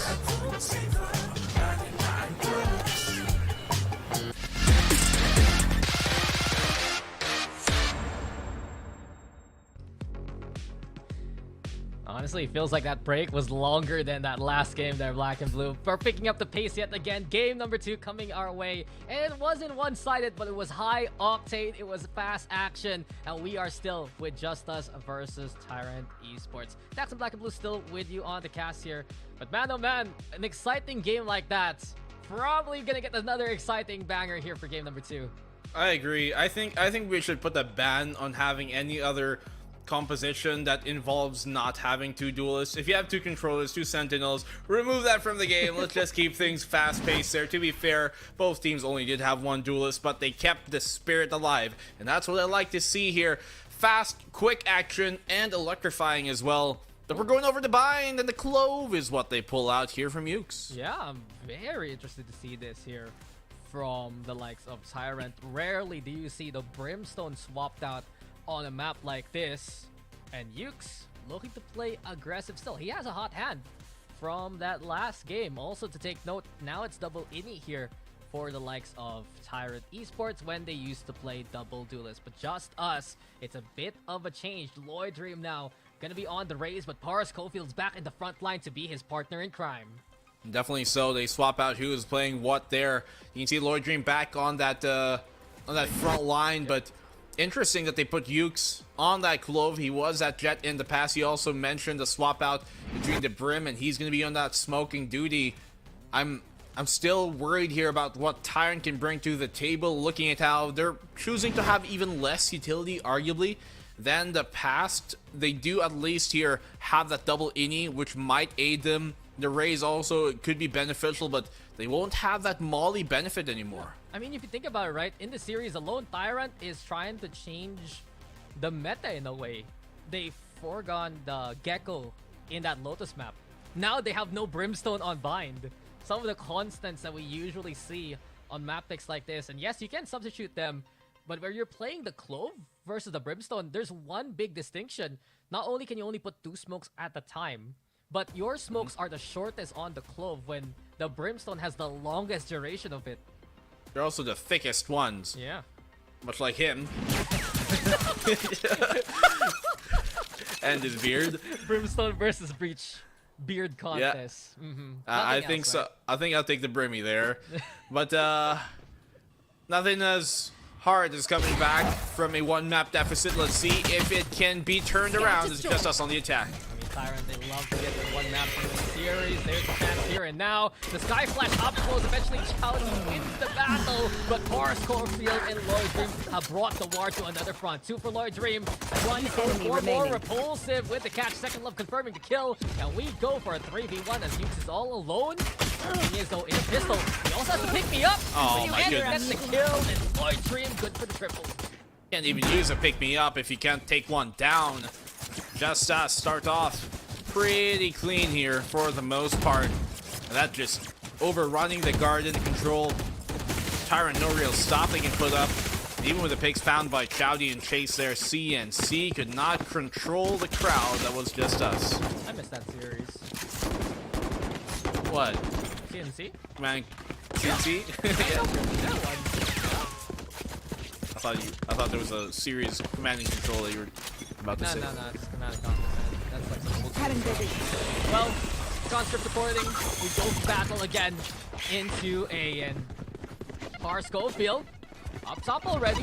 Angels is locked. They know Tyrant's gonna go for the swing, and immediately so, JustUs, they shift the battle elsewhere. They move into B now. Look at how Ash has repositioned inside the tin can, has the short in hand. And this container might be deadly. Almost clear. Lloyd Dream 2. Lloyd Dream is so eager right now, shooting the bodies early on into the round here. 3v5. The Sheriffs, maybe a free frag could be found, but oh my goodness, Ukes is gonna have no real chance to fight back there. Completely hounded in every sense of the word, and they're gonna get run down JustUs through. Oh, that's a good stun actually, but nobody swings off of it. It's a good angle for the breach. What? Clear is making them work for it. Hello. I Okay. And JustUs, they thought it would be a cleaner at the eco, but they lose a few more members than expected. I mean, I expected so too, and yet he does do good damage there to hold off the immediate push. See if their defense now can try and solidify itself. Right now, it's like a knife through butter. JustUs are showing to be. I mean, they're just slicing through, that's for sure. And Tyrant They need to answer back in time. They have the guns into play. Gonna go for one way slow setup. Yuke's up close. Does get cleared by Barscope in here instead of taking all the distractions. All of that noise. Voidream actually taking himself out along the way. But eventually, Second Love, he gets in there just to get shut down by Chase. Flash from Triple Box. Just wanting to go for it again. Another flashpoint, another attempt. Moving to backside now. Using those brimstone smokes for a bit of cover. But the bench position taken by Psycho. Repulsive going for the TP play, and Psycho, he wants the kill. He gets it here. Doesn't expect to up on Heaven. Now he spots it, but Chowdy has his number. It's a 1v2. Up the Repulsive to try and go for the re-hit. If he gets the Cypher intel, he can go for the TP. The double swing, where is it? He saw Ash's hat, and he calls it out. Trip will slow him down momentarily, but he should be able to get the plant off here. Question is though, will he be able to take this clutch? Does not have his ultimate just yet. Will need those 2 orbs. Oh my goodness. They know he's not in garden either. One enemy remaining. Close, they almost line up for him. And Chowdy will save the round. That got so close there for Repulsive to clutch. But Tyrant in their buy. Don't even stop that get on the shit, board with right? it. Yeah, at least Tyrant still able to get around, but very expensive that turned out to be. And even with the score on the board, things are not looking to be too great right now for Tyrant moving forward. Good damage here by Psycho, still to be done. Last player. But ultimately, Last player standing. I still do think JustUs are in a good spot here coming into this gun round. No, I agree with you. JustUs right now, they're not scared by the ruses from the Clove. Ukes will barely have any staying power. And he's basically like a Reyna right now. If he doesn't get the kill, he's barely gonna have value here moving forward as that agent. The flash comes in, they get that fountain intel. JustUs have a different plan. They actually got rid of the operator that Bar Schofield was considering. A 4-1 split though, and watch out for the Second Love lurk. Second Love. See if it'll actually pan out here towards that A site as the rest of the push are crawling up towards B. It's a tripwire in their face, so no real commit just yet. And here's gathering information. Get him. Intel gets tagged down because of it. Now we see Molly into Cubby. Lordrim trying to prime the paint shells too. Scout destroyed. Waiting out the cyber cage. TP plays. You hear it. But look at the position by Ukes. It still doesn't matter. Lordrim checks the corner. Watches out for the flank and with it now. It's an A side take and the TPs come in. The full squad of JustUs are now on site. Push out here. At least a pick was found by JustUs. That should benefit here. Their post-plant hold. Tyrant's gonna struggle on that retake. That bench needs to be flushed on out, but Lordrim staying alive. Now Lordrim gets one there. Psycho also trained towards CT. If you peek, you die. Tyrant looking to not be affected by it. Flash is there. And Bar Schofield, he's willing to fight in the front line. Lordrim good for the 3. Chowdy still doing a bit of damage. Tyrants, they're gonna give up the round there as JustUs maneuver in and make their way towards the site. 3-1 and JustUs looking clean every step.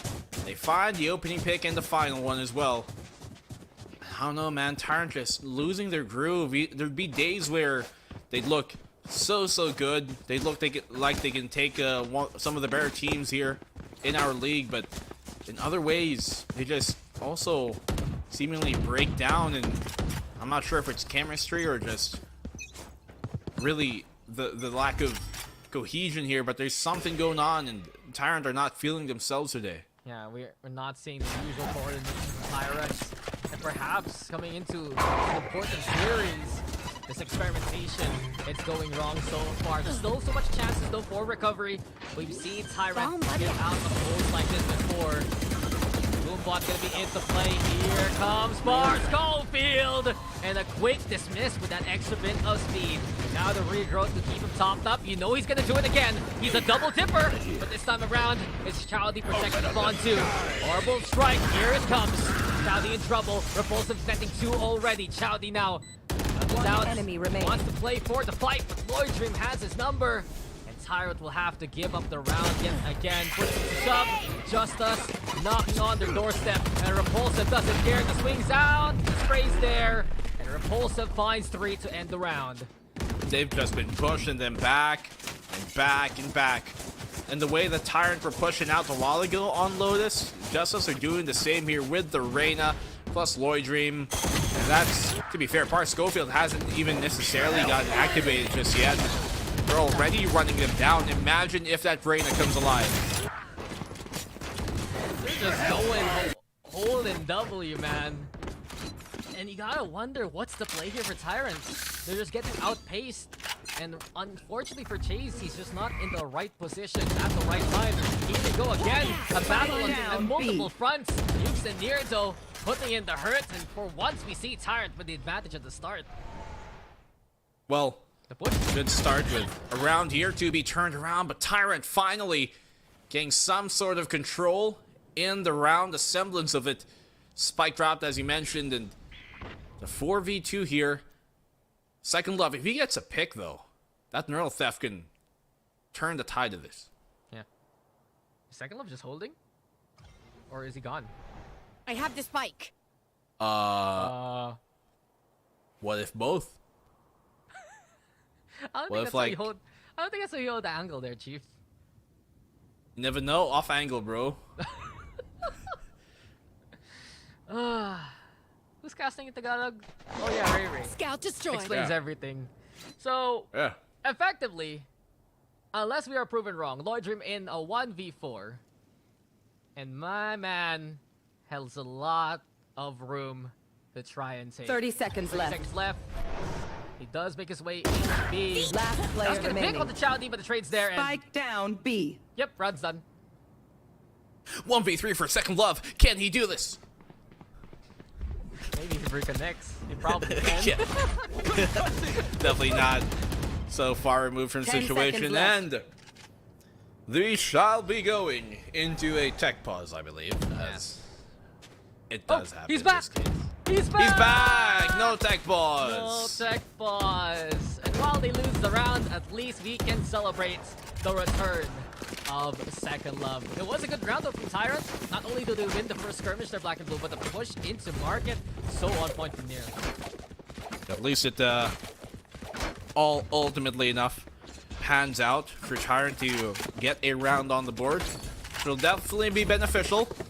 Maybe some divine intervention, perhaps, or maybe just the will of the universe. But they get a round. That's the important part. And Tyrant, as of now, once they get a bit of that confidence in the fights, they do us in kind. Also take note, 3 ultimates available, including the Rolling Thunder and the Seekers that Chowdy and Priming on hand. Looks to go for the taps onto Hookah. The ruse is there, but this smoke is gonna be gone a lot sooner than perhaps Tyrant expect. The first comes in. Here comes the showstopper too. Lloyd trying to clear out the site. Seekers in response, as we do see Chowdy escape into the elbow. The Tyrants are gonna give up the site, but they still have things for the retake here. Rolling Thunder now to initiate that retake. They do get the pick off initially. Showstopper doesn't really find much, but Tyrant are doing it the old-fashioned way anyways. They have the site control, and Second Love stands alone.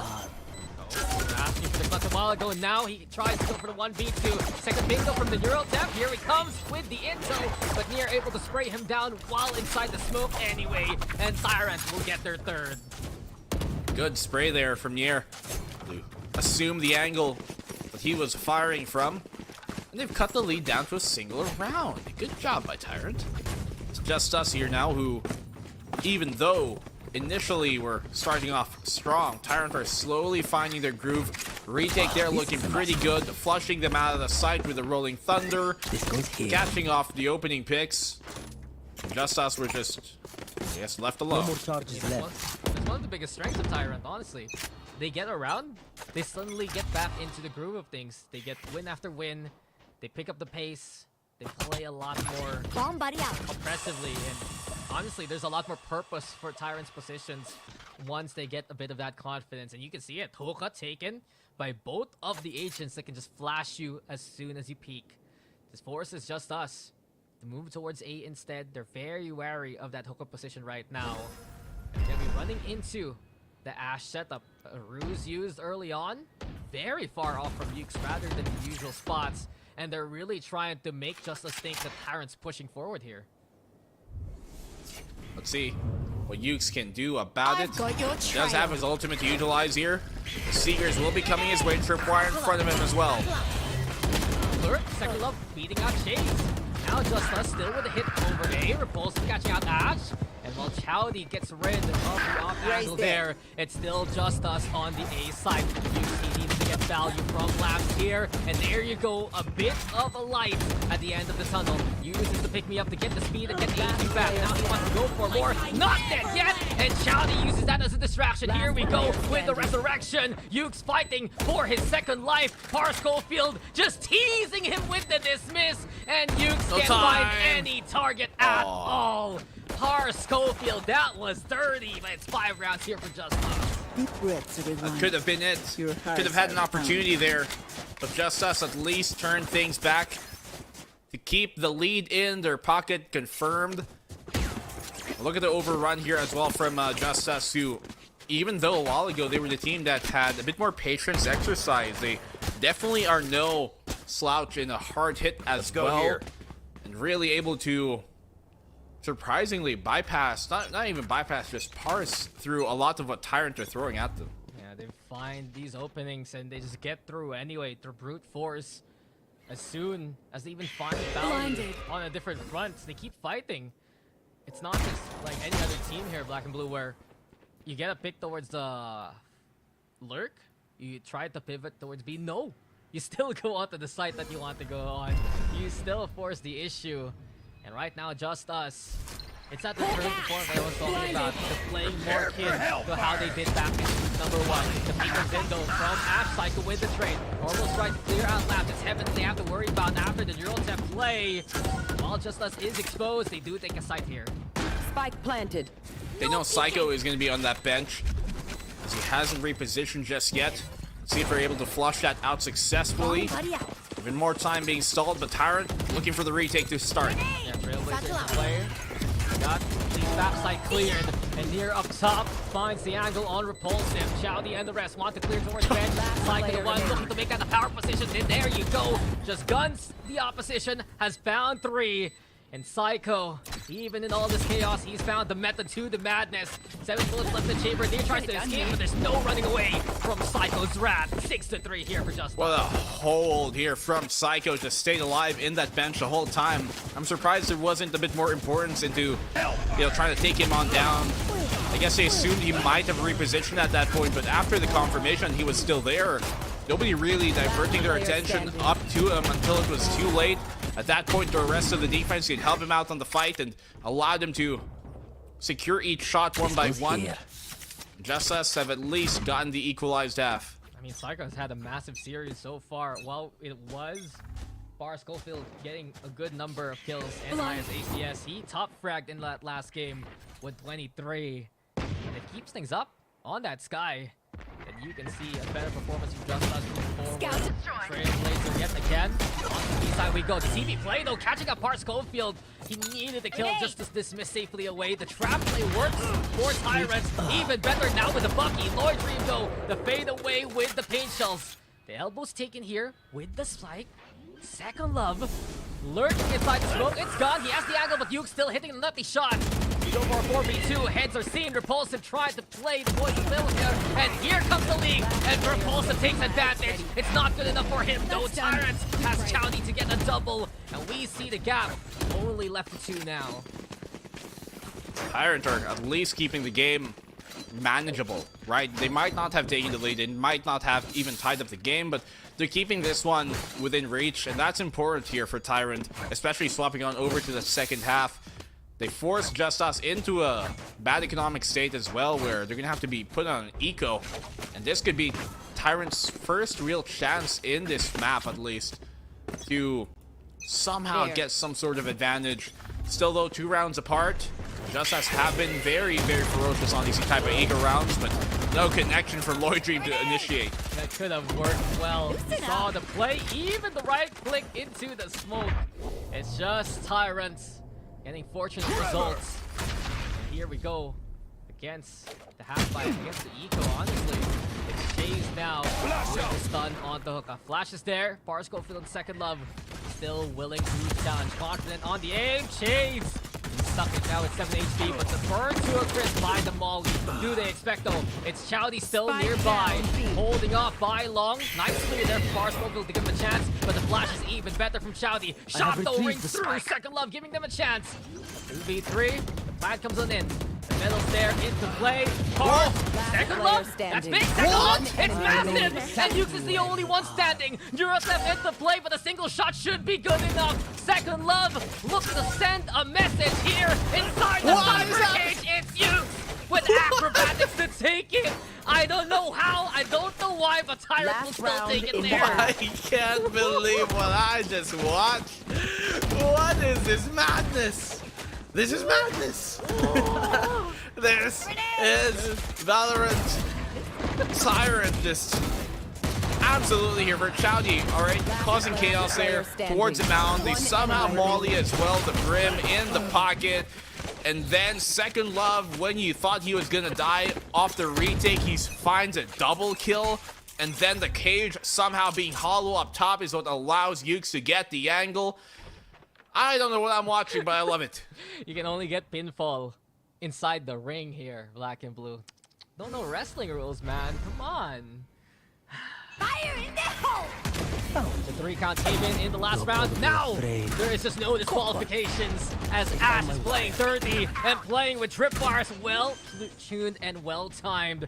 He's making maze, find the pick, looks for the spray, Spike isn't even planted yet, and things are just going so wrong for JustUs so fast. Here we go, yet again, Chowdy on the inside, Ukes on the board, Psycho the only one still standing, and Tyrants have trapped JustUs there to tie up the half. Well, that was a quick round, even quicker than most of the other rounds we've seen here today, and this has already been a fast-paced series.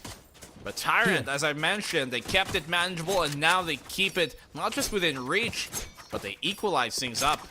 And the pressure is now on JustUs, who do have a map up in this series, yes, but that can be quickly erased by Tyrant if all goes well, starting from this pistol. Yeah, and Tyrant has really picked up the pace here, and Chowdy having massive games so far, coming into bind. And we've seen Chowdy get so much value out of his sky, playing towards B alone, moving back into watching out for Hookah. And that's the thing, JustUs, sure is heavy-handed, but it's only towards one of the 4 angles here on bind.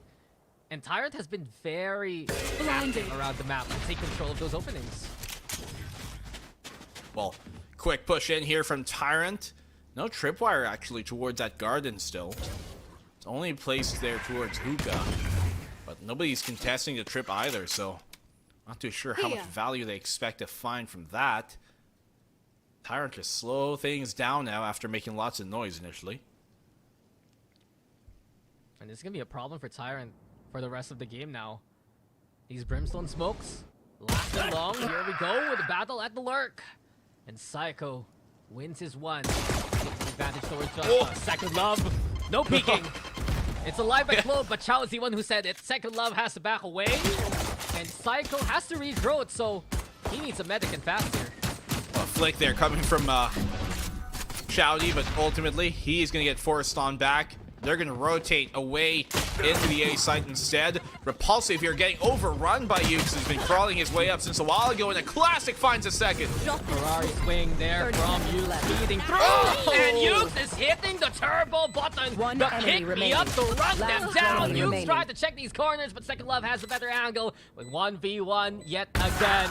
But Near sees him, spots from heaven, and sends an angel to up above. Tyrant take this pistol, and not only that, they take the lead. Finally, lead here by Ukes. It's been quite a while since we've seen that from Tyrant, especially in the series, but on the way and on the way, they have been continuously, incrementally heating on up. Ukes here obviously finding the timing on Repulsive, and especially on this part, Schofield just catching him with One off timing, enemy playing remaining. super aggressive and Last player. super fast. You can almost hear his theme music as soon as he starts holding W. Good. Ukes for stuff. And here we go. Looks like his teammates Near Perez wants to push in. It's pole position there for Near. Schofield up close. And Ukes again setting the fastest lap. We go into laps, we speed on through. Who uses a judge at that range? I don't know. But second love, he's hurting 8 HP. And Ukes wants to push him, timing everything. He wants it. Cycle solo too. And Tyrant have this one in the bag. If Cycle somehow clutches 1v4 with 3 HP, I am turning off my stream. Yeah. Okay. That doesn't happen. Not here. We would have logged off and you guys would have watched this with no casters. But then again, some of y'all might want that. Some of y'all, based on the chat, some of y'all prefer that sometimes. We have 2 streams. Pick your poison. Yeah. I mean, that's more than most. So, Actually, you take what you want. I have we usually have the Filipino, we have the English, we have incredible Let me people who watch Party. That brimstone Maybe can't YouTube stop me. nerds. I don't know. I don't think he's online right now, but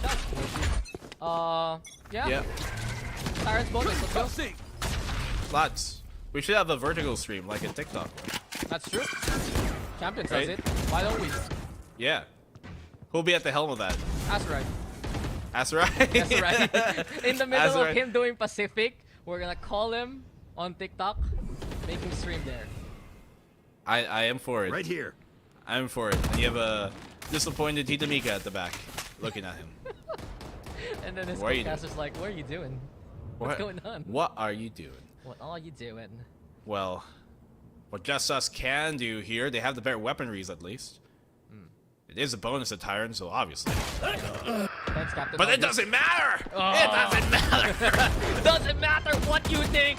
Can you smell what Tyrant's cooking? Because Ukes again is online. He had a rough defense in the first half, but here on the offense, he is online and at the ready. The medal is just absolute madness. Perfectly placed to this Spike KDHP of planted. Lloyd Dream there. And JustUs just didn't know what hit him. What do you think of the buy that Tyrant came into this round with, Dax? It's good. It doesn't matter what you think of the buy, because Ukes with a Guardian connects and everything anyways, and he has been so sharp. But I agree. It doesn't matter if you agree. The 2v4. It's done. The round's over. They're saving. It's a 2v4. But they're saving, yeah. Yeah. So, 9-6. Honestly, Or we 6-9. Drop in a smoke. Nice. We were expecting his performance to Ukes after that first game, right? But Yeah. he was shut down on the defense. Couldn't find value of the angles.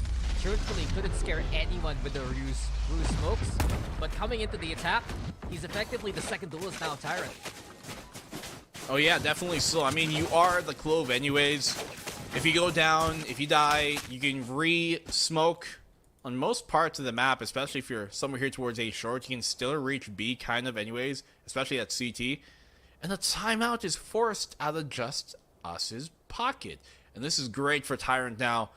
Really good chance now to potentially snowball things into a third map extension, knowing that this could be a 10-6, seeing as how their scoreline is kind of meh.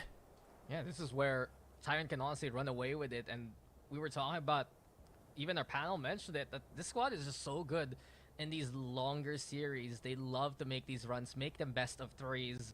And while the records haven't been kind to them, you know that Tyrant has been competitive throughout the season so far. Sometimes your standing just isn't the best reflection of you. And I think Tyrant Esports is one of the squads that has so much potential as well coming into VCT PH. Right now, they're proving it. And right now, they're facing off against a squad like JustUs that is so mechanically inclined, playing that game and winning through it. Right here. That's the best part about Tyrant. Their mechanics are always sharp. Well, maybe not always, but sometimes it impresses you how sharp they truly can be. Muckers. Off we go. So, individually, their player is definitely outstanding. It's always been their just teamwork that has been put into question. Right in, JustUs with the full set, but Tyrant's ready for this one, and Ukes again, sharp on the shot. player He's still standing. alive, by the way. Ash good for a double of his own, and JustUs line up, just like sheep to the slaughter there. It's Tyrant feasting a fancy banquet to play into B side now. Yeah, if only Schofield could have timed his Lear as well.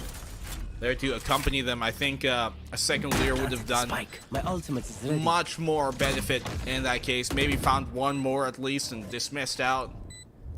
But it is an eco round anyway, so it's an ample risk to take for JustUs. Second Love, no second chance at this. It's a 1v3. They're marked on him, high-low. At this point, this round should ultimately be done. Let's see, maybe he can find the frag. Please find it. So down. Gives him a taste of his own medicine, and we get the Tyrant at double digits. But isn't that interesting? Even coming into the eco, right? JustUs still go for the full send. They always look to surprise their opponents. But Tyrant with the tape and with the experience firsthand for game number 1, expecting that earlier and expecting that in that last round there. Well, we definitely did expect a possible map number 3 from this series. And Tyrant are looking for it to be the case. They got the ultimate back on the Ukes again for him to utilize. Let's see if we're going to let him lead the charge in that case. Cam set up there towards the showers. And JustUs No peeking. holding by short, stacked up yet again. They're just willing to play retakes here. Even Second Love wants to chime in. Eventually the push now. Are they get exposed? Ukes, he's gonna go for not that yet, but he will meet the showstopper of Lloyd Dream. Even the second chance has been broken. And JustUs, they're gonna trade for the 1-for-1 here. But interesting enough here, Black and Blue, Tyrant can still set up smokes towards A side. Careful there. Definitely is the case because of the fact that, well, I mean, you are a Clove, so you can still lay those down. I believe there's a chance he might be able to reach towards B to an extent, but might not be deep enough for the CT position itself. Still though, things slow to a crawl. They find the pick here. Yeah. Ash has got the Neural Theft. They want to angle towards A, and the position where the Clove died is still good enough for those default smokes. 30 seconds left. Walk into I the know hands exactly where of it is. Repulsive and the rest. The neural tap, well timed. triggered. And Ash yet again providing that intel. As soon as that happens, Chowdy and Nier decide to go for the site. They're marking the CT. Second Love hustling his way in, but Chowdy's ready from up top. Also good angle there from Nier. 10 A flash seconds comes left. in. Here comes Repulsive now from the flank. He's gonna walk into that one. Lloyd Dream though good for that little zone. One And enemy Repulsive still remaining. fighting and fragging out. Chowdy finds three. Makes that 4. It's Chowdy's time there for the round. And it's 11-6 as Tyrant is running away with this game. They are starting to definitely build up momentum already, and it's reaching its absolute melting point here. It's JustUs unable to really retain the control that you saw them build up in the earlier rounds. So far in the second half, only a single round they've been able to win. And Tyrant have just been, as you mentioned, running away with it in more ways than one. Struggles from JustUs all throughout, especially Car Schofield. Don't see this too often from him, but he's only found 6 on the Reyna. And your value as that agent is to find kill after kill and snowball from there. An avalanche instead sent by Tyrant. They play at the fountain again. 4-1 splits. No push though from Repulsive and the rest. We get it from Hookah instead. Second Love being very careful. He dies here. His setup's gone. The push now on to be long. The flash is there, and Ash timing everything. The pick is perfection. The TP play. Watch out for Lloyd Dream, though, here by Showers. The bank shot there with the paint shells bouncing it off the wall, but Second Love getting the catch on the market instead. Europe left to play. We go for a 4v4. Intel's there. Lloyd Dream really low HP. And Chase and Nier get the overrun eventually. From short now comes the clash. JustUs still willing to fight. Second Love and Psycho with the fight there. It's up to Second Love now to do everything for JustUs. That comes in planted. over at triple. A Enemy 1v2. remaining. Now we go to a 1v1. But Second Love is 26 HP. And Chowdy sees the hats there. The head of Second Love is dead. It's match point for Tyrant. Match Point. And what a way to do it as well. Round after round, straight consecutively here, really. And over on this kind of mixed buy that they got going on. There's no real fight even put up by JustUs. A very different JustUs and a very different Tyrant that we're seeing now compared to what Lotus was a while ago. Now the op comes out here on Nier. I don't know if JustUs are going to expect this to be happening. Yeah, just us unsure of where to go, where to station. And Tyrant has effectively outrotated their opponents for multiple rounds here on the attacking side. Yuke's again with the jump peaks. They immediately spot out Second Love, who's ambitious to push towards B long. No punish though, just us. They know they lose this round, their game's over. Crucial here for JustUs to get this one, but I believe that they still have it in them to extend this game. Will they come back into it? I'm not too sure, but best believe they might have one more at least in the tank here. Yuke's is pulling some attention, gonna keep the defense rotate now towards B. The Ruse is there again. Yuke's making that noise. And JustUs, they cannot falter against those bluffs again. Near has the operator and the showstopper. We hear the rolling thunder now. Lobbed towards the last here, but Chowdy's the first to fall to the hand of Lloydream. Wilbot now looking for a target. Repulsive inside the smoke. He's done it yet again! He's played exactly like he did a while ago in map number 1. Repulsive with a bit of deja vu to make Tyrant remember. And JustUs still alive in their mapping. Well, JustUs, as I mentioned, you best believe they got at least one more within them. And that they certainly do. But at what point do Tyrant close this out? But the thing is, because they dropped the op, it's in the hands of Lloydream now, so they just gifted him a free weapon to use, and that's a big one as well. Judge, they're definitely working out within the smoke. But how long does this continue? Same gun, different map. And 2 times now this series, Repulsive has gotten away with a play like that. Tyrants need to be wary moving forward. Especially if they want to make the map streak happen. The peek out from Yuke's. Almost punished there though by the double push from JustUs. A chance now to go for A. Main shell's gonna be there. Repulsive has the orbital strike to try and separate them. But here comes the showstopper. And Near says thank you very much for that pick. It's a 2-for-1. And on to A side we go. Shower's present still for Psycho. Get the Seekers into play, but Tyrants holding things off for the time being. Tyrant here. A few kills away from potentially tying this series on up. Rotation now into that B site. There's another one as well that can be played off of here by Second Love if the trip connects, but he's taking lots of damage. Able to get out, yeah, and nullifies his position. Oh, a big pick. Here's another. Where are you looking? Why don't you? Still keeping the orbs in check. Or Schofield doesn't need any kind of regeneration. Eventually, those still get hit the spray, and it's Chowdy instead with the pick. 30 seconds. Too greedy for Par Schofield, but here he comes, and he finds the third. Shut down though, courtesy of Yuke. And maybe a few regrets there for JustUs, as Tyrants will take their map pick away. We're gonna go for a third map here. Yeah, nice effort there at the end by Par Schofield, but while the Reyna did not really find things going on early on, they were actually playing pretty alright to start off that first half, even if Par Schofield wasn't really heating on up. Their attacking side looking a lot better, but on the defensive side, you really saw a bit of liabilities when it comes to them being able to lock things down, not having that much utility as you typically do when you have a Reyna. Yeah, you just don't have that staying power, and you're expecting to get kills across the map. Tyrant doing an exceptional job to stay away from those kind of fights. The way they peek in safer angles, the way that they mark their targets, and a big recovery game from Yuke's from first half to second half, man. It was night and day, a big difference. He gets 18 kills on the board, most of it on the attacking side. But you know who has been consistent here for Tyrant? It was just Chowdy all throughout getting things done.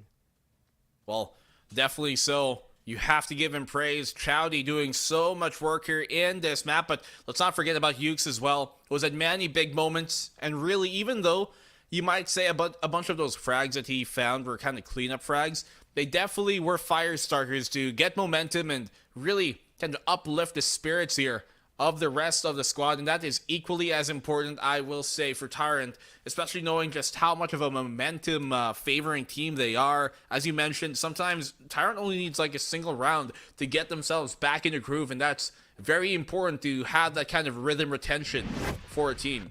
And the kindling was there, and Yuke's was able to stoke that fire.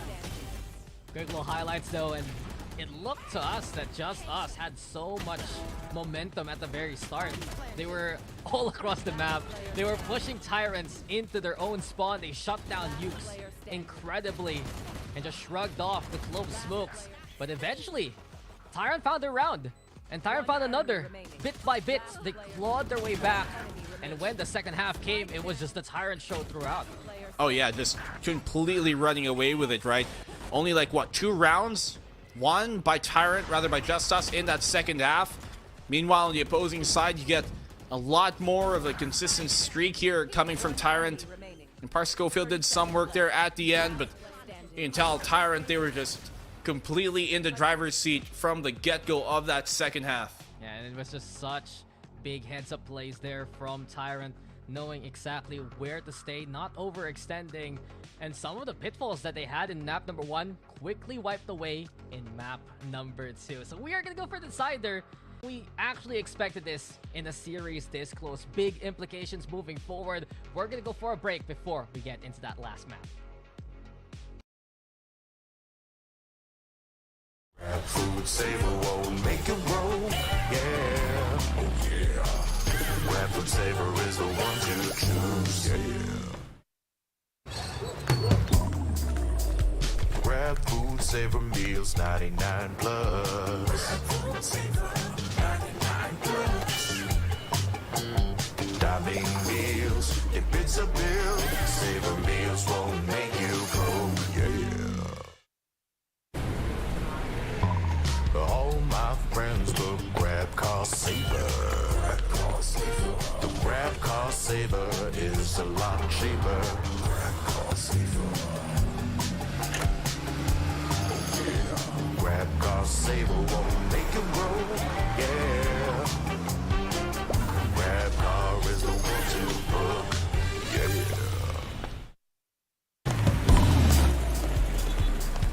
All my friends will grab food saver. Delivery fee is a lot cheaper. Grab food saver won't make it roll. Yeah, oh yeah. Grab food saver is the one to choose. Yeah. Grab food saver meals, 99 plus. Grab food saver, 99 plus. Dining meals, if it's a bill, saver meals won't make you go, yeah. All my friends will grab car saver. The grab car saver is a lot cheaper. Grab car saver. Grab car saver won't make it roll, yeah. Grab car is the one to book. Yeah.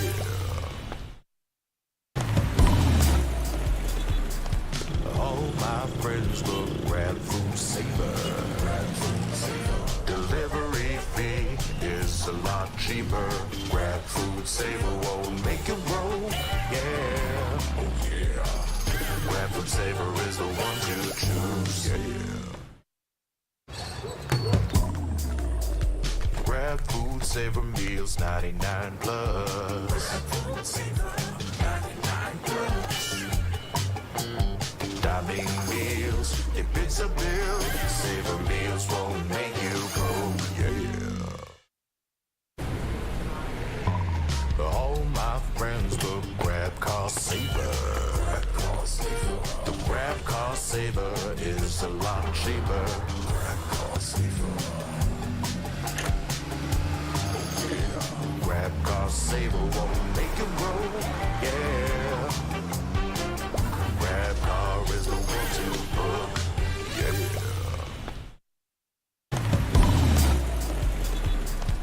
All my friends will grab food saver. Delivery fee is a lot cheaper. Grab food saver won't make it roll, yeah. Oh yeah. Grab food saver is the one to choose, yeah. Grab food saver meals, 99 plus. Grab food saver, 99 plus. Dining meals, if it's a bill, saver meals won't make you go, yeah. All my friends will grab car saver. The grab car saver is a lot cheaper. Grab car Grab car saver won't make it roll. Yeah. Grab car is the one to book. Yeah.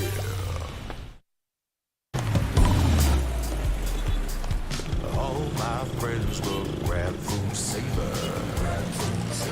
Delivery fee is a lot cheaper. Grab food saver won't make it roll. Yeah. Oh yeah. Grab food saver is the one to choose. Yeah. Grab food saver meals 99 plus. Grab food saver 99 plus.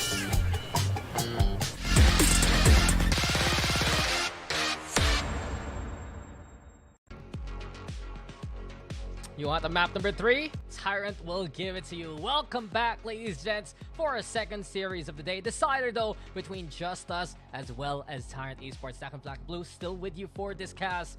And as of right now, it's been an interesting tale of the tapes. JustUs overpowering in map number 1, but in map number 2 was a different story. Tyrant with the outmaneuvering there to take bind.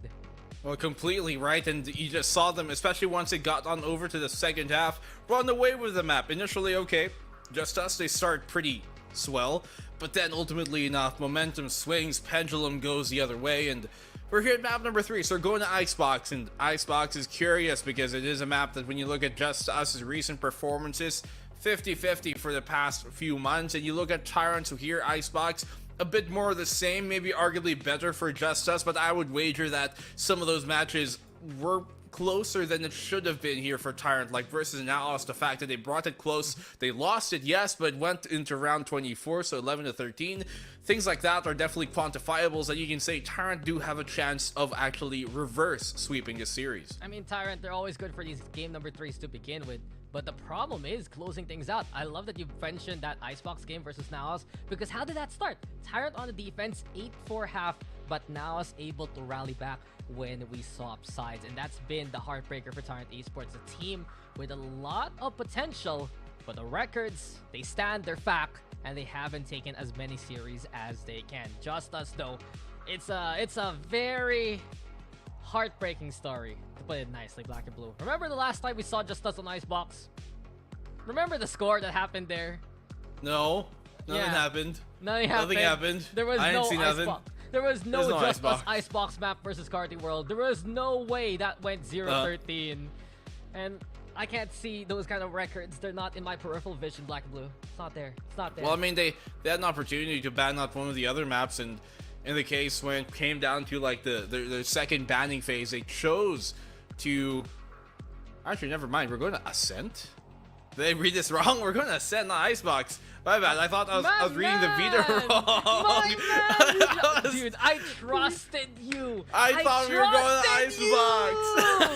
I knew the map graph, so I'm like, huh? Is that this Icebox? Okay, I'll go. We're going to Ascent. I thought for a second we were going to Icebox, which was kind of confusing me in the fact that we were going to, because they had the option of banning Ascent or Icebox. I thought they banned Ascent. I can't believe you've done this to me. I can't believe you've done this. Believe this. I trusted you. You were the chosen one. You were meant to bring balance to this map draft, not leave it in debate. Well, the debate shall be. I'm so annoyed, honestly. We're gonna go in a map 3 on this Ascent. I was. I just misread. I thought the graph said pick Icebox, not Icebox. I can't read. I can't read. This is why I keep on telling the panel, stop giving me the long spiel. Say it with me.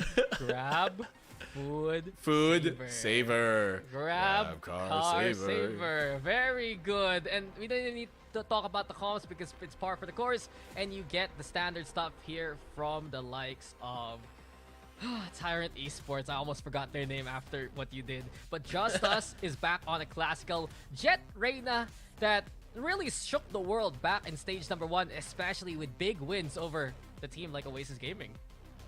Definitely so. So let's kind of readjust our senses here to over that Ascent, and You talked about JustUs. Yes, they took down the Oasis, but that was last split. Here so far, arguably the best team that they've taken down on this map has been Zol. They came in pretty close against Carti World, but can they do it against Tyrant now, who are starting on this attacking side? And speaking of, Tyrant are also a team who have taken down that Carti World squad as of very recent in the past few weeks on this map. So there's good standings for both, but who can really take the series home? And without Near, it's Ash the one playing the Killjoy now here for Tyrant. But it is a hotly contested map. Truthfully, I'd say it's 50-50. The legacy of JustUs is built on this map, but Tyrant also big wins on the set, including the one versus Carti World, which really started the whole map 3 affair for Tyrant. In any case, JustUs with a wraparound, playing from spawn even. They push now towards the side, just overwhelming the defenders, and they circumnavigate the defenses there of Ash. JustUs quickly onto the B side here, and it's a 5v3. Okay. Immediate rundown of the defense. Par Schofield, as you mentioned, back on the Reyna here. Chowdy gets some free right clicks to find Lloyd Dream. Luckily, will definitely benefit the retake. Flash on out, and here it comes. And here it ends. Over. JustUs needs a single shot. Ukes gets over the fight back.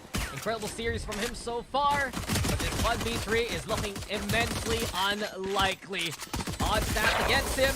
And eventually, Second Love will get the wall bang to confirm it. Pistol here for JustUs. Nicely done by JustUs. Completely overrunning the opposition. This Tyrant's defense there on towards the B side could not hold up to the wave that was JustUs, the horde that they were. I wonder if, like, we're going to see a bit better showings here from Par Schofield, who, to be fair, did kind of struggle on Find a while ago on the Reyna. Honestly, I would be surprised. This is the map where he feels most comfortable on the Reyna. 27 kills last time around versus old Stinky Cat. Let's see what the rest of JustUs can do moving forward. Second Love putting up the turrets. Distraction though, and they might not see Ash coming near. Instead of the on the cycle, beautiful assassination there, and he dips out after that first pick. Same play though from JustUs. Over on CT we go again, and the Stinger doing some chip damage onto Chowdy. Near. Vicious though, he's pushing forward, but Par Schofield getting on the board, looking to right the wrongs off the second map. Making sure he's a menace in the front line. Now Chase runs into Lloyd Dream, and JustUs. The call here is divide and conquer. Go everywhere where they can, get their individual picks, and exactly that, what's happening right now. Near with the find onto Par Schofield. One enemy get here, Black and Blue. Eventually, Second Love with the kill. It's so sloppy right now all across the map, but it's exactly what JustUs wants. Yeah, at least they're able to keep the damage to a minimum for the most part now after the initial opening ones. Especially if they can find Ukes here without being taken on down, who has been put back on that smoker role, which, to be fair, he has been for the entire series and generally is, but we see the best of him when he is able to get aggressive. And to be fair, Omen can get aggressive too every now and then, just not as much as what we saw from the Clove a while ago. There's just so many things going on when JustUs throws a big wrench in initial positioning. Extra frag looking very unlikely. How are you still alive, Ukes? How is this possible? Barely. Still alive, but he's barely breathing. You're the man who can't be moved! Crazy! Yep, nothing will stop him except for a black radianite explosion. What am I supposed to do? I only got a shorty here for you. What am I supposed to say when I'm all ecoed up and you're full buy? Dude, this sounds awful. Ugh! So what you think? JustUs is taking CT away from Tyrant. When do you see that happen on a map like this? Well, what's happening is that they're falling to pieces. Yeah. That they are. I mean, they don't have a bad bonus buy, okay? You got a Guardian, you got 2 Bulldogs, and then you got Reyna. So that's a force multiplier in and of itself sometimes.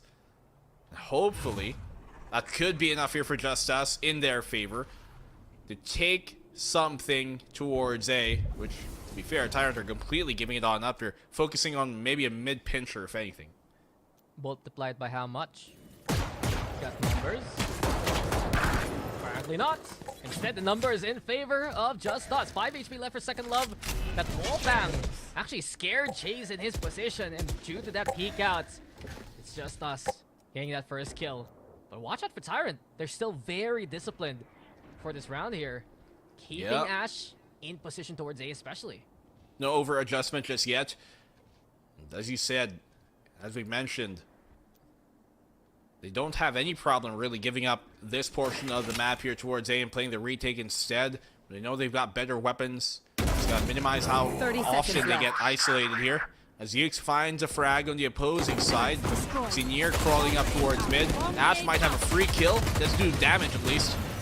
Searching for it, but can't find a target to kill. Instead, though, JustUs trading a few guns, getting set for the post plant here. A 4v4 still. Tyrant with the advantage with the off-angle bar. Schofield doesn't even see Nier coming.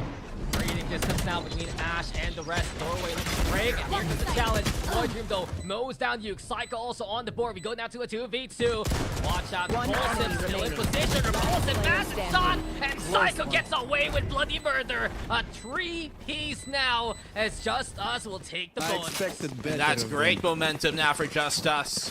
Find the opening pick, and even though it was equalized and they had the better weapons here, Tyrant was not able to win out on the retake there, especially towards tree with a lot of damage being undone. The Guardian, as I mentioned, always a threat. Nier, he did a good job to try and get the flank going, but once more, the fight here Lloyd Dream put up towards this tree position just pulled all the attention, allowed Psycho to find the double in the round and find the third for their half. Looking for though a bonus now is all the momentum that they would want moving forward. Nier moves up to try and make the entry happen. With the fragment into play, second Lear instead will be the call. Yuke peeks out, still gets away with the kill at the far Schofield. Nier also from up above. Lord Dream though able to hit a good shot. And just eventually we get on site, but there's just casualties on both fronts here. Ash now ambitious, not gonna happen versus Lloyd Dream. Spikes planted, doorway looking to break. There's a good shot dart there, but there's no chance for Chase. And Chowdy now, he's in danger. Lloyd Dream leaps to take that kill, and somehow that's still a precise shot at the end. Yeah, what am I watching? Just moving and shooting, and it still connects. That's absolutely precise. But the operator, if you want to talk about precision, is going to be pulled out here by Nier. Still, I do think that Tyrant on this defensive side, even though things are not turning out for them so far, that could change. We've seen these comebacks happen. We've seen strong starts from JustUs be erased, as we saw in Bind. Yeah, Tyrants. It's not looking good right now, but this was the start effectively. Back in that last map, give them an inch, they would go for the mile, but JustUs looking to run away with it, and here we go again with their sprint. Paranoia is good from Yuke, but he just can't hit the shot in time. The spray that's not good enough. Parsco feel alive to fight, and it's Psycho and the rest will make their way in. 5v3 lockdowns there. A contested chase not gonna happen. It's JustUs with the A side. That's such a missed opportunity. The Paranoia connected. Could have been a free kill for Yukes, but obviously the spam kept him at bay. And Shouty's flash as well. But Nier at least gets a punish on a Psycho who now lets him know they've got the op. Op has been heard, but Repulsive is unseen. Ash assassinated. There you go with the recon, with the shrouded step. It's Repulsive just scrambling around like a mouse. Chase though, good for the one. Lloyd Dream now with the trade, and Lloyd Dream wants to chase this. The jump peak gets confirmation. Nier's nearby. This round is all but over, but the big deal here is if this op is going to be here for the next round. He might be able to save this, barring they don't actually get to really find them properly. That would definitely benefit their case moving forward. But yeah, JustUs. Momentum not stopping out at all here. 5 straight rounds on the attacking side of all things. We know the drill. It's not surprising though, JustUs in their history throughout the year, it's the attacking side where it matters. One of the bits, usually the records by different compositions early at the start of split number 2. They tried to play the Ascent vanilla comp, didn't work. They tried to play it with the Clove, it didn't work. But once they've got back with the Jet Reyna, it's the pace that they get with this composition that allows everyone on this roster to shine. Well, you mentioned that that Reyna could be a big part of it, and part Schofield definitely seemingly so having a better game right now, trying to take the brunt of the push, and the no-scope collateral from Nier! Automatic he finds! What did we just see? What was that near? And he leaps away, just getting out of danger in time. I can't believe it, but gets just away us. There's still a bloody lot to murder. fight. The Blade Storm is here from near. But with an unbelievable miracle, is that Winnable. all he's got? One The enemy Odin's remaining. gone. It's 1v1. He And a wins. single blade will do it for near. What did we just witness here from Tyrants? I cannot believe it. Near? Clutch. Hello? Hello? Oh, Hello? Insanity. Here. No scope collateral. Bringing things back to an era of Cold Zera. Oh my gosh, and he dashes Last player standing. through them all, doesn't even bump any of them, is able to escape into their pack line, and then gets the 4K clutch in the end. One of the best clips we've seen all day, and we've seen some spicy stuff. Clip that, posted everywhere near you. Clip it, clip it, clip it. What was that? It is, if only highlights could be put on the fridge.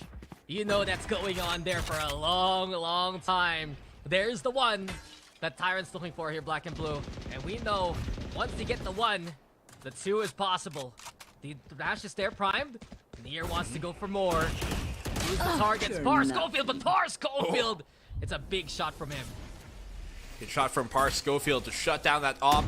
When you're farther from the corner, you get to spot out the opposition quicker than they would you. That's exactly what happened there. Oh, the spam not working out here for Chowdy, who takes a beating through the wall. I'm still watching that Nier shot, even in this round. In my brain, it's playing, but you know that Just Us still wants to keep things going.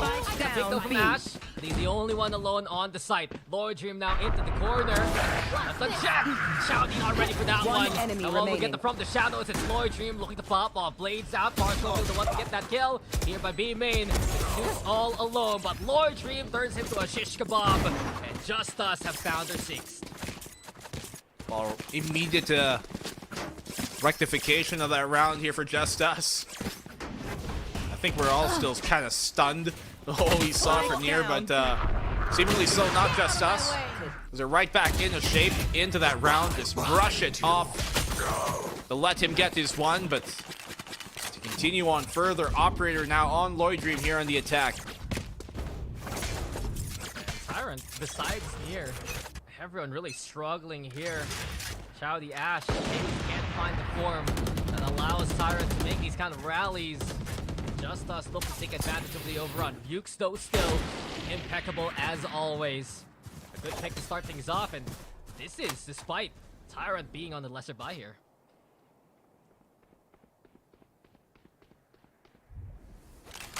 Well, they still have the op.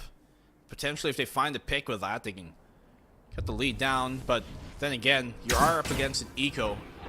You do not want to get caught out by these pistols, so he's going to swap on over to a Vandal instead.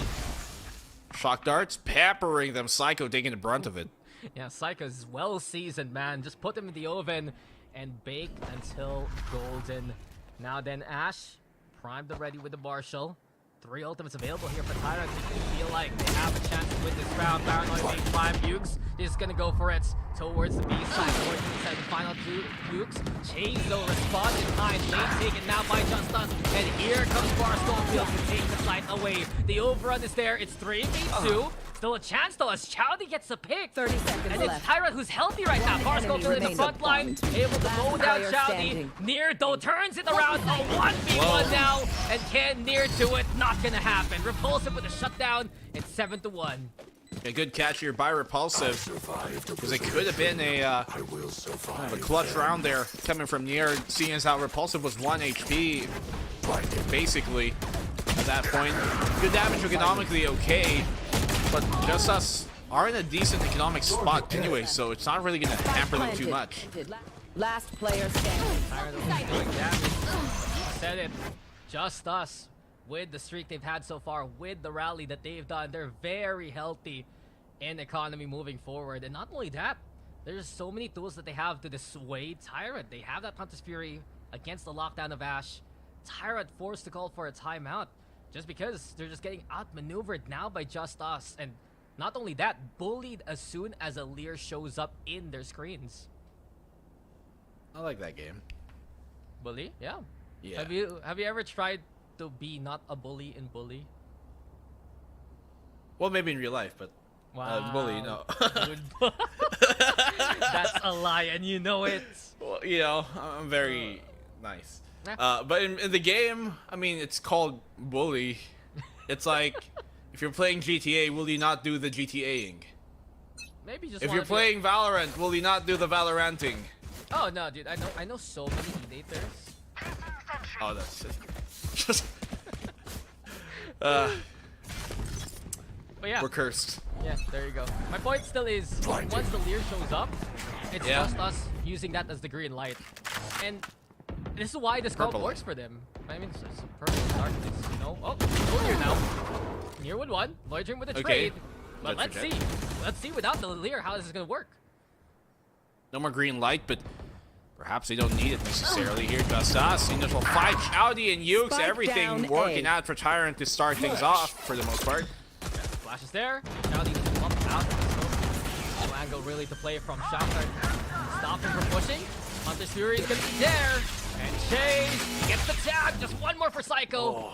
It's not gonna happen, but there's the push. Oh, timing! They will see each other. This can work out so well here for Second Love if he marks the right angle. And there you go with Second Love, but Ash unexpected. Here he comes with 2v1. It's high time to let that Odin sing. Psycho still alive, hiding from these guns, and eventually Ash will find him. So Tyrants get their second round, and there you go. Proof in the pudding. No Lear, no problem. Surprised Second Love doesn't turn around there after finding the kill towards Tree. When he should know that there's a possibility someone's in towards Heaven, but still, it works out, especially here for Tyrant. Really needed that round. Trades were going either way, but when they did push onto the site, Chowdy and Ukes especially gaining the player count, the man count advantage, and that really did benefit them in the end. Tyrant again, beautiful reset after a bit of a time out there. Eventually, though, it's just us. Still with a full arsenal, still with many ultimates. And this time around, R. Schofield, he tries to play in the dart, though.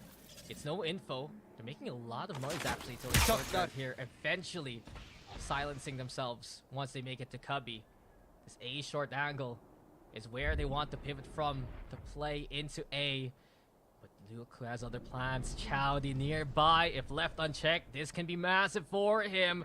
Like is the one marking the target. Psycho with a clear, and it's freebies here for JustUs now. Good job there by Psycho to pie that angle.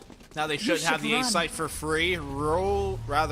Lockdown will be placed here on the attacking side. A counter one can be placed by Ash, but see if they open this up. Great job by Second Love to shut it down. It's free, and inside the smoke, he's not going to get scanned. He can stay for a while. Here comes the Lear, and Forrest Schofield with advantage again. Roll for initiative, and you can see already JustUs with a natural 20. It's 8-2 as we go for more.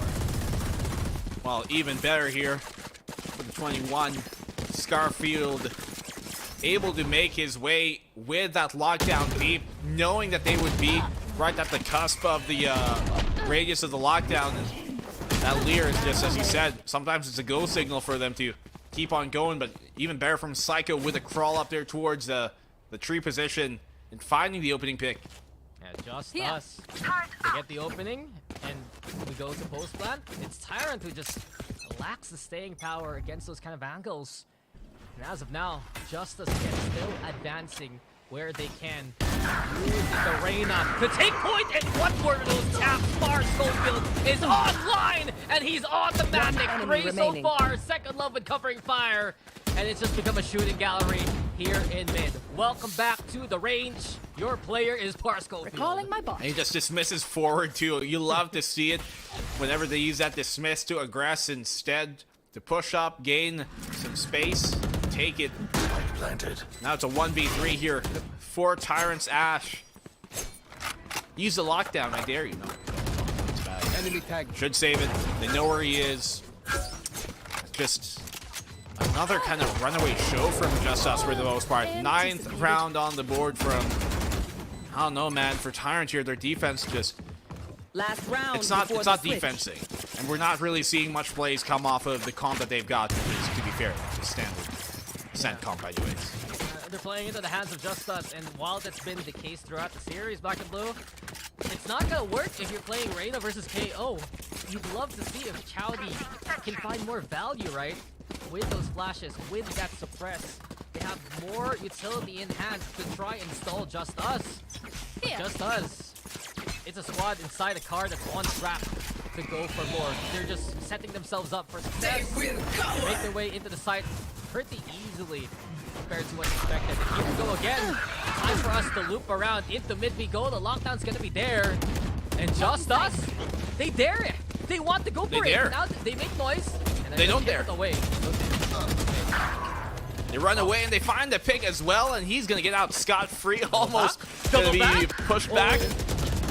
And here's a commit. Where are they going? What are they gonna do? It seems What are like they lost doing? in the sauce. And Spike Chase down. instead Defender spawn. able to mow them down. Damn if you do. Damn if you don't. You thought they go back after the pick, I got the spike. but even JustUs wasn't sure what they wanted to do there. I thought they it could have been cleaner. Obviously had the option to rotate on towards A. Low dream. Okay, let's see if he finds another. This is doable. Ash was saved by the alarm bot there. He actually got saved by his own utility. In any case, Lloyd Dream now. He's all alone. The spike and 33 seconds left in the map. With that fragment 30 though, seconds left. immediately it's a signal to go to A. But with 3 still standing, Tyrant should just come up as a squad to make that retake happen. Yeah, this is possible now, especially since the rotate happened. That means A is freely open. Door will be closed off. He faked the updraft to make them think he's up My there, ult's but ready. oh, he pops the blades. It is the last round anyways. Oh, and now the blades are Nope. gone.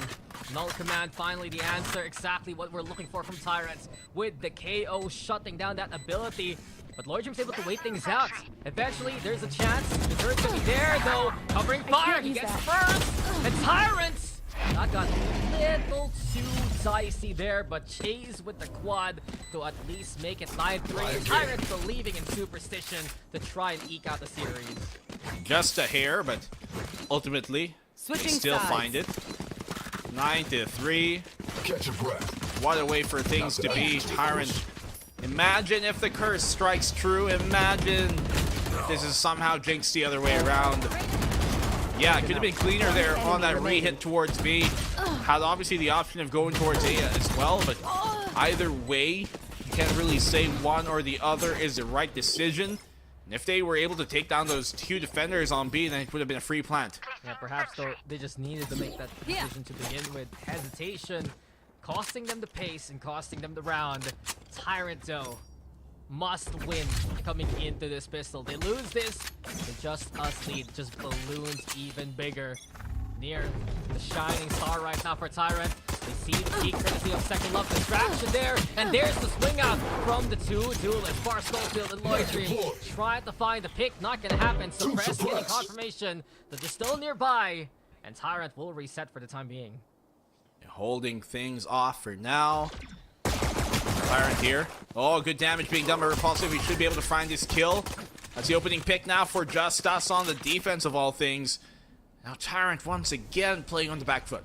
Yes, Tyrant has been put in situations 4v5 so often so far. And they're going to be running into the Second Love setup. The shotgun is perfectly placed by Psycho. Here comes another one. No dice this time, but a single tap's good for Lloyd Dream. Here comes the scan into the kill. Lloyd Dream looking to go for more, but Bar Schofield has his literal back. It's 3 still standing here for JustUs, and it's 10 on the board now for them. JustUs slowly, not even slowly, but rather surely, swiftly have taken this map by storm, and this is a problem we've seen from Tyrant, where they are able to get to map 3 sometimes. Just when it gets to that 3rd map, things do kind of spiral out of control for them. It's very unfortunate that it's happening once more here. You look at that matchup against Avernus, and same thing. Map number 3 wasn't really the best from them, and same with against Avernus. Swing out to Far Schofield, even better. Nice pick from near, but it's immediately answered by Far Schofield. He wants more, he'll try to get more. The suppress is gone now, and here comes Far Schofield. Not even leering, he is just brave here. Courage now rewarded as he gets a third. And Far Schofield hungry for more against the Eco. He's the warrior here. There's the one-way cloud for Far Schofield. Low HP, now shut down. Chowdy, the only one still standing, shut down by the rest of JustUs. And 2 more, JustUs will take the series. There's going to be a bonus, though, here for JustUs. But, I mean, with this big of a cushion, the problem is there. We haven't really even seen a timeout from Tyrant, I just realized, throughout this map. Almost seems like they've kind of resigned themselves to just playing it out. And endurance is such a big factor here, Black and Blue. We've seen Tyrants, good plans, good calls, good plays throughout the series, but running out of steam has been an unfortunate constant. Go again, and this is do or die time for JustUs, or rather for Tyrant. They lose this. What else will they have left in the back? It's a 1-for-1 to start with. JustUs now with massive picks, and Tyrant has just walked into the meat grinder that is B-side. Ash and Yuke's the only one still standing. But how much left do they have here in the tank? The Aldron's there. The push from Poetry. The punch is good. But Psycho even up here on the shot. A 3v1 now. And here comes trouble. Thy name is Far Schofield. Series point now for JustUs. Man, even against the bonus, I don't know. I think this game is done. I think Tyrant have just resigned themselves once more to just playing it out and see whatever happens. Throw it on the wall, and if it sticks, it sticks. No timeout even. No real efforts being put out at this point, and it's difficult for them because you can tell that their morale probably isn't in the best place right now. It's always going to be a struggle for some of these younger squads coming into VCT. The pressure amounting too much too fast. And JustUs is a team unrelenting. Can you say that this game is over? Far Schofield wants to make it happen. The push is there. Ash, though, nice punish. Paranoia gets the hit, but no one can swing now. But immediately, a commanding presence to begin the round. The flash is there. Psycho still trained in with the operator. And this is done. This is it. Chowdy still with the fight back, though. But here comes Second Love to finalize it all. 13-3 to take the series, commanding from JustUs at the very end. Yeah, great stuff from JustUs to take over the game when it matters the most there in map number 3. Don't let this one spiral out of control once more as map number 2 did. And hi, cat. Yeah, even Yui's like, oh, you're over? The game's over? Please feed me now. But truthfully, it was a good run from Tyrant Esports until it wasn't. Hotly contested first 2 games by Black and Blue, but coming into Ascent, they just look so lost. They had the high point with the Yuke's operator shot. That's going everywhere. That's going on TikTok. That's going on the highlight reel. That's, you know, it's going to go to PPGL in near future. But besides that, they were just wiped away by the force that was JustUs. Yeah, I mean, look at this. They needed heroics just to get them around. Really, 3 to 13. 10-round disparity, and you don't want to harp on the team anymore. You can already tell that they just were kind of zoned out of it by the end of it. JustUs definitely might have just put the nail in the coffin here into Tyrant's kind of run for this group stage. I don't know about their chances anymore for making it into the playoffs, but yeah, ultimately, it capiche. Yeah, it's unfortunate to say the least there for Tyrants. And it was a great run, especially for the past few series we've seen. They were competitive against Oasis and NAOS, and it was the same case for most of it versus JustUs. But the stats don't lie, and you can see the big difference. 12 first kills here for JustUs. Multiple times they get the pick, it leads to 2. It cascades into another. And it starts off with the Leer. And I know it's just a basic piece of utility from the Reyna, but it is the linchpin of the JustUs plans. It's a perfect flash that doesn't blind them enough time for everyone to get in there. And it's what works for them ever since split number 1. What a shot, though, from there. Yeah, but, I mean, look at the rounds that they won. This one was one of them. The other one was a clutch that had to come out. And the other, they had, like, one proper real win round, aside from the heroics that we've seen. So, for the most part, As much as they tried individually for sure, just the team as a whole could not coordinate in that point. It was one of their only real big punish rounds that we saw from them. Everything else just came to heroics, and just painful to see here for Tyrant. It's a whimper at the very end, but at least we heard their voices in the series. A nice try from Tyrant, but JustUs, they're back on form. They're back to their usual ways. And there is a chance for them to make a run into the playoffs now. This is big for them just because they get away now from the tiebreaker versus Avernus, which is going to be their opponent next. They're 4-4 tied up with old Stinky Cats. And it is a big possibility for JustUs to still make it within the top 6. But that's going to be it for us, guys. It's time for us to go to the panel to break down what's been happening over this series. Pagdating lagi sa Ascent, slow play, heavy default. Buti na lang, no, Osiris, nakita natin hold W lang tong JustUs. Walang bibitaw, sugod lang ng sugod kahit pa mag-switching sides tayo. Yeah, napag-usapan natin sa map Vito, no, na kahit makaisang mapa dito ang Tyrant either way if hindi to maging 2-0, bringing JustUs sa Ascent. Marami na silang winahasak na pangarap sa Ascent eh. So, JustUs running in a double duelist, press W talaga yung mag-shine dito dahil nga nag-gray na din sila. Pero starting sa low first kahit papano, no, naidikit naman ng Tyrant ng kanilang sarili. Oo nga, parang sobrang bilis na nga yung Ascent compared to yung unang 2 maps, and it felt like, yung sinabi naman natin sa start dun sa map selection na parang weird yung second map pick considering na yeah, they play it a lot but they don't really convert, at ayun, dun sila talaga nahirapan.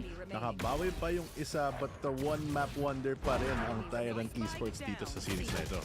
Sorry na lang sa Tyrant Esports, sa nabigyan kayo ng branding na gano'n. Magbabago yan, basta maka 2 maps agad kayo, di ba?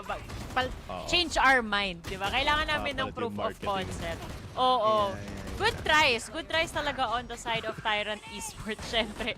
Pero, kaya natin to, guys. Isa pang mapa, di ba? Bit na bibitin eh. Pero, yun nga, actually nakakatuwa rin yung adjustments nitong JustUs. Kasi imagine mo dun sa bind, si Par Scofield na kilala natin na laging nagkikreate ng opening sa team na to. Ilan yung nakuha nila doon, Fluffy?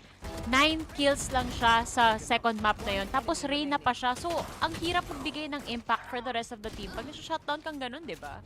I mean, to be fair, nasa-shutdown siya, pero yung mga kakampay niya, si Lloyd Dream, si Second Love, talagang sila yung nagbabawi. But yun talaga, pag yung Reyna nahihirapan, di na enable talaga yung mga duelists, ayun, tuloy naging 13-7 yung map ng bind.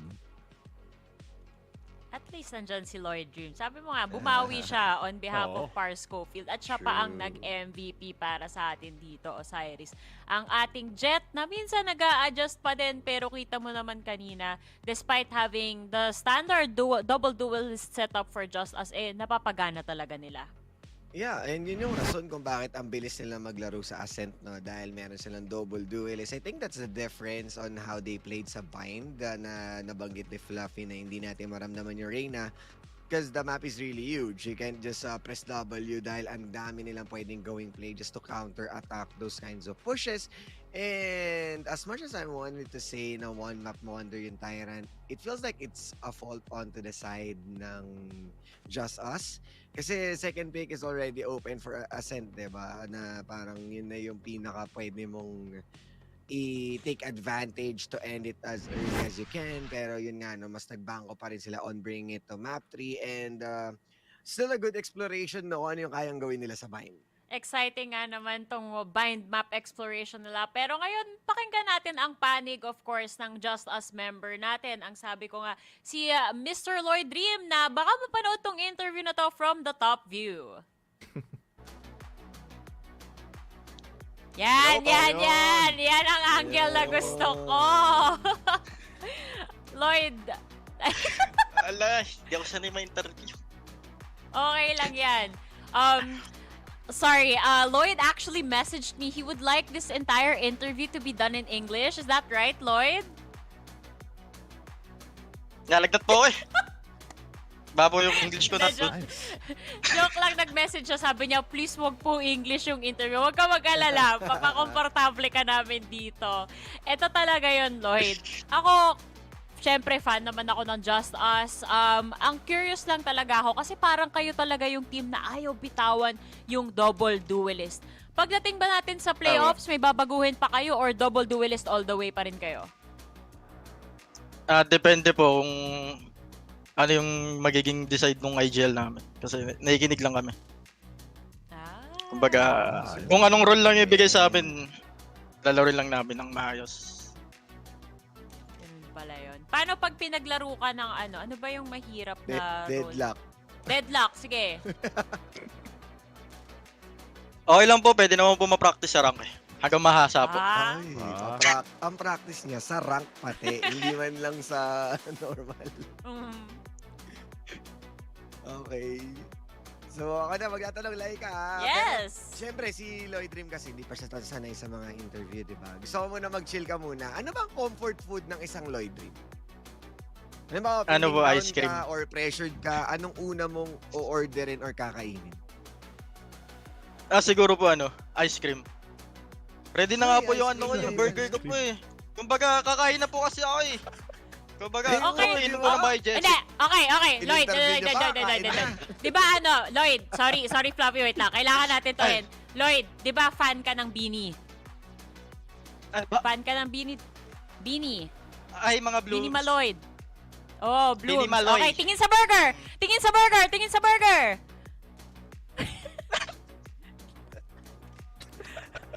Asa na? Nawawala yung camera mo. Tingin sa burger, Lloyd! Tingin sa burger! Tingin pa sa burger ka lang. Oh, burger. Namoy ko yung pinaghihirapan ko. Grabe. Okay. Namoy ko yung Fluffy, pinaghihirapan ano tanong ko. mo kay Lloyd? Para sa akin, tatanong ko lang bakit nauna yung bind kasakay sa Ascent? Kasi parang kaya-kaya naman sa map 3. Siguro po mas tumaas yung confidence namin sa bind kasi nung sa scrims po, sobrang goods po talaga nung game namin eh. So, ayun pala, may practice lang para. Oo. Tumesting. Practice naman po, baka 2 games lang po tapos pwede na. Okay din no? Nagkaroon ba ng asaran kanina kasi napansin namin dun sa bind na shutdown si Par Scofield. Hindi kami sanay na single digit lang yung score ni Par Scofield. Nagkaroon ba ng asaran in between bago kayo mag-map 3 o move on lang? Hindi naman po, siguro pagod lang po siya. Tapos, pinagpahinga na lang namin kumbaga, para sa amin na yung game 3. Yon. Sa inyo naman talaga yung game 3, di ba? Ayos talaga. Balas nun. Tsaka yung game namin nung game 2, iniwasan namin, masyado kaming natakot eh. Masyado kaming takot lumaban. Hindi bagay sa inyo, hold W kayo eh. Oo. Mas tinapangan pa po namin nung game 3. Yon. Buti na lang kausap namin yung kalahati ng mukha mo, no, Lloyd. Naintindihan talaga namin yung sinabi mo. Promote mo naman, Lloyd, yung... Huwag ka mahiya. Promote mo nga yung stream mo. Nanonood kasi, sinabi ko na kanina sa panel, nanonood ako sa stream ni Lloyd Dream. Pakita mo kung paano ka mag-stream. Pakita mo sa amin kung paano yung monitor mo pag naglalaro ka. Ganyan lang po, tapos patay ilaw. Kumbaga chill game lang po. Tapos bahala na po yung viewers humanap sa akin. Legit streamer of the century. O sige Lloyd, i-shoutout mo na ang gusto mong i-shoutout sa opportunity na to. Siyempre shoutout sa teammates ko. Sobrang saya namin kanina. Kahit nasa shutdown kami, masaya pa din. And siyempre nag-support sa akin. Kaya kinikilig ako eh. Kami ang kinilig. Para maiba, Lloyd, shoutout mo naman yung Beanie. Baka hindi sila nasa shoutout. Ay, shoutout sa Beanie. Sobrang sarap mag-rank pag sila yung playlist. Sino bang bias mo? Ay, baka po magalit kasi nagsiselos po sa amin. Nanonood po siya ngayon. Ay, no. Wala siyang bias. Nakikinig lang siya. Okay lang. I got you, Sige, bro. kwento mo yan eh. Fan lang po nung kanta nila. Kwento mo yan eh. Sige. Salamat, Lloyd. Naway sa susunod, makita na namin ang buong mukha mo sa interview. Congratulations ulit sa JustUs. Thank you po. Thank you guys. Thank you po. Congrats. Thank you. Congrats. Issue pala. Sorry, akin. Pero nakakatawa kasi hindi nyo pa ba nakikita yung meme na yon, yung sa Beanie? Tingin sa burger! Tingin sa burger! Nice. Ay, nako, ano ba naman tong mga kasama ko sa panel uncultured when it comes sa larangan ng P-pop. Hey, iwan na iwan kayo. Ang assignment nyo dito sa upcoming break natin ay i-research nyo kung Opo. ano ba yung meme Opo. na tingin sa burger, Akin. tingin sa burger. Okay? Opo. Okay? Anyway, si Lloyd Dream, nagse-celebrate na. Kakainin niya yung fruits of labor niya doon, yung kanyang Yum Burger. Kami naman dito sa panel, pupunta muna kami sa break. Pero wag na wag kayong aalis dahil may third series pa tayo on the way.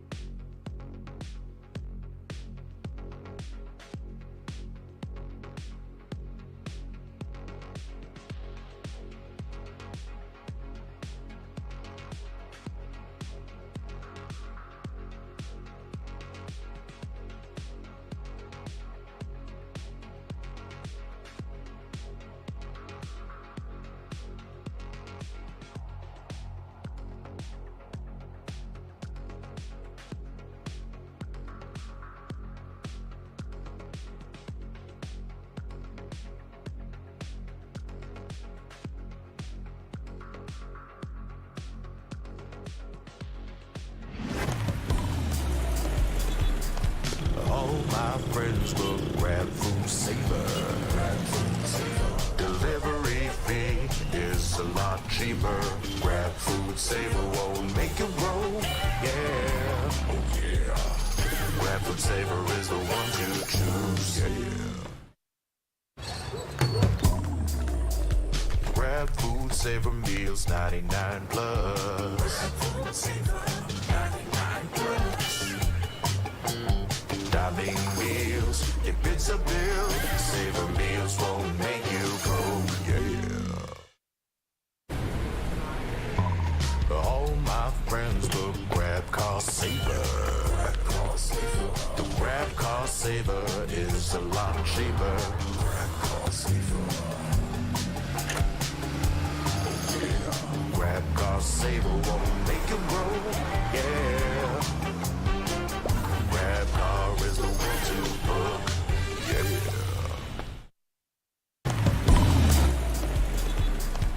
All my friends will grab Food Saver.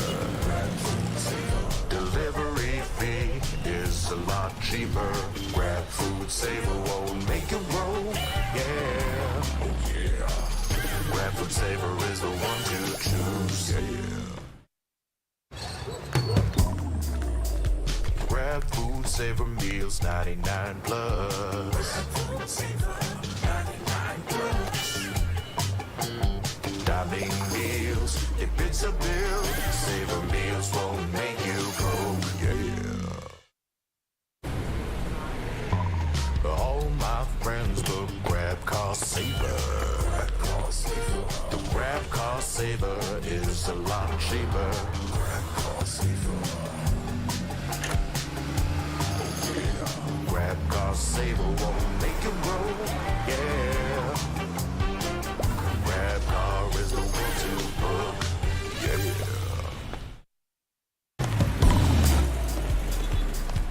All my friends will grab Food Saver. Delivery fee is a lot cheaper. Grab Food Saver won't make it roll. Yeah, oh yeah.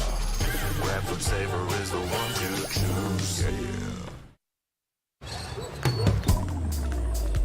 Grab Food Saver meals 99 plus. Grab Food Saver 99 plus. Dining meals, if it's a bill, Saver meals won't make you go.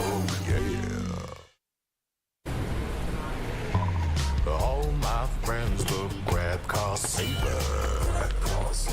The Grab Cost Saver is a lot cheaper. Grab Cost Saver. Grab Cost Saver won't make it roll. Yeah. Grab car is the one to book. Yeah.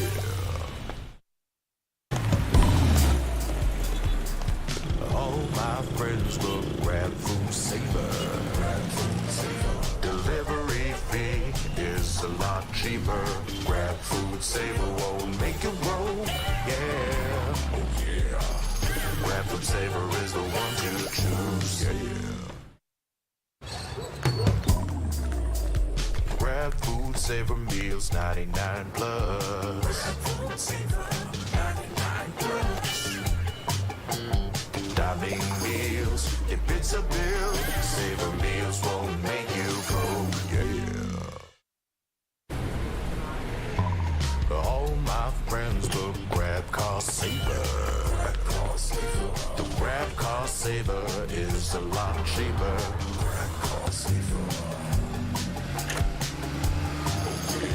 Grab Cost Saver won't make it roll. Yeah. Grab car is the one to book. Yeah.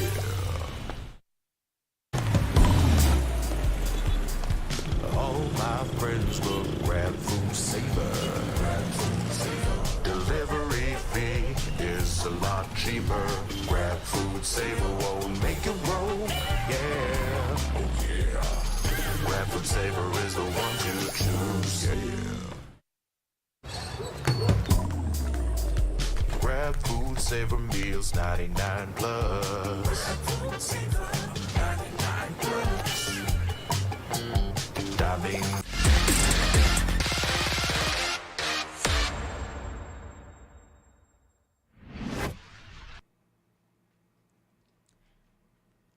Welcome back to VCT PH kung saan final series of the day na. Pero ngayon, dito sa ating panel, nagka-switch up na naman tayo at pareho silang may salamin. Mga double the vision. Eto, magaling mag-nostra kasi pag ganyan. Si Dax kanina, galing manghula sa map pool.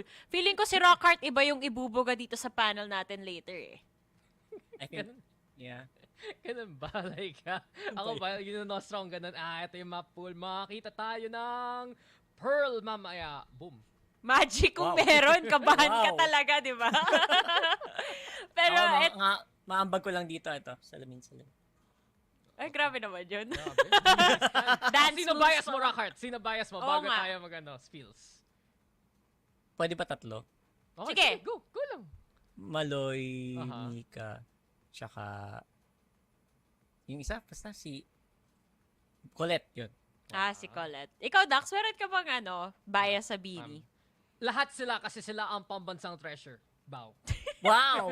The national treasure! Ako, kay Beanie Aya. Yan yung, bias ko. Sobrang ganda ni Beanie Aya. Pero dito naman sa broadcast, bias ko ang ating tatlong napakalupit na sponsor. Bias ko si Minesci Global, the official tournament organizer of the 2024 VALORANT Challengers Philippines, presented by PPGL, the largest multi-game esports league in the country. Bias ko naman yung Grab. Kasi yung Grab, nasa Thailand. Dito mo shirt ko, diba? At meron syempre dito sa Philippines. We're thanking, of course, our official super app partner, Grab. Score Grab's lowest prices ever with up to 15% cheaper fares on Grab Car Saver. Delivery fees as low as 15 pesos with Grab Food Saver Delivery. And thousands of budget-friendly meals as low as 99 pesos with Grab Food Saver meals. Don't forget, may promo code pa nga tayo, guys. Use the promo code GRABFOOD60 and get up to 60 pesos off your order with a minimum spend of 550 pesos. Promo runs from 11 a.m. onwards. Alam mo na, time check, 7 p.m. na basically. Ang weird sabihin, pero bias ko si Gab. Matagal na. Alam ko na yun na kahit matagal na. Officially sa action to kasi ng Games and Amusement Board. Yung pala yun. Ang weird nun na. Baka bias mo si Miss Cynthia, di ba? Si Miss Cynthia. Shoutout to Miss Cynthia! Shoutout kay Miss Cynthia, let's go! Yan yung energy natin going into the final series of the day. At syempre, ito ay isang series na hindi rin natin pwedeng tulugan dahil make or break pa rin to para sa chances ng isa sa mga competitors natin na makadiretso dito sa ating knockout stage. On the other hand, yung makakalaban nila na first team introduction pa nga natin dito, kung hindi ako nagkakamali, ay ang team na gustong ma-foil nga yung plans ng isa sa mga Goliaths natin dito sa tournament. Kilalanan natin ang potential spoiler sa plano nila. Heto ang Avernus Esports.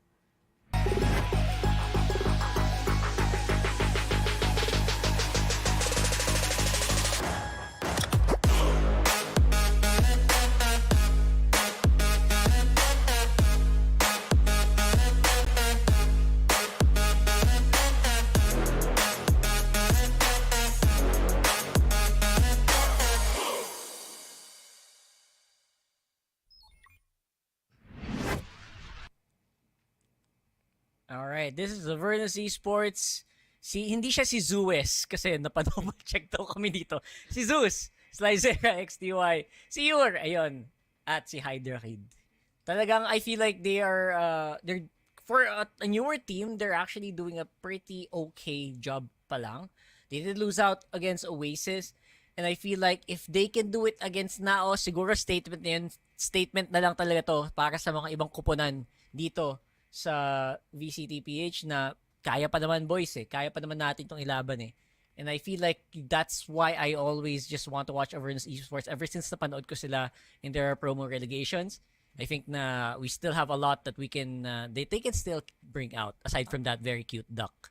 Oo nga si Dens ba yan? Tama ba? May duck si Dens. So cute! Ilagay pa niya dun sa headset. Pero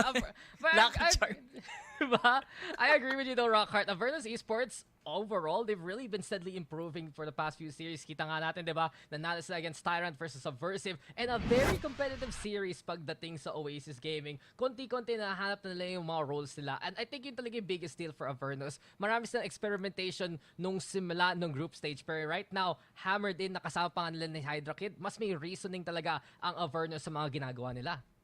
Maganda nga rin yung mga adjustments na pinapakita ng Avernus. Pero yun pa rin talaga yung concerning dito na kinukulang pa rin yung efforts nila, especially when they go up against the more experienced teams nga natin dito. Yes, pumapalag na sila kahit papano sa Oasis, pero kailan kaya tayo makakatikim ng victory against one of the more known teams dito? Katulad na lang ng makakaharap nila up next, which is NAOS Esports.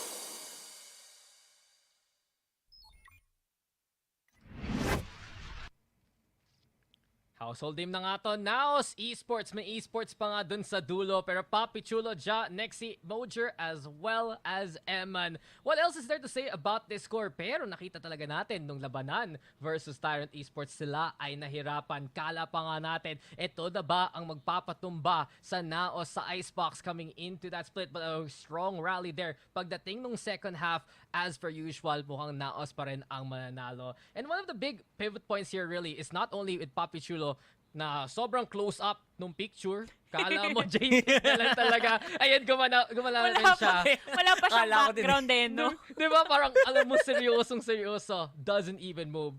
I think for Papi Chulo, finding form is one thing after that Oasis series. Pero Eman rin, immense step up. Parang nakikita talaga natin na yung frag potential dito na NAOS nag-i-increase as the series are going on. And usually the players, the more supporting roles, sila pa ang nakaka-pop off, especially in that last series.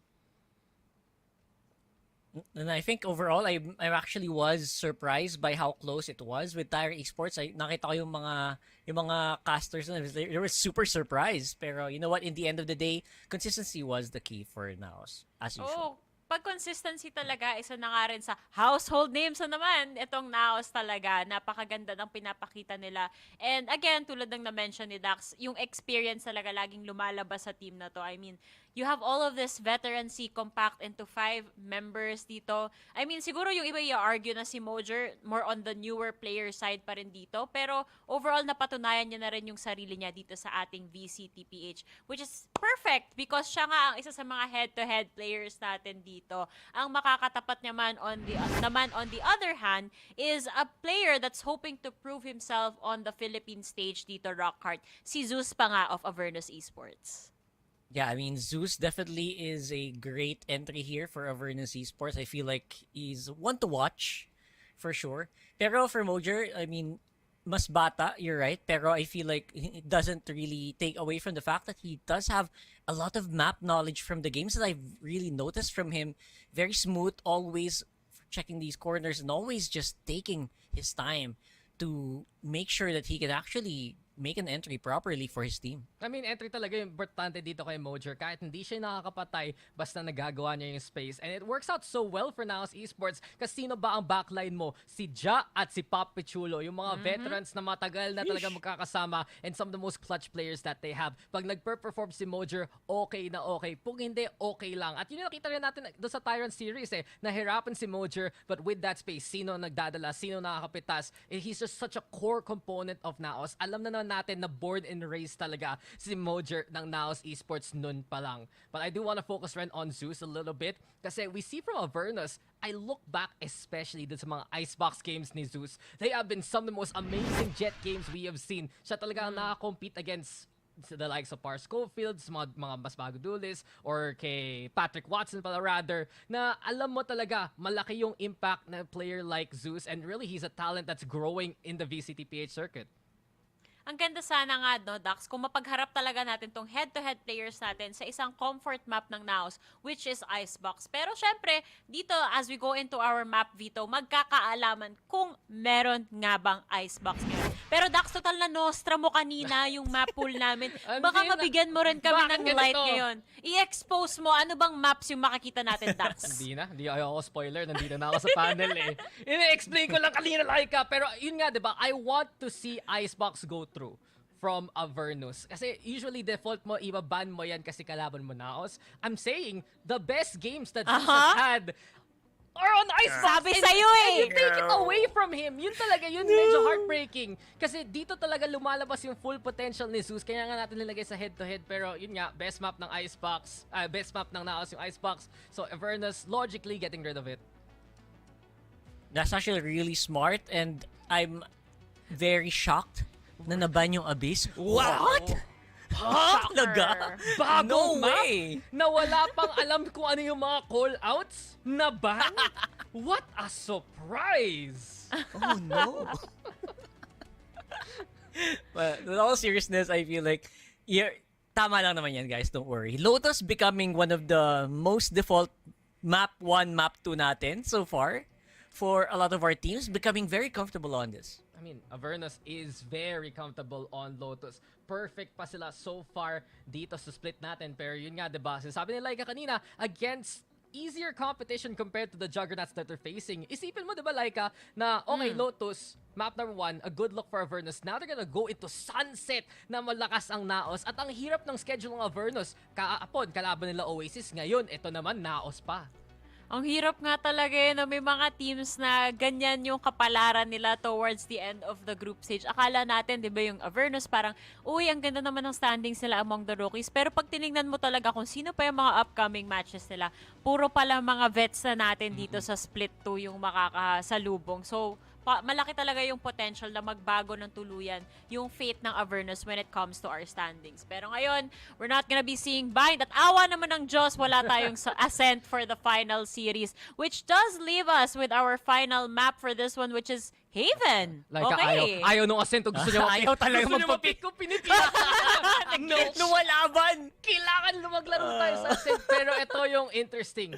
Noong 2023, magwawala ako na pinayagan ng NAOS tong Haven. Pero, maraming hindi nakakalam actually. Pagdating nung off-season ng VCT PH 2023, dun lumakas yung NAOS sa Haven. Yung Ascent talagang pulito. Pick. Gusto pa. Gusto pa niya magbago eh, no? Pero di ba, Dax, kung tama yung naalala ko, I believe it was nung debut era ng NAOS dito sa VCT PH, sila yung isa sa mga Kings ng Haven, di ba? I mean, Sila yun, di ba? it's Old a bit- roster, of course. Iniisip ko is a little shaky. Yung si nakakarot pa yun, parang ibang usapan. Oh. But, honestly, the SBE core, not as much as you would like. Alam mo talaga, Oasis would take that against them as much as possible.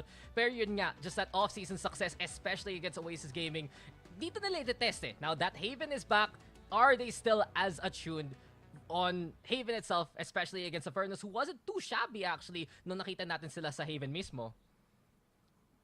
Honestly, I'm a little surprised that NAOS vetoed Ascent here. Kasi if I were like a very veteran team, I would love to test our new blood in the map that dapat lahat kayo sanay. So I feel like that is a bit of a surprise for me. Pero at the same time, you know what? Maybe they have surprises up in store for us dito sa Haven. That's why I'm also very excited for the agent pick in that map. Although question mark pa rin sa isip ko kung aabot pa tayo ng map number 3. Alam mo, napaisip tuloy ako ngayon, di kaya yung mga veterans din sawang-sawa na sa Ascent pag hindi mabukas. Totoo naman. Di ba kung tayo nanonood tayo, tapos parang, ito na naman tayo, same comp na naman, Ascent na naman. No offense naman, gusto namin pa rin manood ng VCT, Valorant. Pero syempre, di ba, for the side of the vets din, syempre gusto nila ng innovation, gusto nila ng panibagong strategy na i-play dito. And kung paulit-ulit lang tayo sa mapa na to, na wala rin namang major changes sa mapa, di ba, parang, ano pa bang pwede natin gawin at this point, kundi maglaro the way we want to play. So, ayun. Totoo naman. Halata naman sa NAOS eh. It's been one of their biggest bans rin on Ascent. I'm a little surprised umabot pa dun sa second phase. Pero I guess they were like, okay, hindi naman binan nung Avernus yung Abyss. Ayaw nila mapilitan mag-expose ng perhaps ano sa scrim nila. And eventually, it does get banned out in the end. So, it's really interesting. Feel ko na mas may chance dito ang Avernus starting off with Lotus, pero especially Sunset, doon talaga mahihirapan na yung Avernus the later the series go. I'm really excited though kung ano nga ang magiging form ng NAOS sa Haven pagdating sa matchup na ito. Alam mo, based sa sinabi mo, Dax, nakakaramdam ako na yung prediction mo parang naglilin towards NAOS. Is it safe to assume that? Ito na naman tayo. Anong klaseng sagot gusto mo, Laika? Yung sagot na may merch ako Showbiz ng NAOS answer. or a showbiz? Like, Alam mo, I'm here to represent the Philippines. Alam nyo naman guys, na sobrang ganda ng lahat ng teams natin. Pero I have to go with the wings that sprouts. NAOS the time 2-0 for them. Ikaw, Marakart, may showbiz answer ka din para sa iyong prediction over Pang-miss here. yun sa akin eh. Thank you so much for that question. And I want to... pero all seriousness, I feel like... when I look at the maps, obviously, Lotus pwede sa Avernus, pero I still think that Naos's veterancy will prevail. And tama yung sinabi ni Dax, I feel like for Sunset, it does reward teams that have a lot of patience and a lot of map knowledge and talaga yung overall pagkasanay sa mapa. So I still think it'll be a 2-0 Naos. 2-0 Naos. Okay, so that leaves me to be the final Miss Universe contestant for this panel. I would like to thank you guys for that wonderful question. And to answer that, I do believe that Naos does have wings, but I feel like the logo of Avernus can be described as wings as well. But the big question is, which wings go to heaven and which wings stay on earth? I think that Naos will go to heaven. So I will go with Naos Esports. Yo, okay. Okay, guys, please, screenshot nyo yan. Send nyo sa lahat ng tao kilala nyo. Naos likeable. Nako. Hoy! Huwag nyo akong ganyanin. Picturean ko. Yan na. Makatakas ka na like up. Toss mo na. Ay, nako. I have been set up yet again, ladies and gentlemen. This is not a matchup against Oasis. This is a matchup against Avernus Esports. At dahil dyan, lilipad na tong panel na to dahil papunta na tayo sa ating caster. So we can begin with the third series.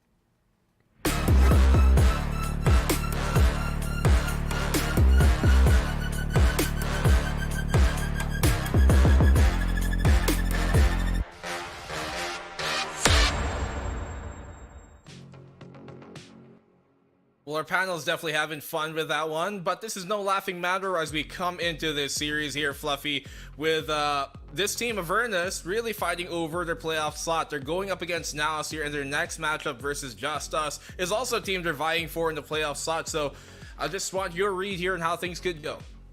I feel like the panel is very, very convincingly even favoring NAOS, and I'd have to agree. I feel like, especially with the comments of Dax, that map number 1 could start off on the right foot for JustUs, but for Avernus rather, but like for the rest of the entire series, it's gonna go the way of NAOS.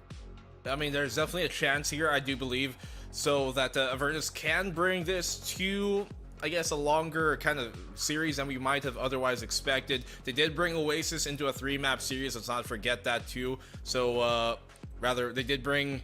Let me catch that. Never mind. It's Tyrant. I'm capping. I'm joking. Never mind. They got 2-0. That was the last one. I thought they were Tyrant for a second there, but they did bring Tyrant rather into a 2-1 series. Will they be able to do the same here versus NAOS? I'm not too sure. They took a few rounds off of Oasis yesterday, yes, but now's a very different question. And we now move on over here into this series, but NAOS only having suffered that loss against that Oasis team. They stick to the same comps though for Lotus. Interesting compositions, like you didn't mention, but I imagine that you mentioned, and it feels like NAOS Esports. I do like the Fade still. Nexi as well has been playing well on this Viper. Avernus does have a lot of utility to clear out a lot of aggressive angles, having the double initiator. It's going to be a big fight here coming in from Avernus to NAOS. Well, let's see how things will actually go on. NAOS obviously kind of playing with their quintessential chamber here on who definitely has a very love relationship with that agent. He's been one of his best ones, and we've seen his best performances on that agent as well. But they do have him generally on the Sentinel nowadays as compared to where we'd see him kind of flex on over to the Duelist sometimes. With Mojer, he has taken that helm, that mantle. Let's see if NAOS are able to do this cleanly. This is a big test for NAOS. Not that because Avernus are necessarily a better team than them, but they should be able to close these type of series out convincingly if they want any hopes of making another championship run. Very, very true. You gotta get all the points you can get now. Place as best as you can, and it looks like the posturing of the attacking side is going to be a default start here with heavy aggression coming in from NAOS on that ace side to maybe dissuade them from taking it, but no early util going to be used so far. Even on the minimap, we see some creeping and crawling by Avernus as they try to get some B pressure, which honestly is a good idea considering that NAOS is out of position. What kind of position will they take here? NAOS on this defense. They got drop pushed up towards that mound. Obviously, initial contact there being made, but no real commit just yet. You're trying to get the punish, but Ja is in a safe spot to fight anyways and TP away. Oh, Ja gets shut down just like that. He manages to find one, though. He had a confident buy. He actually bought 6 bullets for the Headhunter. No traps indeed, but none needed. Equal pacing right now as they might be rotating back towards the B side. But that A hit still getting a lot of control for NAOS. They push out towards A. See if they can get timing on this. They double swing. Poppy Chulo finding the opening pick in that case. Paranoia on out. They're all towards B. The spike is away from them. The swing connects, and Nexi's eating them alive as NAOS do it cleanly in the end. An opening pistol for NAOS. Pretty decent considering that Ja only spent basically 1 shot, still able to keep the rest of the bullets. He's the only one that fell down. He was to a trade, so he managed to still do the damage before being dropped. And after the control here, of course, he means the slow start that Avernus has is very different from what I thought with their agent selection, since they do have that double initiator set up to get that tempo in their side, yet they play the patient game here on the opening pistol. Definitely patience is a virtue, one that you wouldn't be aware of. Facts. Whoa! No triple for time. him with 2 bullets of the Outlaw. Everything going his way. The collateral coincides in his favor. What an insane shot there to cut you off. Perfect timing as well, as he's able to retreat into safety and hold the angle still.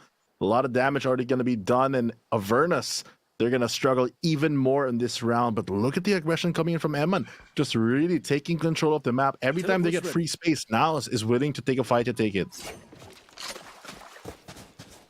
Ja. One enemy See here if he can find even more for his cause. He does. A 4th for him, and that helps him build up his ultimate much quicker. Coming into the next gun round after this bonus, he might just have that tour de force online. I mean, it's perfect timing as well. He just has to buy the armor here. He can play the Headhunter into these rifles, no problem. And with the addition of this Outlaw, it's just enough. But look at that collateral there. I thought he'd get through, but see, that was just something else. Well, it's looking pretty good here for Avernus. Rather for NAOS to start things off. But Avernus, now that they do have weapons to utilize, can they try and swing things back their way? B side here to be pushed up. Ja blinded. Oh, does get a tag, but not a kill.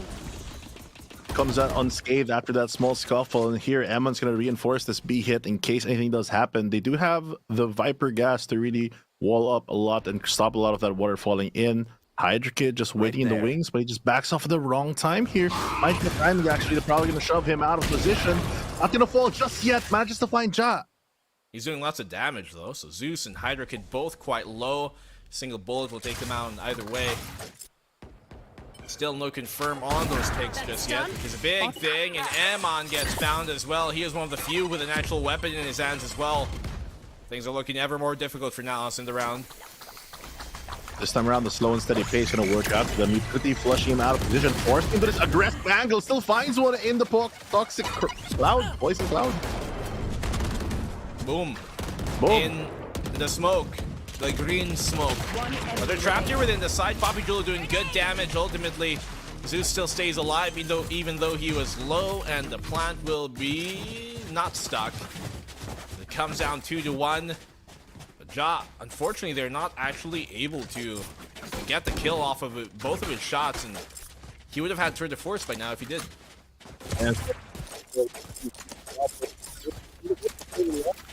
All those kills racking up.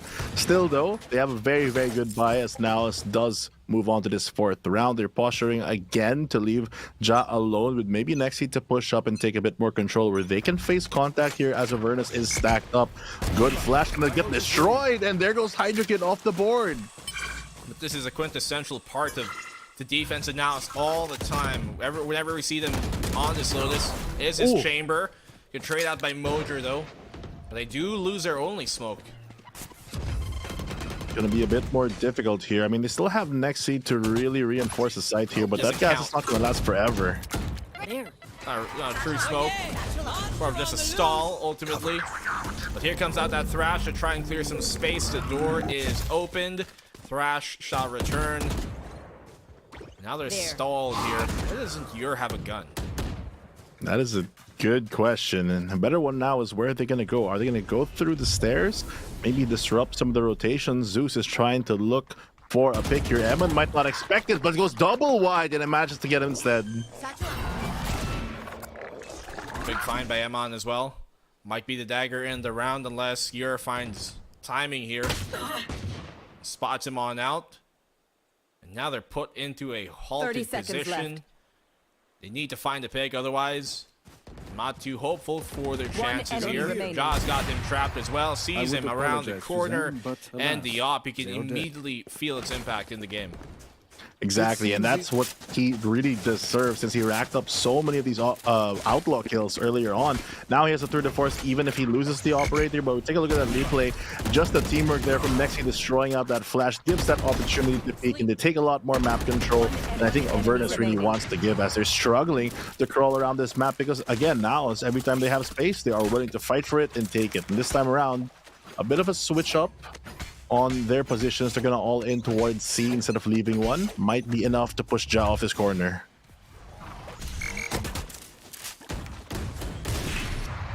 Oh no! Out here. Oh, it doesn't actually connect. Thought he would have had the sure shot there, but not able to find it just yet. Let's see if they open this door in time to actually pinch on the execute itself. Eman trying to fight. He does get the one. He doesn't follow up. I thought you could have gotten another there.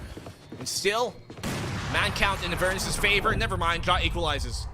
Ja equalizes, has to fall back here. They finally retrieve the spike hit again, but there, Nexi falls. It's all up to Ja to hold down the sights, holding down the pillar into two. Manages to not to get any, but he at least get one. A spray down from Avernus there to spot out Papi Chulo rotating towards the end. And 3-2 now with Avernus striking back. Expensive round for now, so again, most of them had to reinvest. They do have the tour de force, and Ja can drop a weapon potentially.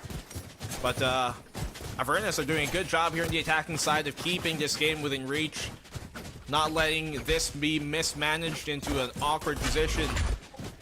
That puts now here Avernus into a spot to tie up this game, but you can still tell that the operator here from Ja, in the same vein, the Tour de Force has been a threat. Big threat indeed, and this time around they have to be extra wary of it. The flash comes through, but no contact yet again. They're searching for Ja. They know that he's there. Normally, the party's gonna start, but not gonna stop as Mojer falls. Can't believe they don't even find anything there now. They've had good positions, but just not connecting on the cylinders you'd expect them to. Eman finds a pick off of a Denz who's on the counter lurk there. Now Ja, let's see if he can get one on the retake. Oh, the timing! He finds the angle as well. Showstopper finds a double from Zeus. He strikes from above. The Lord of War in this case instead of Lightning. Now it's a 2v3. 2v3 setup's really good for them. Just collateral took out Wingman as well, and that's gonna stop the plant. They have to fight for it. XTY on the backside, just making sure that no one can cross the dark cover. Here comes the scan to go for a bait, but a great position there to destroy the utility, and the 1-2 taps on the double. Look at his aim labs, Lord. He just on the range. Tap one, flick up, flick for the second. You'd think he'd be playing the ISO, trying to recharge his shields. The way he's shooting out those orbs. Not necessarily super difficult, but very precise for sure. And now, look at this. NAOS on the eco. NAOS is on the eco. They have maybe Eman's ultimate to work with, but that decay doesn't do a lot, especially since they're not going to buy up. Mojer has a stinger, so they have to have a plan for this aggressive start. But here they go on the weird explode. Zeus not making the distance, gets punished as Ja falls back. He at least finds the one here, but can he find even more? Denz finds a second on the flank. And things are still spiraling out of control here in Avernus' favor. If Ja can find another pick, then maybe they have a chance. They might be able to. He's gonna walk in the crosshair, sees the shoulder, the jumping's not gonna stop him. Oh no, just dances and saves himself. Unfortunate here. Had a chance, had an opportunity, but let's see what Nexi can bring to the table. 1v3, Hydra Kid is low. So if he finds all the high HP players, especially XTY here, there definitely is a chance. Wang Wang. will go the other way, but can't even connect. XTY has been very sharp these past few rounds, and Avernus, they take the lead over NAOS. It's less about how impressive the aim is for me and more about how cool, calm, and collected he seems whenever he takes these shots. It seems like he's just ready to make that winning play and secure a lot of the rounds that Avernus has got, because they have the advantage now moving on to this NAOS game. But Ja, he's back on that operator, but are they going to try the same thing again? This time, like the previous round, he's going to stay towards A. Might have a TP out here, but still, with the breach flash as well as the gecko and no one really to destroy it, he's gonna go in blind to take this pot shot. Ja with the op coming out here. See if he can find the pick. Does get the shot, and it's XTY who finds the opposing end of that bullet with his name on it. Mojer coming on in on the swing, but Denz! He shows him the way on out! And that's why his name is Denz, the younger brother of Mr. Tenz. Placing swarm grenade. Placing alarm bomb. Interesting way to put it there, but here comes the rest of the round as the spike goes down and the smokes dissipate. It's a clear-cut way, but there comes a flash. The back to fight moves all up to Ja, but he's not able to get any. That part that Denz really did the damage, getting those two off him. Look at the momentum of Avernus here. Looking very good so far in this series. To start off the map in the first half, they are on the favored attacking side. There definitely is benefit to taking map number 1 away when you are considered the underdogs in this case. Another eco will be placed upon NAOS. Now it's the pressure. You must feel it by now. They are on the sheriffs again. They're forced into another eco. Another explosive round coming in from Avernus. The controlling aspect of this double initiator comp is just giving them so much space that NAOS is just not equipped to deal with based on their position. Ja gets punished on the opening. That's a clear sight here. If they can clear this 3 player, it's going to be all up to no one as Papi Chulo just gets spammed. Unfortunate for Papi Chulo there. And this is akin to what we were seeing the other day from NAOS. At least next he's able to find the one, but they're trapped, they're dead here. No way he wins his fight and wins his clutch. But yeah, much like the other game that NAOS played very recently as well, even though it ended 2-0 versus Tyrant, Tyrant were leading that series and leading those maps for the most part up until comebacks came from NAOS at the very bitter end. I mean, we've seen a lot of comebacks today as well after our second series, and here on the third, it might be a repeat with that because Dax did mention on the panel, my GOAT and my standard is really, really sharp with the fact that Avernus can win map number 1. And it seems like that is coming into fruition as they do take at least a guaranteed 6-6 half. And if they can extend that even further, there's so many ultimates online and so much more utility. Let's see if that remains on true. Ja has been consistently being forced out of position early on to fall back. Rolling Thunder now to commit towards the site. The blast pack's not working out here for Zeus, but luckily nobody's within the site. And he's pushing even deeper towards wire, looking for a pick.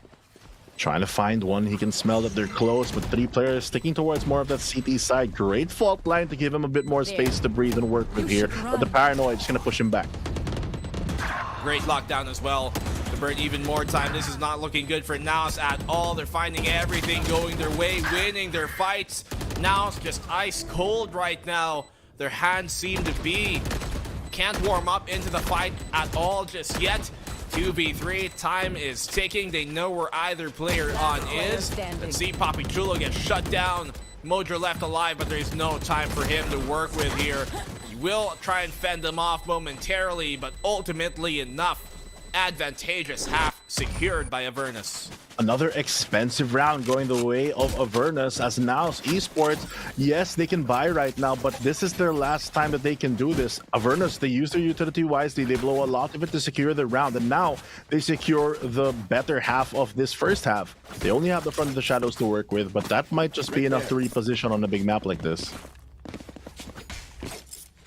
Well, it's been a fast opening half here for Avernus. We've just been seemingly steamrolling through the NAOS defense time and time again. Ja not winning out those first contacts much often. Oh my goodness, the timing as well. He finds Eman on the swing. That's because they expect someone to be there already by this point. Frags go either way, but the 3v4 settles. Make that a 2v4 for Avernus. Dens finding Ja opens up the map for them as well, but they finally run into one. Your match to get next. See, Papi Chulo comes in with the trade, has a TB out here, might get away with his life as he backs onto behind this dark cover, but there they go in to be from the shadows, gonna be put in place. But oh, I thought he might have gotten taken out there. Imagine if he couldn't commit to that TP. Exactly. He had to cancel it, then he would have been dead because they might have been watching his body there. Papi Chulo, clutch potential to be thrown on out, smokes the link. Does get the one. Can he find a second? Hydro Kid right around the corner. He gets it! Papi Chulo looking for the ace. Trying to read where he is. Oh, Dens, the timing doesn't pan out for him. He's waiting for the push, expecting it to come from Link. But Papi Chulo will get shoved in the face from behind by Dens. 8-3. And even the Clutch Master himself could not pull off an ace. It was so close though. Just one more kill and that would have done it for NAOS. They would have gotten their economy back, but now they're broke. It's so difficult to come back from a position like this, and it's already 8 rounds in favor for Avernus, but Papi Chulo still sharp as ever. I like his position in the smoke as well. Able to really just subvert a lot of expectations going in and not get pre-fired, but unfortunately just the wrong angle at the wrong time.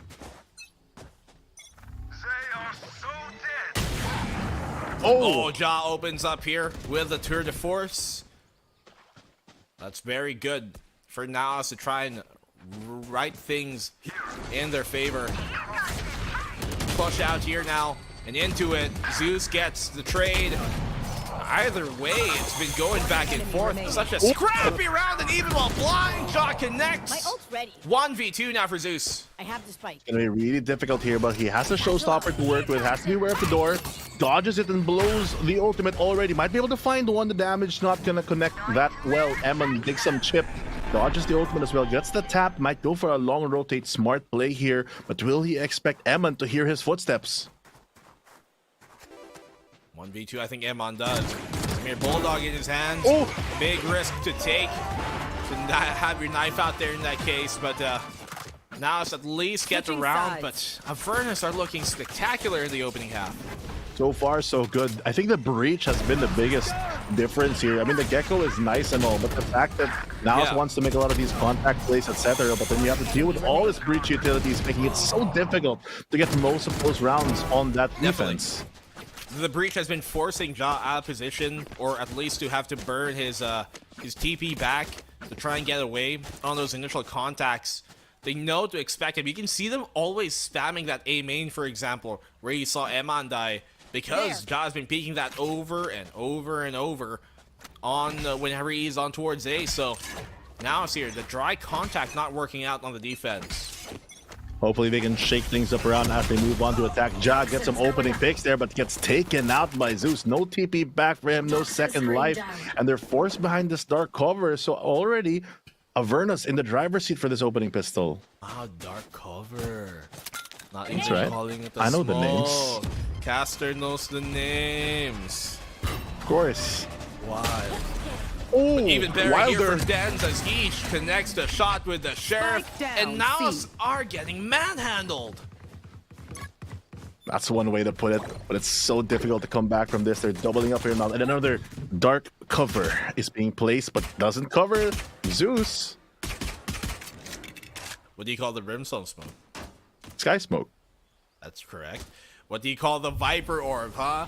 Poison orb. Last player Wow. Ooh. Dens with a third.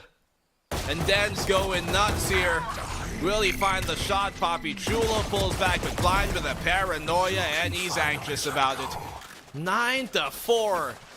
What a marvel of a performance. It's a crisis protocol right now, and they have to handle it correctly. If they can secure enough sites and extract themselves out of the situation, it's going to be a lot more value from NAOS, but it's so difficult now that you don't even have the weapon advantage coming into the next round. Is this a GG go next? Is this a NT go map number 2 already? Like Avernus? No, there's no way. There's no way, right? You'd like to assume so. Them. But, I mean, Avernus, they're looking like they really want that playoff slot. Find And you. of all opponents against NAOS is who they're doing this to. I mean, if there's any time to make a comeback, this is a big statement piece if you can get it. Zeus trying to fight his way through the dark cover, but it's not going to land the shots. Has to be forced back, but still, the rest of the team just lying in wait and using that range advantage. They're waiting for Ja to try to overpeak because it's one of the few ways that NAOS can actually get some momentum going in this round. Let's see now here. They could actually get that momentum started. Inertia is at an absolute 0 right now. There. You need to pick off to start things. Initially try and get them within the sight, even on here towards the lane. You're able to get the one, but he is traded out, so they will get the plant down. Oh, they do get an upgrade though. That's pretty good considering that NAOS, they actually stuck the classics. No sheriffs in hand. They're just using the raw man advantage here, but this breach stun could be the best one, and he goes for none because his teammates right there. They're going for the scuffle, and the Ja finds two. Gets a triple, ultimately enough, but the double kill there really helping on out. 2v3, they know where the spike is. They know there's two somewhere towards that lane. XTY is so sharp, but he's being tagged on up here. Hit as well by the Seas. Can't really hear on much. Rather by the Haunt too. He's trapped here in a very difficult position. Amon will confirm. And now off the eco of all things. Answered back. They beat like 4 or 5 Bulldogs with all classics, not even trying to go for the sheriff, just playing the pure trade power of sticking together on the attack, and they're able to get that the moment that they dropped that first Bulldog and they went to Ja's hands. That was all they needed to get that ball rolling. The question now is if that heat retention can really last, as it's still a ways away to climb here with a 4-round deficit. Well, even when you're outgunned, case in point, the power of friendship prevails. And I'm getting teared up because this is the last time I'm going to get to cast with my best friend, Fluffy02. Oh. I will miss Fluffy02 in the VCT PH. It was a long run, and I am happy. You're going to make me cry. But maybe NAOS Esports might feel the same if they lose this game, and Avernus are in the driver's seat. So here comes... Oh, but no tears for Hydrakins. Able to find Ja with a classic as well. Here comes Nexi with a swing. Nexi gets a double here, taking out Zeus and Yer. He's gonna go into their crosshairs. They could line up here. The spray transfer not gonna land. He's so low. Nexi, he does all he can and he gets 4. That's gonna make me cry. Tell me, Fluffy, when you were the coach of Oasis back in the yesteryears, did you cry? Every day. Every day? Out of happiness because we were doing so well. Except against Ja with their great analysts, Black and Blue. Oh, I cry as well. I cry all the time against OAS. Very good teams, but now, very good dream that the Avernus are trying to make a reality.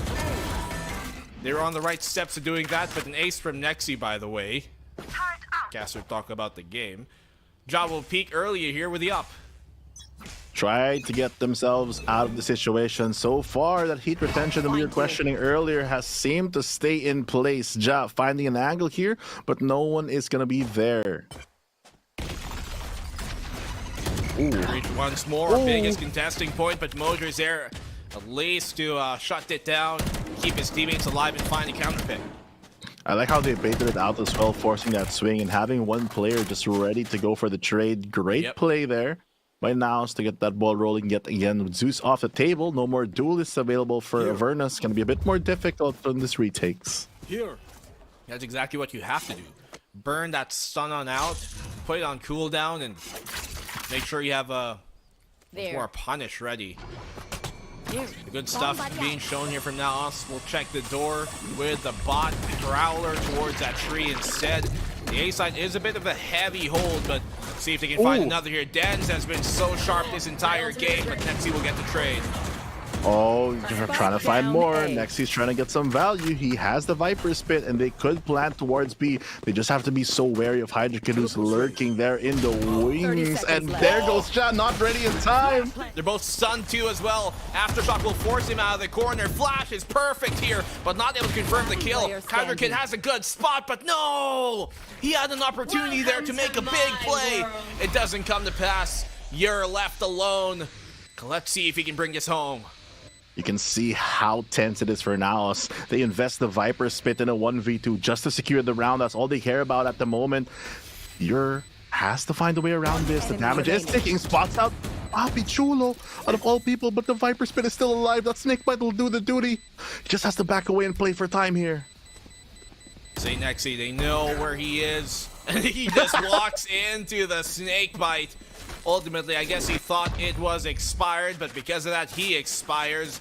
And Nexi stays alive in the round. Eco now onto Avernus. And NAOS there, barely able to escape. But man, Hydrocate had a really good shot. Yeah, there was a big chance there as well, especially because he had a great flash and stun. Good utility coming out from him, but a greater use of counter utility here from NAOS. I didn't know that he was actually blinded by the Gecko when he took that trade on the opening. Could have been it, but hey. I want to see this. Ooh. Oh no, the Dark Fluffer. Oh no. Oh my goodness. It doesn't work out, and Amon starts off an opening pick here. There we go, starting out strong yet again. Now Esports has been a lot more ready now that they're on this attacking half, and they feel like they are in that driver's seat and making sure that they have a lot of pressure throughout the map. Nexi, they're trying to find one they could rotate off of this if Nexi can get a bit more space here, since they can't just funnel in to the C site. They flood here towards that C site, though, as you mentioned. No real big ults just yet for Avernus to maybe swing this back into a more winnable position. The commit here will be coming from NAOS, I believe, in just a sec. Nexi was lurking towards A, but C is going to be hit. Let's see if it can be it indeed. The final moments of this round, 40 seconds on the clock. There comes the wingman, gonna get denied the info. They go for the long rotate towards the A site, and NAOS is going to commit. They have a lot of time to get there as well, maybe 12 or 15 seconds still to plant after. It's all up to Zeus with his Stinger to maybe hold down the fort as early contact. Zeus all alone here. Let's see how much value he can find off of this Stinger. Nothing. Next, he gets the shutdown. That's unfortunate. He took him very low, though. But yeah, this is going to be very difficult to retake against. It's going to be a bit more difficult now. Well, a lot more difficult, actually, in this 3v5. They have no weapons, they have no info, and now Esports is playing very safe with this one, making sure that they just get the round. They're only going to peek if they have to, and the Stinger is going to draw out some fire and some util, but it's not going to be enough. Great snake bite as well for the delay. They can just wait this out. Oh, shots on out here. Good damage being done by NAOS for keeping their casualties to a minimum. No cats just yet. Ure will go down through the spike instead. NAOS, slowly but surely, they're coming back into the game, and now they're much more within reaching this.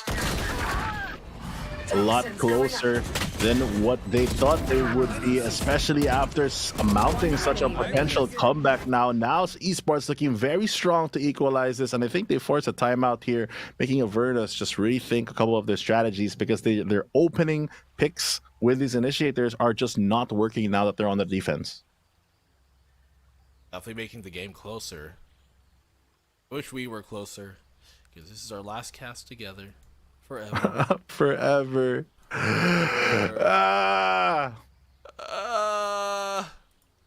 See, now you're making Twitch chat confused. Someone asked, what is happening and where am I going? Fluffy is migrating to greener pastures. He's going to live a healthy, safe life, peaceful life out in the boondocks. And, yeah. Rest in peace. What? That is not what is happening. What's happening right now is we're getting back into the game. And it's 8-9 after this timeout. So hopefully Avernus cooked up a storm there to counteract the momentum that NAOS has built in the past couple rounds. I feel like I haven't told any stories yet. They haven't had any tech pauses for it. But, I mean, NAOS here.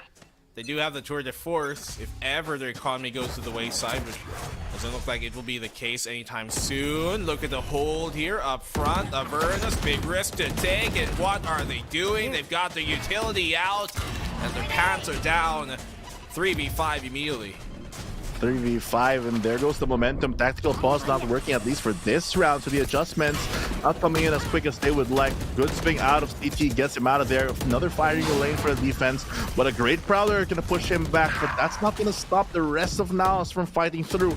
Ja finds one. Have to be careful of water. This is just a checkmate position there. It's a really long shot. Nexi will get the free kill on Dens, who's turned around, and the game will be tied on up. Hydro Kid knows it. Save the weapon, save the Rolling Thunder. And man, this is a painful map for Avernus to lose. Painful indeed, and honestly, as an Avernus fan, would be painful to watch. They've done so much and so well on that opening part of this game, but now it takes full control as they equalize the situation now. Well, Papi Chulo confirms it. There it is, 9-9 on the board. With the runaway performance, Avernus were looking on to go a while ago. Momentum has completely shifted. Absolutely at the stale position now Avernus are. And now it's just as quick as they kind of got overrun a while ago. They've come back into this game with very fast-paced rounds.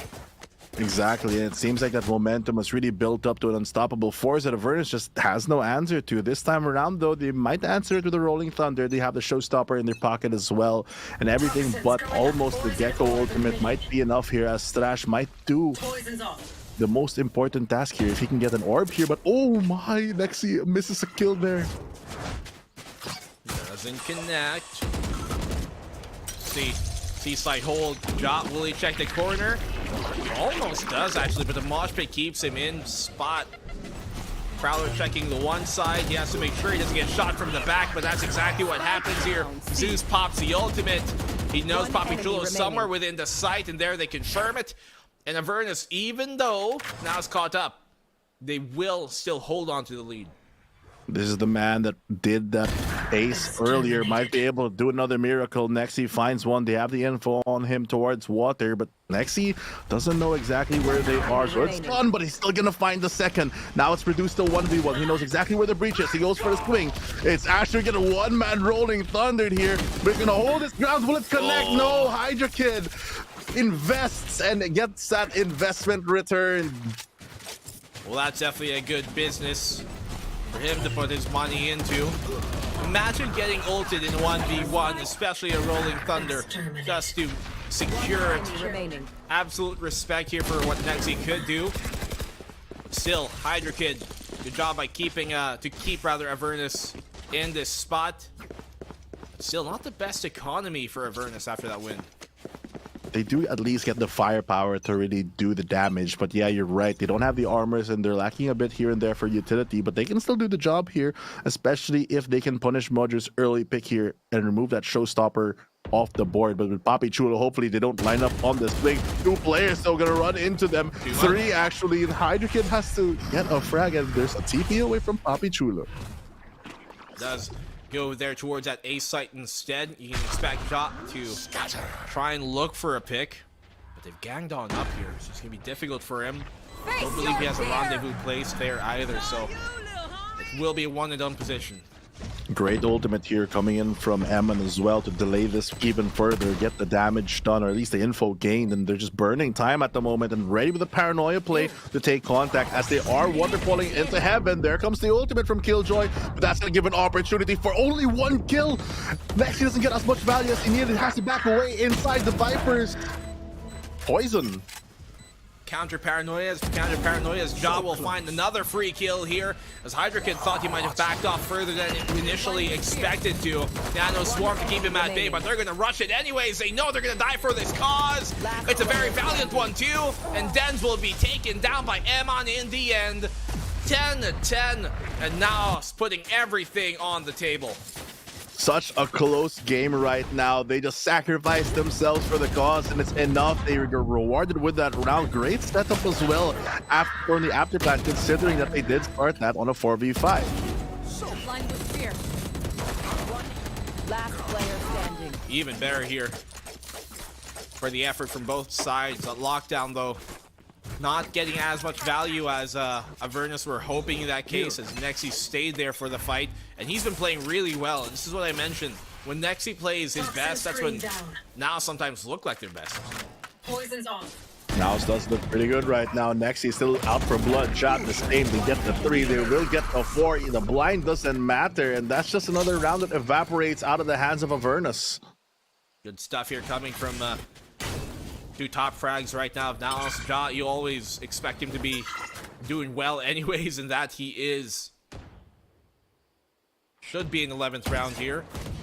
Unless Dens can do some, but he gets tagged up quite a bit. And yeah, just hopeless position to be in.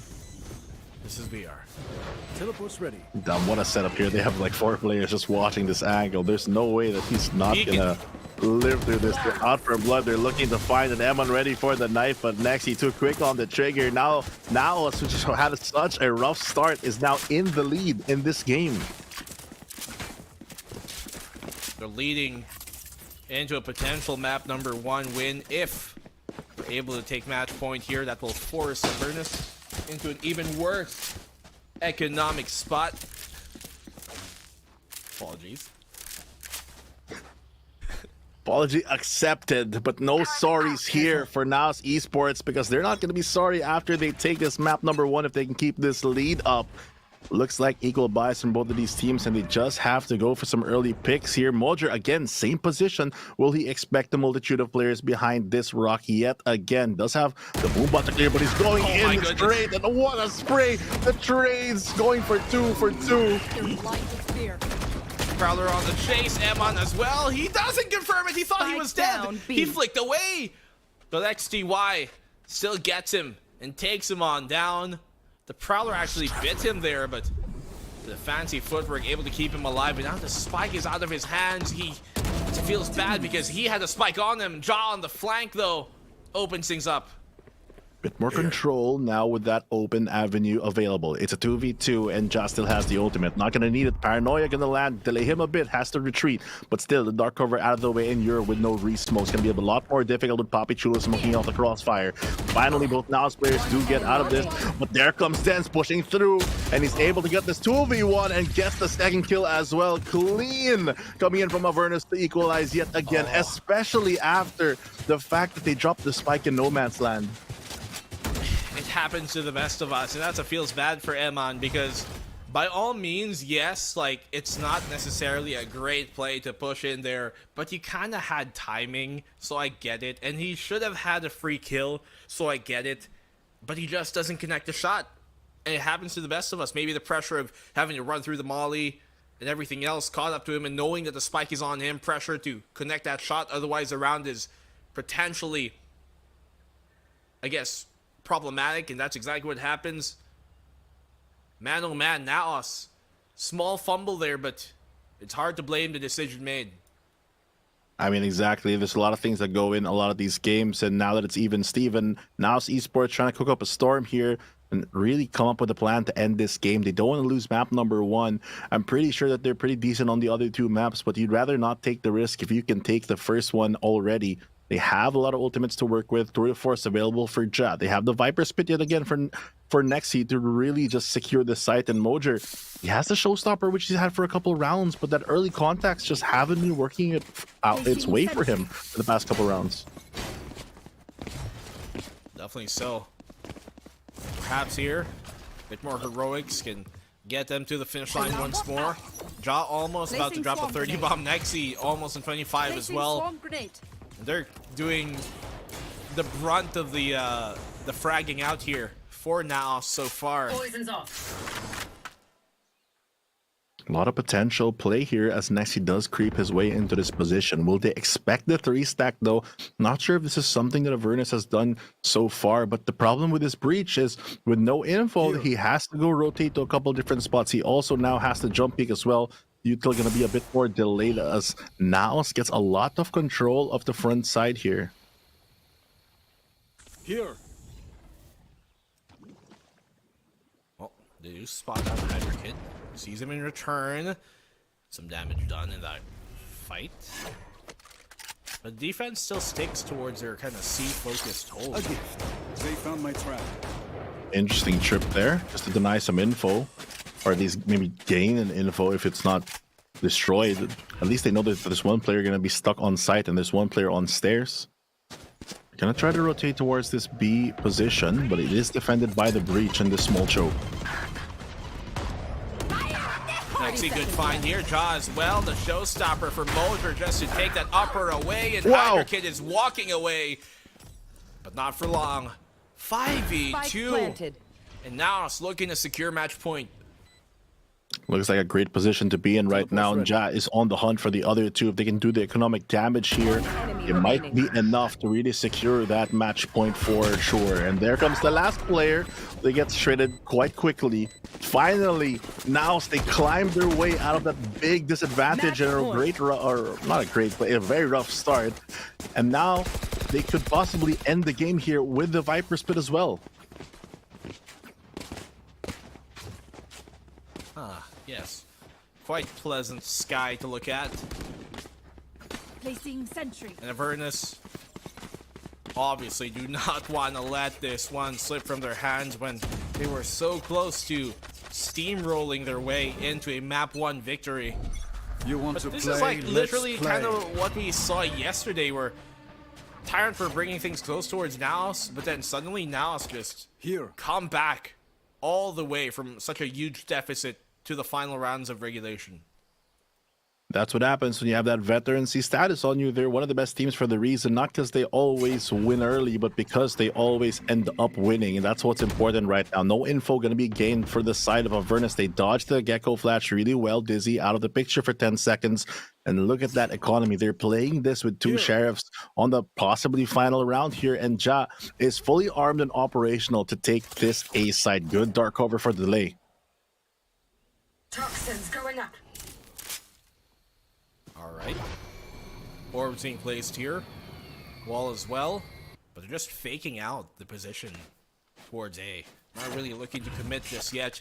Seeing what kind of reaction they can pull from Avernus, who to their credit has not jumped the gun just yet. Very patient this time around. Not pulling the breach to rotate. 30 Might be a seconds good left. play as they are trying to creep their way onto the site. They popped the turret of force already, just doubling up on the weapons, and they want this really, really bad. They can set up a good Viper Spit though towards B, as they will converge toward the middle of Lotus. B site is where the fight shall be. Oh, that Viper Spit's gonna make things difficult. They do pop out here, the lockdown. Will they give up the site, or will they push for it is a question. He does have a second weapon here, John, to try and take this fight, but he's out in the open, and he's very, very zealous in trying to push this. Very exposed and very vulnerable. They're trying to go back into the site. A great defense with the Killjoy. They can get spammed out of this choke. It's going to be so difficult to just spam through this. That's what you're seeing here. Spam on out, just keeping them from sticking the defuse is their game plan as long as they don't get pushed here. But look at Dan's pushing up forward. They didn't expect him. Poppy Chulo in the 1v1. He's got the time for him. That's it. Game is done. Omen diff. Now let's take the 13th and the opening map of the series. Poppy Chulo, the clutch master, again secures it with a triple kill. And now Esports celebrates from that rough start with a great finish. Dens did so much work there, and yet they still weren't able to get the defuse going off, even though he got a triple against the post plant here of NAOS. But I mean, Poppy Chulo, he did have the benefit of the time working out in his favor anyways. And so, well, map number 1 here for NAOS to come back into. I'm excited to see the rest of the series as well as we move on later on, and it's going to be really exciting if this is the type of gameplay that we're going to see, because even for Avernus, they did so well. You mentioned Dens, but also a couple of their other players have really stepped up as we move on to this post-game. Well, definitely is a lot of players to talk about here. Obviously, on NAOS' side, Nexi and Ja did spectacular. Poppy Chulo had his moments too, and I hope Eman doesn't take that to heart, his kind of small blunder a while ago, because it could have been the right decision to make at the time if he just landed the shot. But still, Avernus, it was really Dens who was the most reliable throughout that game. XTY had his moments as well in the first half, but just could not continue their momentum as a whole as a team into the second.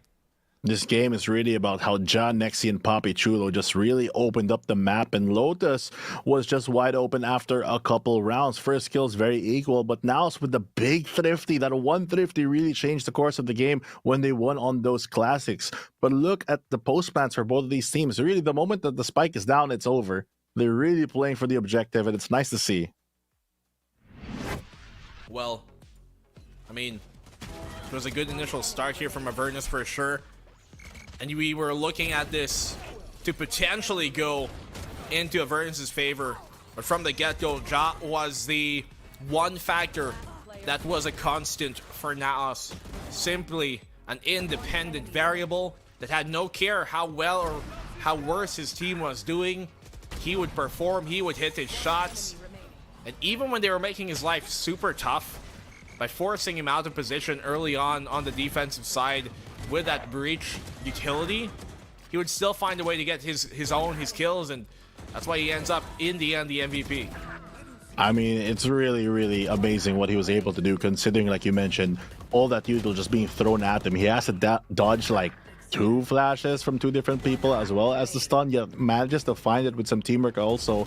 And Nexi just so stable with that ace, really showing off the fact that they still have that confidence even when they're down, that they can win rounds.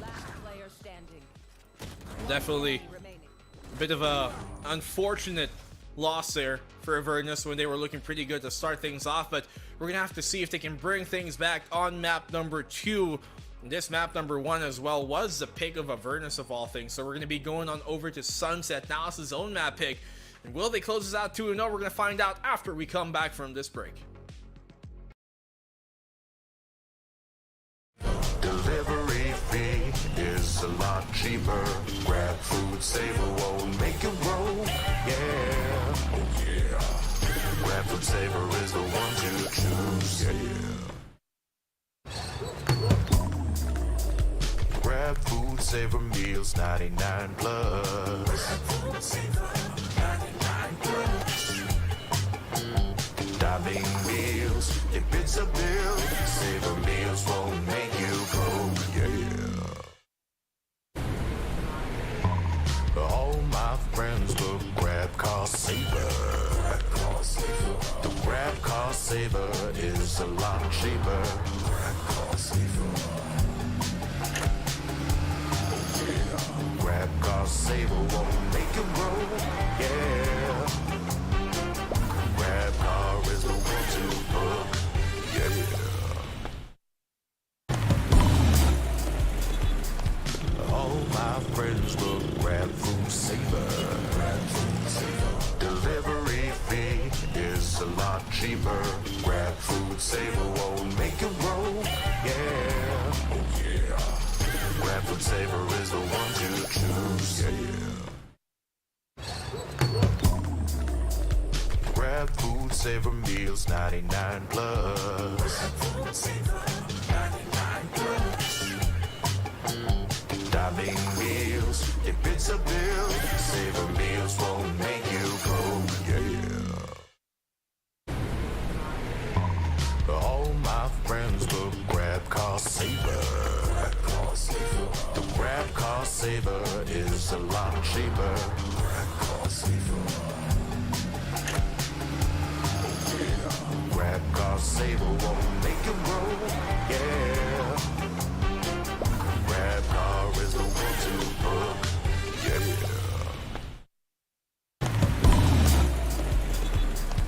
All my friends will grab food saver. Delivery fee is a lot cheaper. Grab food saver won't make you roll, yeah. Oh yeah.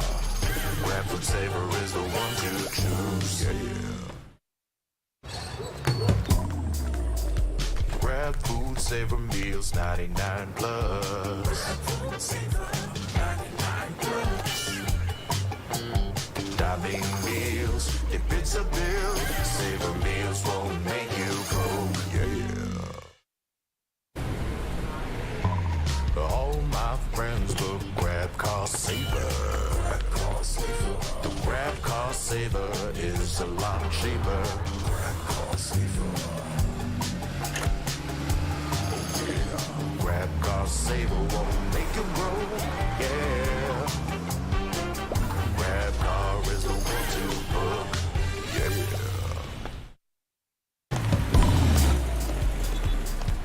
All my friends will grab food saver. Delivery fee is a is a lot cheaper. Grab food, saver won't make it roll. Yeah, oh yeah. Grab food saver is the one to choose. Yeah. Grab food saver meals 99 plus. Grab food saver 99 plus. Dining meals, if it's a bill, saver meals won't make you broke. Yeah. All my friends look grab car saver. The grab car saver is a lot cheaper. Grab car saver. Grab car saver won't make you broke. Yeah. Grab car is the one to book. Yeah.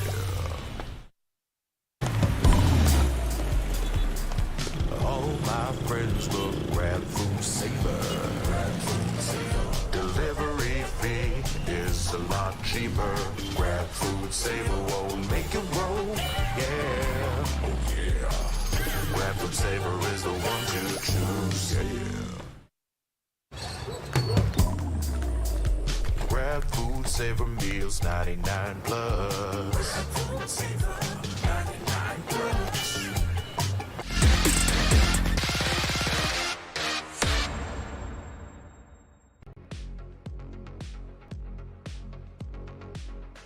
A moment of silence for Fluffy02 as he will Did you be change your joining us lighting? soon after this broadcast.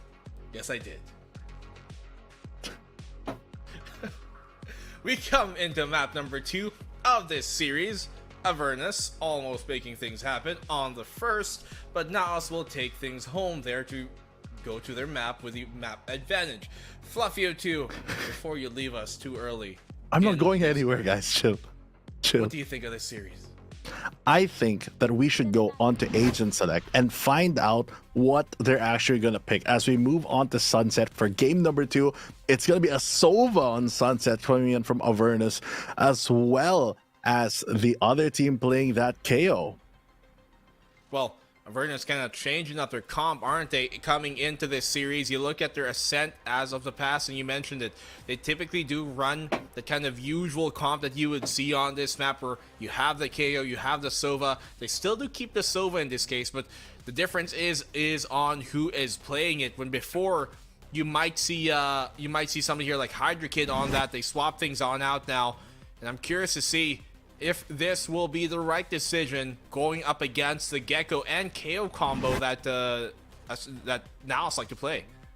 Exactly. I mean, I feel like, especially against a Cypher like this, both these initiator picks outside of the Geckos are really good in denying a lot of that information. I would say, though, that it's a lot more RNG coming in from the Sova, because you'd have to know exactly where they put these chips. It might be a lot of value, but then again, it's also just nice to just throw the KO knife and go for that suppress.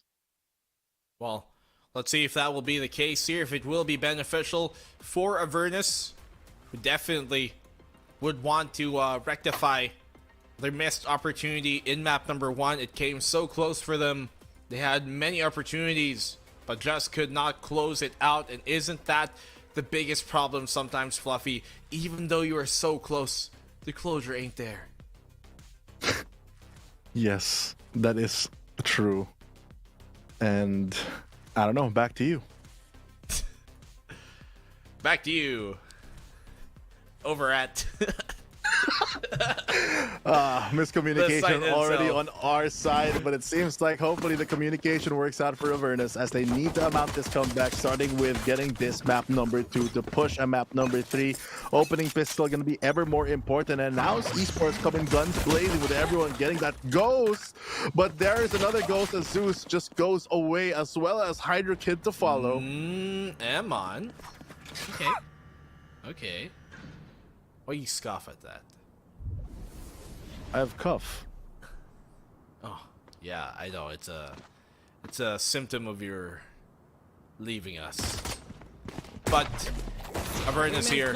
Can they get the plant down? Suppress will not actually connect onto XTY, so he should be able to get his wingman going. Dens will come off the flank for a pick of its own. Against the post plant, Avernus are actually doing a good job here, but they are taking some damage in return. Paranoia will connect. No real defuse just yet. They still have the wingman on the Amon, but they're going to use it to clear instead. But he doesn't expect him to be on the site itself. Dens has flanked him on the round, and he has a real good potential to clutch on here. They're out of the site. Here comes a swing! And Dens still keeps things alive, and he is going nuts. What an insane rotation there. You thought NAOS had it after getting those 2 opening kills, but just the positioning mismanaged here by the information gathered by NAOS Esports and Avernus. On the back of Dens, just able to get that triple kill. I'm surprised, especially towards the end, that they go for the peaks one at a time when they have that 2-man advantage. Last player standing. Well, I thought so too. But maybe if the wingman was what was being stuck on there instead of Papichulo itself, then he wouldn't have been found by Dens for free. Wonder pushing up into the smoke here. He just gets found and shredded. Found and shredded indeed off the board. Mojer is not going to be able to participate anymore this round. The rest of NAOS, I love the fact that these past few saves, they just go for the classic, and it's easy pickings for Avernus as Zeus charges in forward more.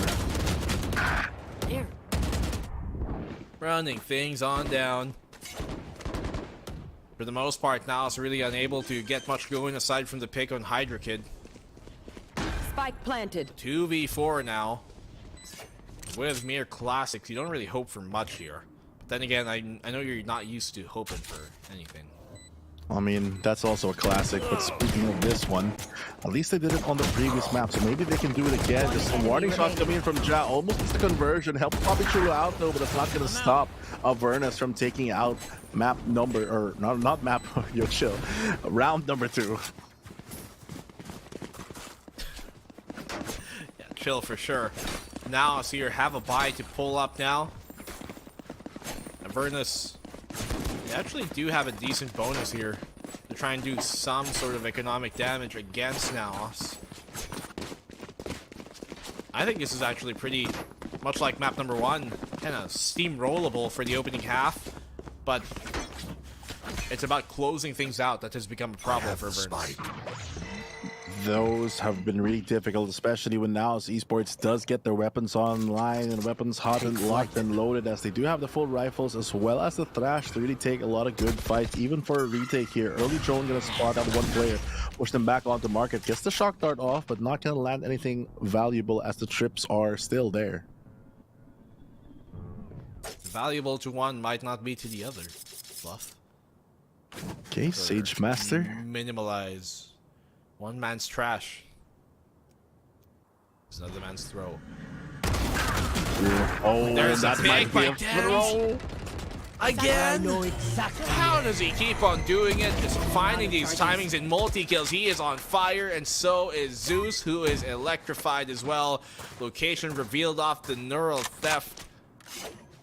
NAOS are once again looking outplayed to start off the map. Papichulo tries to get the ball rolling yet again. First kill on the board. Now they're locked and loaded, and they are stuck behind the dark cover here as they are walking onto the triangle defense of Avernus. Here comes the nade, but it's not going to land on much. Sprague tries to get some, actually. Has to back away here and keep the rifle alive. Another bonus round to be found, and he gets spammed through the 2 walls. Or no, just 1. Through the box. 0 and 3. That's pretty nice to see for Avernus. That's true.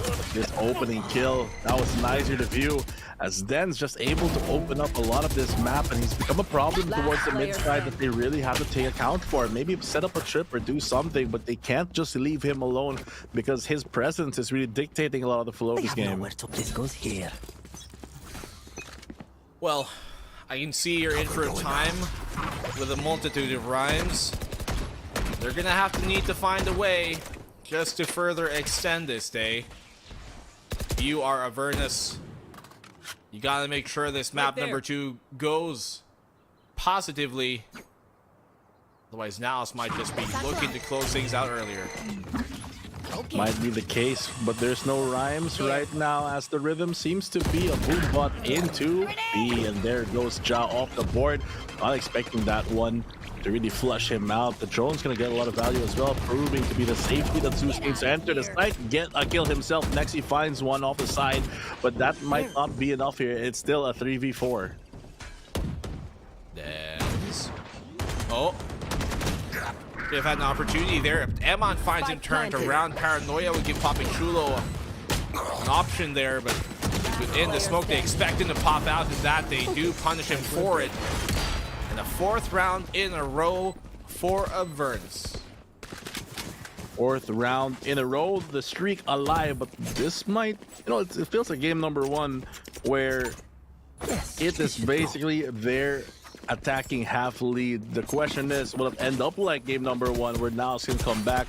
They still have enough to go for a goodbye here, and that might be enough for them to start getting these rounds that they desperately need.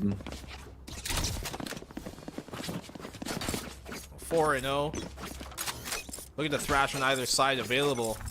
Avernus can use that to try and take either side that they decide to commit to. Those paint shells will actually destroy the tripwire there. Pretty good play. Leave that potential a throw later. Gives a lot of space for the defense to really move around later on the round, like you mentioned, but still. Yeah. Very careful start by Avernus, expecting a push out because that's not the common paint shells that you normally see. Camera gonna clear out a bit of corners, but Hydra Kid has to go for the re-clear behind the box. Right here. A lot of wasted utility that might come into place here. There comes the Boombot to do the job. They're just gonna wait this one out and realize that B main is empty. They can proceed to attack the B side. I don't like this hold here. They're very out in the open. Initially might have seemed good, but oh, look at this. Dens might get timing as well if he looks the other way, but Emon finds him first as he catches him at the corner of his eye. Oh, and luckily he doesn't have his gun on the left-hand side, like some of you weirdos do. Mine's on the left. Exactly. It's all you, little homie. You and Asarai. That's true. 30 seconds left. Here's the What is execute good? though. Takes out Showstopper and he runs away from it safely. So takes some damage from it though. 4v3. 4v3, there goes an equalized. 3v3 now. Ja on the board. Doesn't have the neural theft available just yet, but has the good angles to surround the people on this side. You're no flash in hand. They have 2 shock darts on Hydra Kid, but they're burning a lot of time with this. And now Esports not willing to move just yet because Mojo is so low. They have to go for the trade here, but this is a great crossfire. If they get the timing right, there comes one. The second, not gonna convert. And it's just a triple kill for Avernus with Ur and Zeus shutting them down. 0-5 right now in Avernus. They are going the distance so far here on the attack. Look at the trust from Zeus. He had his back turned towards that smoke, looking towards Market instead. And for Ur, instead of staying at one of the corners, which is kind of the most obvious place to stay in that position, he just stays in front of the smoke itself and catches them both off guard. Time out here, called by NAOS. I know, Fluff, when you are being a naughty boy, you get timeouts as well. True. Especially here on Lotus. You know that there's a spot actually on B where you can be seen, or Sunset, where you can be seen if you raise your gun up. Who knew? Who knew? Nice throw. Adio. Now, timeout. Just going to be a bit of breathing room here. Now, let's go up that little formula here. They can buy up and force the rifles here and there. They might even buy 2 or 3 who have honors in addition to the one we already have. So it's still a lot of fighting for it. But the problem hasn't been the firepower. The problem has been Avernus really just taking control of a lot of the map. And as we saw in the statistics on the match number 1, or game number 1 rather, whenever they get that spike down, it is generally their round. They really don't let go of that and we're really prepared for a lot of the retakes. Well, let's see how prepared they are now on a bonus, rather on an eco. I must wait a moment. Maybe a mixed buy at best. Camera spotted out early. CCTVs. They can continue with the sketchy business. Big find here on the Dens, who has been continuously proving to be a problem. They don't really commit towards B either. No commitment yet. Ben's off the board means a lot for them already. One rifle in the hand of MNFPS, and there he goes. Yor manages to take that away. A steal for Avernus. Will they expect a mid-play? Mojo finds one, but a quick trade equalizes that yet again. Neural Theft, a lot of info for them. Nexi's able to push up because of this pretty safely, but he has to expect the angle going to be there. Fires some shots, but it's going to force them back. Thing is, though, they don't really have any weapons in their hands. Not able to retrieve any of the Vandals that they've dropped. Leaves them with a bunch of Sheriffs to play here. Thrash will return to its sender. The B-side commit has to be imminent. There comes a good shot here from Bobby Chulo. Might be able to find a second. They're praying pretty close. No one bullet in the chamber. It's not going to be enough there as Hydra Kid finds one job though. Great timing for him. Oh, could have been it, but Hydra Kid is even sharper to secure the round. Decent damage done economically, yes, but like, Avernus are swimming in it. They are absolutely super rich. They are loaded, much like Fluffy O2 Gaming. What are you saying? Everything is a lie. Especially this game, because I can't believe my eyes. As NAOS Esports just getting shut down here by Avernus. That goes there.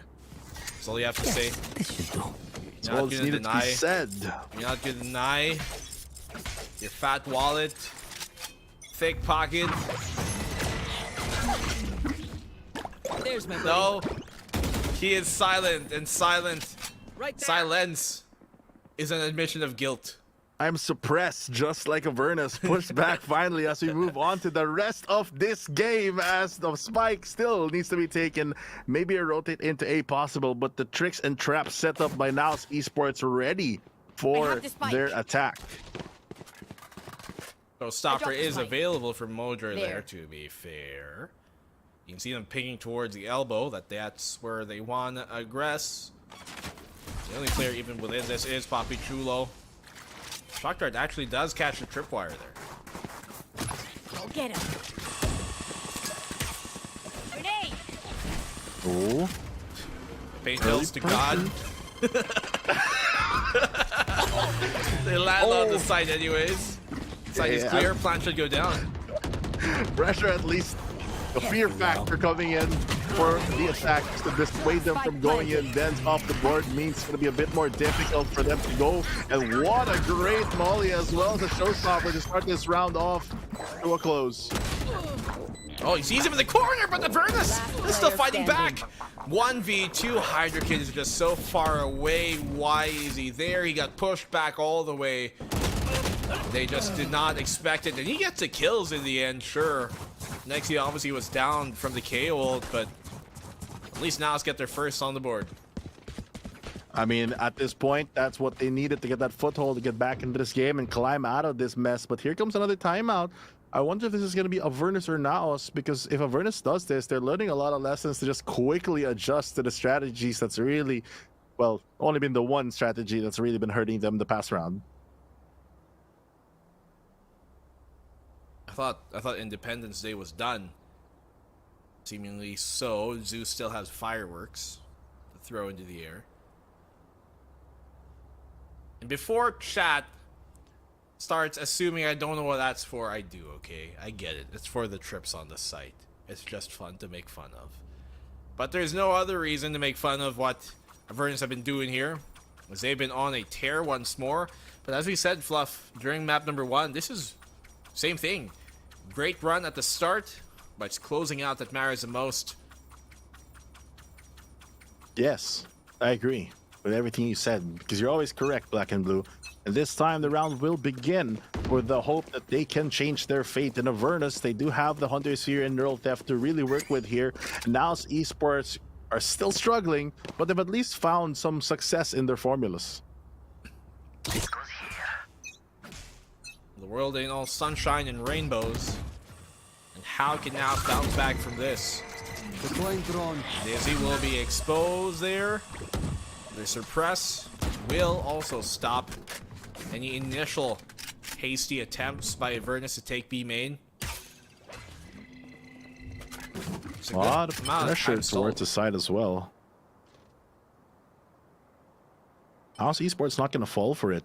taking that mid hold, taking that control, not allowing Dens any more space towards the mid side. They might fall into an over-aggress. You might get timing. Actually, they just get pushed back by the Dizzy. But will they expect this many players kills? Good paranoia, but no conversion off of it. They spot the info off the running player, but Dens doesn't have time to get a shot in. Good defensive smoke there as well. Being thrown out by Papi Chulo to give his teammates concealment to fall back into B. Suppress will confirm, at the very least, Zeus being here. Oh. Just dissuading him a bit, scaring him from making any moves, but with 30 seconds, they have to do something, and then still finds one after all the effort to flush him out. Still, value being found. Here comes the wingman, gonna get pushed onto the side, and there comes the great position where you can be seen from CT. Good stuff here on Zeus's entry. His Fury does connect there on Mojo. No one's in the corner, but Papi Chulo and NAOS are doing a good job of burning time here away from Avernus. Hydra Kid responds 2v1v1, never mind. But if he stays alive, then he won't have time. But Dens, another clutch by Dens. He has been going absolutely huge in this series. How is NAOS allowing them? Oh, what a spray! How is NAOS allowing them to get away with this? They had everything already, even in the 1v1. Like you mentioned, just stay alive. The spike not with it. You heard it drop, yet still, you take the fight, and that's just not enough for NAOS to get around. That just slipped away from them. Here. I guess he just didn't know that that's where Dens would have been coming from. Still, they've just been finding all the fortune favoring them here at Avernus, and are making map number 2 possible with these rounds. Very possible indeed. Well, that shot kind of impossible. With a classic at that range, it'll be a lot more difficult for him to get a conversion that way. Zeus forces out the position. Hydra Kid defends the CT spot. There's 3 players on the side of NAOS trying to get to that spot, but it's not going to be an easy one to get out of. Shot being thrown here. Obviously not the best weapons you can fight with. They know Ur is on top of the boost, but they're going to get hammered down as soon as they try and go up on in. Avernus 8-1 to start off this half. What a run. What a run indeed. Let's take a look at this replay. So far, they've gotten full control every time they get that sight. Every time they get the spike down. There was a rough moment 4 rounds ago, like 2 rounds ago, but still, they're able to pull it off. And this is the problem that NAOS Esports now is facing. Because yes, they can come back from a deficit, but when it's 1-8, it's a pretty big one. Nice run by Avernus. At least so far. Can he continue that momentum? Scan will confirm Got is there anyways, but he still gets a kill of his own. Can he find a second? Almost does. Showstopper does not connect there from Zeus. Now it's gonna pick for free. They fall back into the site. Avernus looking to commit. Papi Chulo out in the open. Has to be careful. He's gonna get found in counteraction. Dens here, waiting towards the stairs once more. He's picking his opportunities. Scan will come on out. They know Zeus is within the site, but now they're winning the fight. XTY left alone here in a 2v1, but luckily Ja is there to secure him because Amon was detained. And now let's hold on. Well, Ja gets that opening spray, somehow survives and gets the back away. His position in sight, the moment he's behind the box, he's not revealed. The rest of his team makes noise, and he doesn't even fire a shot, so they might assume it's clear because it's been taking so long. Then finally, after biding his time, Ja strikes, and that's all that they need to get another round for NAOS. Maybe getting a 4-8 is very possible for them. Again, that's like map number 1. Definitely possible here. Neural Theft available for Avernus. Will that be enough? Dens has been pretty spicy throughout this game. Big player indeed, high impact on this Cypher, getting the information and whatnot, but next he's not going to be on the board anymore as Yor takes him out quite early onto the round with still more than a minute remaining. Really big play on No Is You. I know exactly where. Next he falls down, the Neural Theft will come out as well. Ja has his own, but they're going to need to pick. Take flight to get that one going. Thrash is available for Amon. Good tag here off of the dart.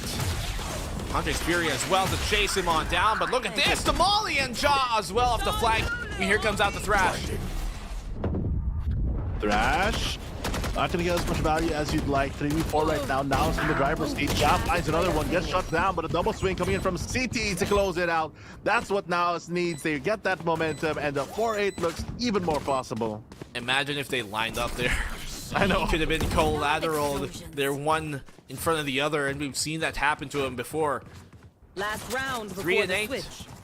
And are we on the same exact script as a while ago? Avernus starts strong. NAOS take a while to heat on up, and this is what we've been seeing for NAOS for a while now. Like even on their previous matchup that they played versus Tyrant yesterday, slow starts, opening half for either side. Like the second map was an 8-4 as well, and then they came back just ultimately for that second half. I mean, they take a while to heat up, but finally when they do, it seems like they are unstoppable. It's up to Avernus now to maybe just find another one. Maybe 9-3 is the key. Ignore the curse and just take the round. Push every advantage that you can, but still, on mid-side, they're still sticking around. Wish you would stick around. Yeah, same. Why are you leaving us? There's more ways than one, Fluff, is all I will say. Operator out for Dens on the attacking side, but he is on an op. Goo to the face. You got Nickelodeon there for a sec. See if Dens can find a shot. Quite possible here. Patience rewarded with nothing so far. Won't be able to retrieve the Dizzy as well. Left in the open like this. If they wait it out a bit longer, hopefully Mojo doesn't peek into this as they take a bit more control towards the A side, but Papi Chulo has the flash ready. They have the camera, they're just waiting for it. There it goes, there comes the shot, but they're all three in the corner, but the spray down not gonna connect. Jag gets 2 though. 30 seconds left. Good trap set up there by NAOS. Obviously they find picks because of it. Dens might have a hard time here to aggress with that op, but he is holding down that stairs. Let's see if they challenge him. Wingman claps. That's a snap here against Dens. Looking like another 8-4 opening half from NAOS. Showstopper connects, and he is down for the count. Hydra Kid 4-8 NAOS. And they come at the end of the first half, much like the last 2 maps we've seen from this team. It's still pretty rough this time around, but we've seen NAOS do it once. Maybe they can do it again. The slow start and a great finish is all that they need again here on map number 2. It's going to be a bit more difficult with only 2 sites and not much rotates, but if Avernus can do it, NAOS surely can as well.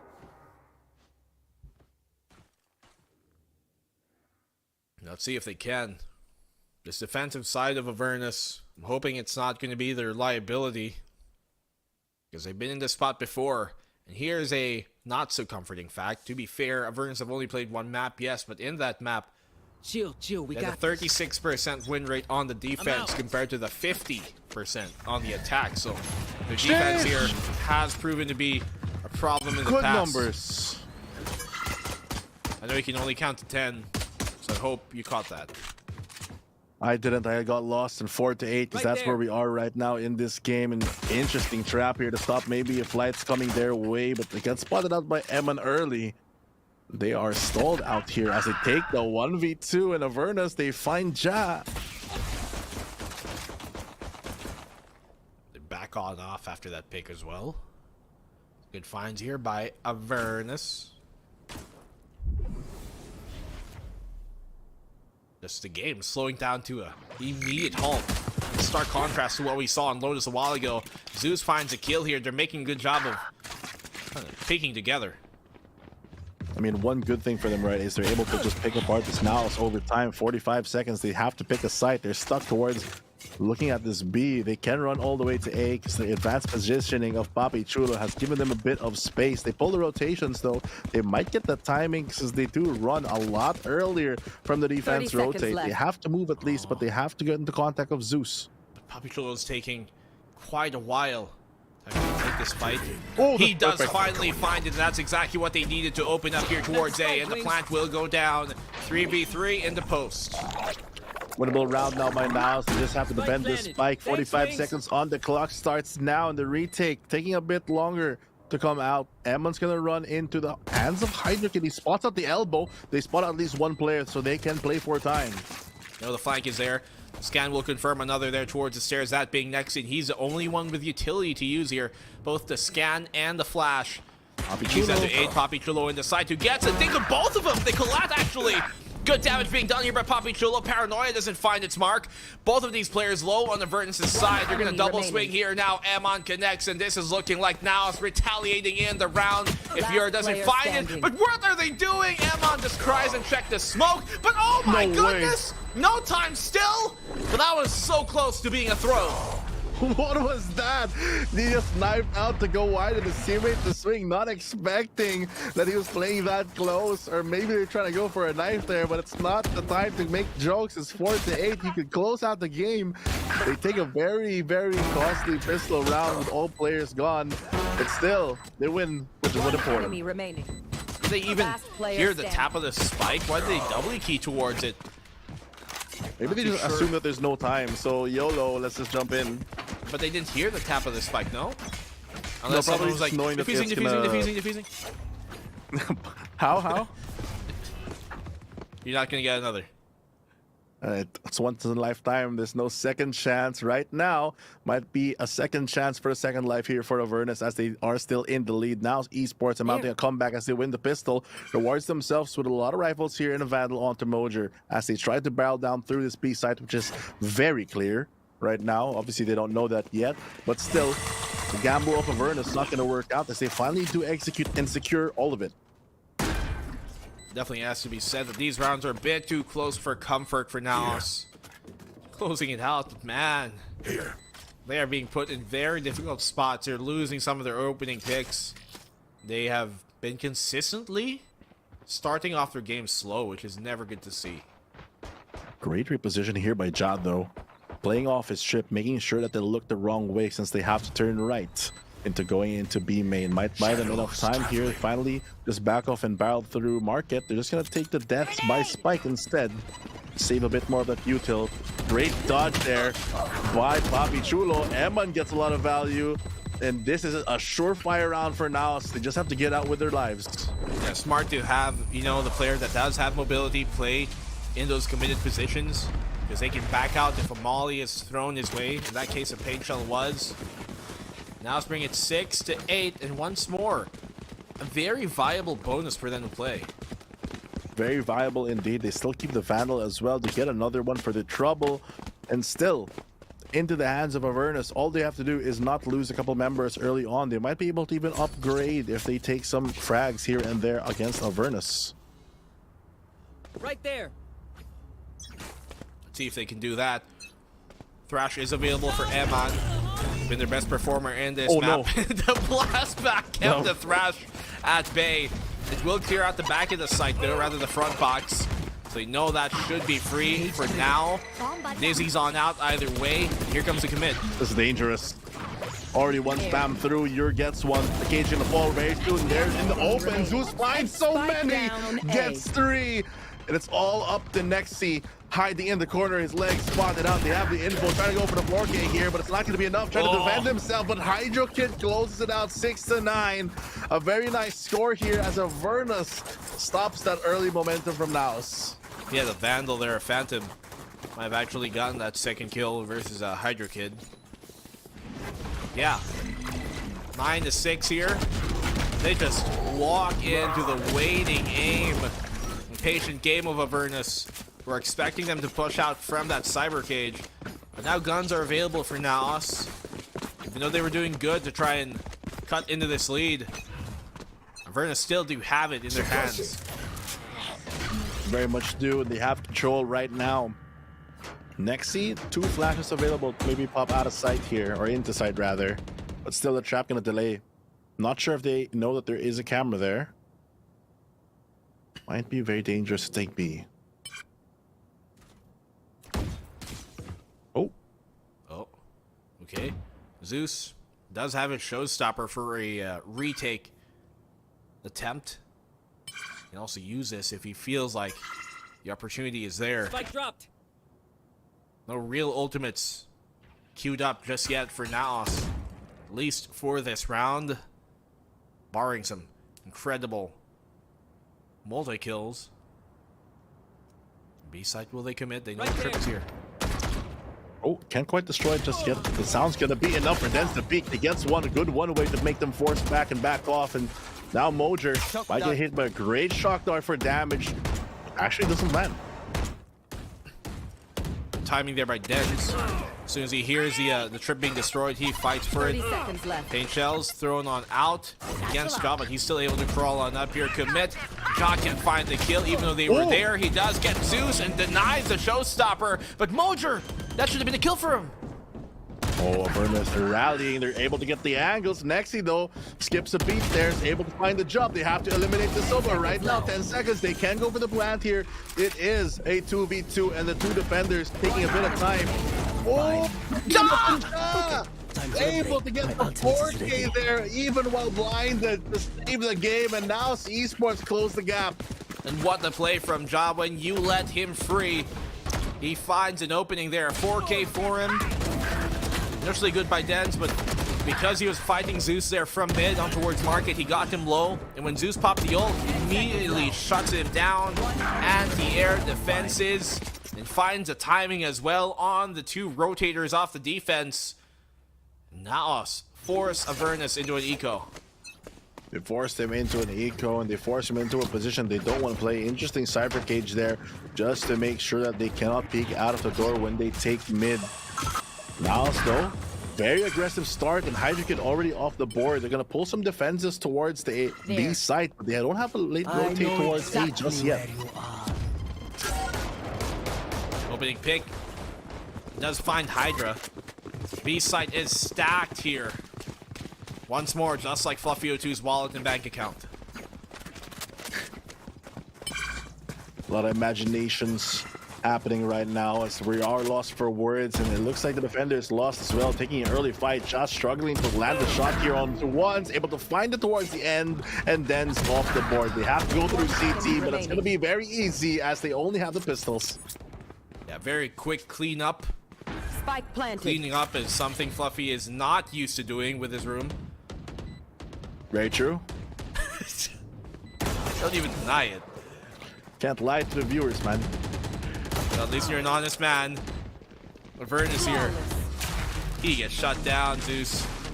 8-9. I think I've seen this script before, Fluff. It seems like it. Like game number one before, NAOS just finds a gap, finds a strategy that works, and has been pulling it off. Pulling rotation seems to be the key here, as it is generally what has won them that attacking half in the last game. This time around in map number 2, they are in the same position, so it's a comfy position for them, but not necessarily the one they want to be in. How comfortable is it? Let's see. You can put them to sleep. Now, so you do have the Thrash once more to reinitiate. Hydra Kid will have his Hunter's Fury. If he does find himself an orb, and the A side is free for him to take that, so he will thrash out towards his B site. Trips are here on the front part of the site. It gets denied by the nade.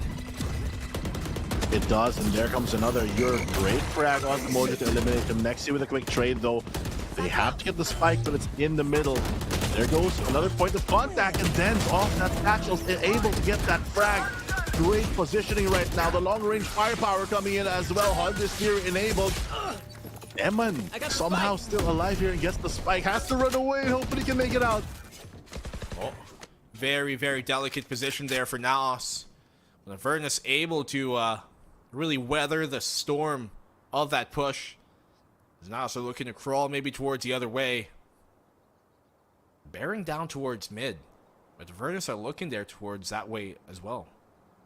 Exactly. Looks like they might have a pretty good read here. Oh, they just spot him out.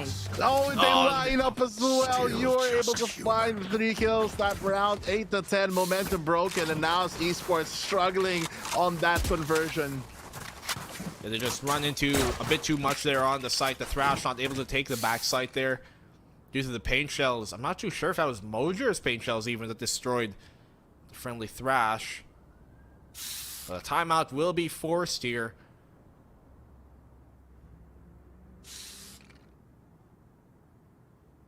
Look at their ults that they've got. They've got the null command. They've got the showstopper to use. Will that be enough to cut back into this lead? Avernus don't necessarily have the best economy, but they will be able to get at least another buy. That's true. Everything you said is true. Back to you. Yeah, thanks for throwing it back. Why else would they have you here? If not to yap. Stop the cap. Uh-huh. I'm about to rap. Yeah? I'm gonna pull out the strap. Yeah? And I'll stop And now it we're there. back. And now we're back. Yeah, and there comes another timeout. Brought to you by Black and Blue. It's 8-10 right now, and we're having a bit of fun, but still, NAOS is not yet done. They still have a lot to go, 2 rounds to go, and it's a lot to climb for them, but we've seen them do it before, so there's no reason why they can't do it now. Here. Push on out here, as NAOS have an opportunity to cut back into this. They've been doing a good job to minimize whatever problems were occurring a while ago. The flashes come on out here. Showstopper, will it connect? Yes, it will, but he does get taken down before it is able to find its mark. Zeus will shut down as well. Nexi there. They can still res him on up. They're going to need to get the player count back up into their favor, and especially his utility. The spam, will it find him? Nexi barely able to escape, and he will find his concealment. It's going to be a bit more difficult here. Why do they smoke the choke? That's going to be a bit more difficult to clear. They at least get the left side out of the picture. Poppy Chula gets spammed out, committed position, like you mentioned earlier. Has to back away. Zeus still with his life. They have to tap the spike and they go for the pre-fire. Great flash as well, but he's so close. Next, he doesn't expect it. He just gets gunned down the dark cover phase, and here's a bright future for maybe NAOS Esports. And Emon gets a 4th as well! He has been showing up, waving whatever he could away. 9-10. And that's the way to send him down to the dungeons, into the den. How on earth does he find these kills again? Everything that he could do, he did. And even with a push out from Zeus, even with a push out from Avernus, he just diverts their attention away. The wide swing connects. The heads find their mark. And now let's keep it close. They do 1 round. Now it will separate them from going to the double digits. Emman almost gets caught out there. The tap on the spike, disarming him for a second, but there comes the recon to push them back. Util gonna be used already for the side of Avernus. Looking at the rest of the map though, Jai's trying to get space while they're causing this commotion, and it might pay off because they're so committed for this B side. Crawling on up here, NAOS do have the weaponry, the arsenal to tie up the game, and potentially bring it back to what we saw a while ago as well, where things were looking slippery at the start, but they found their grip as the game progressed further. Thrash is available once more for Emon, but if they can win this round without using that, that's going to be even better. Oh, they can use the wingman here to get a good plant. Great scan though coming in from the defense side. There comes the nades, but it's not going to land. They get the spike down. That's what's important. You're hiding behind the smoke. You're just making sure that it's clear. Look where they planted though. Right in front of the stairs there towards the elbow instead of the usual kind of default spot. Interesting plant spot. That's going to help him with the smoke. Motor gets the one to shut down Zeus. Here's a swing from Nexi, but doesn't commit to it. Most of the push is going to be coming from that CT position. No flank from Avernus. Another smoke being thrown out here. And they're simply outpositioned here by Ja, who finds another kill coming his way. This is going to be difficult for Avernus. And I dare say NAOS will tie up the game right here, right now. And that they shall. 10-10, 1-0 for either side. 10-10, they equalize, and now there's a chance for them to go ahead. All they need is this round to take the game away, and maybe it can be this. They have a good buy, and Avernus, they're running low, half armors on 2 players, so not many ultimates that are relevant outside of maybe the Thrash. The neural theft on Ja is going to be the biggest deal if they're able to get that online. Well, let's see if they can continue this momentum and close out the series over Avernus. Can they finally close out what they were struggling to do so on the opening map? They've been very close twice on a round now. But still, it has been elusive for him. Thrash is available on either, rather only here on Avernus, as it was burnt in the previous round. Ja, too much for him to handle perhaps. Nexi good on the one. He does get his own before being taken down. They double down on that and they lose their gamble. Ja gets traded out like you said, and they're looking for Dens. Might be able to find a good lineup here onto two. He does, and Papi Chulo with a quick trade forces it back onto a 2v2. Paranoia not gonna connect, and Papi Chulo is saving the game. Zeus trying to get a better timing with a blast pack. Has the showstopper to work with as well, but so many corners for him to clear now. Spike planted. One enemy My remaining. goodness, Papi Chulo, he's taken down here. Zeus does have the showstopper. Suppress could be thrown on out. Nexi now might be a good time to do so. Never mind, he's able to bypass it. Now, he doesn't know. He has no idea where could he be. In every corner, gotta check around it. But Nexi will confirm a body shot is all he needs, and the lead has been swapped around. The pendulum swings. Equilibrium taken away. Now, let's take the lead. Now, finally, they are rewarded for the fruits of their efforts that they laid very early on to this game. After mounting a couple rounds here and there, they just add up into what we now see is the NAOS game. Avernus on the back foot for the first time. They have to find a way to get this out because they can still win this game. The problem is that NAOS are just reading them better for the past couple rounds. Well, at least they know how to read. True. I wish I could. Here's a peek out. Amon still equalizes for the double. Papi Chulo finds his own as well there. 2v3. Neural Theft is available. It will be popped by Ja first, but Hydra Kid swings out before it gets its information. Den's coming off the flank as well, so they're fully aware here. Ja, he has to be careful about this duel. He is taking 1v2 now for Hydra Kid. And even though they cut off the head, it was the final one. 12-10 match point for NAOS, and look at the economy of Avernus. It's in shambles. This is heartbreaking to see because Avernus on map number 1 played out the same story. They need to change their fate. If not, they look like a team that really showed that gods can bleed, but still not able to finish them off. And now Esports might end up on top as we move on to another timeout. Timeout here. Very, very crucial moment here for Avernus to extend this game even further, try and bring it into overtime. But I want to take this time to thank Fluffy02 for being such a great co-caster. It's gonna be the final time I'll see him. That's true, guys. And It's cast the final with him. time we're gonna cast together. Oh. But everything that's good must come to an end. But when will this series end? Now That's the question. For a 13th could be here. Avernus overtime once again is what they're searching for. They start off strong, but closing it out is a problem. It doesn't matter how strong you hit, kid. It's about how you hit after you get hit. Inspiration coming their way, but we gotta get inspired by this game to play a lot more Valorant, as Avernus are still struggling here with the economy. Thinking about the judge there, but judgmentally deciding on a better judgment call and picking up the Bulldog. Right there. Let's see. Right there. The Bull sees red. NAOS can W key into the site. Thrash is available for XTY. That's the only real ultimate they have up online. Everything else is a bit too far away to be expected from this round unless Hydra Kid goes big. So Avernus, let's see if they can get a read on the situation. Now it's actually playing the clock down, expecting aggression from Avernus, who are trying to play a bit more cautiously. A lot of care right now. An important round could seal the deal.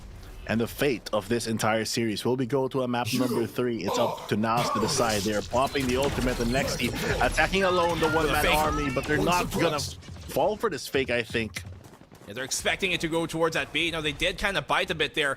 Ja, let's see. He needs to get a kill here, but Zeus, that's even bigger. That's exactly the pick that Avernus need to try and fend off this fight, to try and continue on in this bout. A lot of opportunities still, but the spike already down. Now it just has to play down the clock. 40 seconds left, and it's still a lot of time for Avernus to work with the good flights in to clear the site. They have to be wary of the elbow position. See if they can do it here. Hydrakid finds another 3v5, trying to hold as well. Next, he gets caught off the flank, and the Avernus are holding on. Poppy Chulo only good for the one, and we go to the final round of regulation here as Avernus hold on to another round. Exactly, and it's such a difficult situation to be in. Now, Esports, they could have closed it out there, but that opening pick by John not connecting really just gave Avernus so much momentum, giving them control to go out of ramp and make it to go for the pincer for a site. A good call for Avernus to go for the recover. Now, OT is the goal. Yeah, really sticking together there. Kind of a death ball is what they use to overrun NAOS, with picks going their way untraded. We have not been able to see an op come out in this entire half from Avernus either, because of the fact that they haven't had the economy to support it. Full gun round on either side. And let's see, do NAOS close out the series 2-0? Or it's overtime imminent? It's overtime, but is it really over? Will this series ever end? So far, the back and forth has been a battle that's literally lasted what feels like years. And Ja has the experience of years and is using that to his advantage, getting as much information as he can as they creep up this time around for mid, something that NAOS hasn't really done. It's dawning upon them here that mid is possibly to be sent on open. Thrash on that paranoia as well. Look at the chase from Mosier. That is perfect on the execute. And now they're looking to try and execute here towards A, but Mosier finds a second towards the site, and this could be it. They're down 2 members already. They have site control. Now Esports in a good spot, able to position well. They have all the util that they need, and it's all up to Avernus to win this 3v5. Zeus trying to make first contact, doesn't break the knife immediately, but that's gonna be a showstopper. Just buys them a lot more time.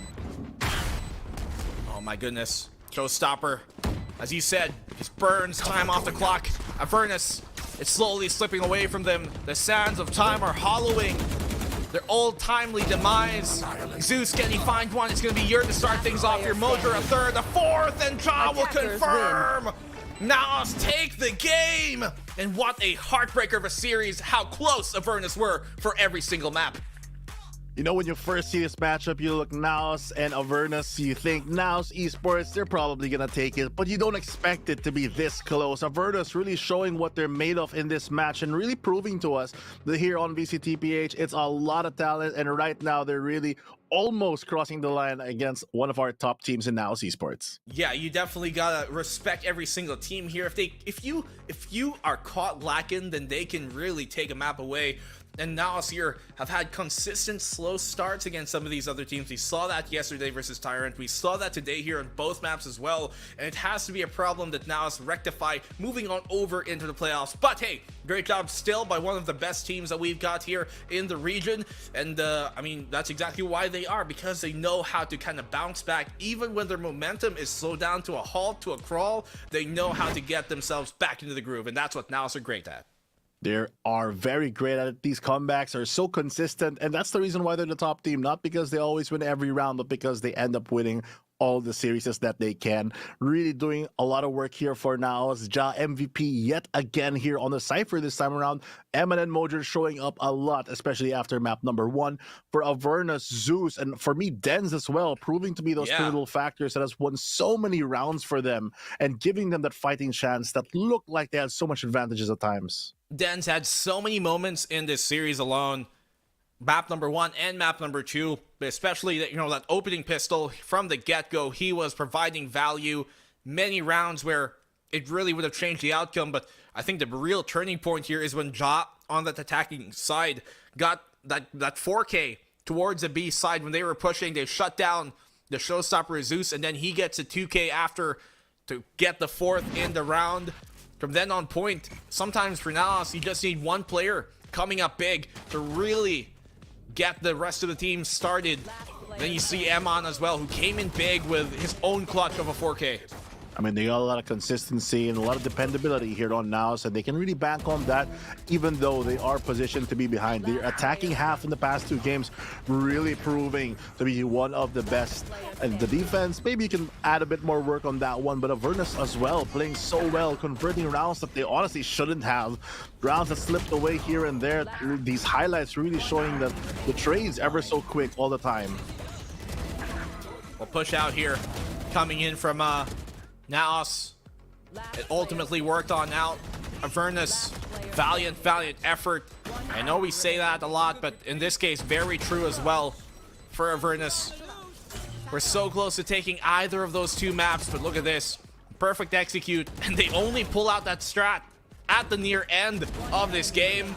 When it mattered the most, Modra comes alive when you call on to him. I mean, they're subverting everyone's expectations with that one and just hitting them with a last-minute surprise to end the game. Well, I'm surprised to hear, Fluffy, that this is going to be the last time I'm going to see you again before you leave us for greener pastures. Guys, No guys, more don't believe him. It's just VCT. our last cast in this schedule. You know, there's more ways than one to make this happen again. I hope you will remember us in the next life. Fluffy, you too. Guys, I'm not gonna die. Chill. I hope we all can remember what he has done for us. Never forget, Fluffy 02, 2024. That's and enough our words panel from has got Black and more to Blue. say. To the Thank panel. you guys. To the panel. 2-0 man on the side of NAOS Esports, hindi natin maitatanggi na sobrang dikit nung laban at muntikan pa nga makuha ito ng Avernus Esports. Pero syempre, nanostra na naman ni Dax to. Kahit kanina nung nanonood kami from the sidelines, anong sabi niya sa akin? Laika 13-11 to. Feeling ko scriptwriter ka dito sa VCT PH, Dax. Totoo ba? Matagal na, 2020 pa lang bago pa nagka-VCT PH. Ako na bahala sa lahat. But isipin nyo, no? Actually, ano eh. Oh. Sorry. Hindi, I want to hear what you say. Sabi ko, 10-10 yan. From 9-10 to 10-10. Tapos diretso na, grabe. Oo, diba? Idol Double digits is the way. Tapos mag-11 pa nga. Pero guys, isipin nyo, 2 beses nanguna yung Avernus. 2 beses sila attacking side. 2 beses first half nag-end ng 8-4. At 2 beses red, rumali doon yung NAOS Esports. It's been interesting, no? Diba, Rockhard? Kasi last series ng NAOS, nahihirapan rin sila. Same can be said here today. Yeah, 2 seems to be the lucky number here, especially for NAOS. And even though they did win, we did see a small glimpse lang naman, diba, of brilliance coming in from Avernus din, especially yung gigil nila. And to be fair, hindi lang dito sa series na to, and again, a few previous series na nakasko din, I feel like we've also seen NAOS go through this. And even the audience na narinig ko nagko-comment in the previous ones, like, yeah, we've seen this before. And yeah, this is true here in this series as well. Like, big props to Avernus for making it close, but NAOS really knows what to do when they need to go clutch. That is true, no? Pag NAOS talaga, expected na yan na dapat kaya nilang mag-adjust dito sa mga situations na to. But I also gotta give credit where credit is due. Kasi itong Avernus, we always refer to them as more of a rookie team dito sa VCT PH. But after watching itong map na to, especially itong Sunset, masasabi ko na yung fundamental sila, kahit pa paano activated yung trading potential, yung double swings nila, laging on point at ang bilis nilang mag-decide. However, mas mapilis pa din mag-decide si Ja. The man, the myth, the legend. Ilang beses na tong naging MVP mula Split 1 hanggang ngayon.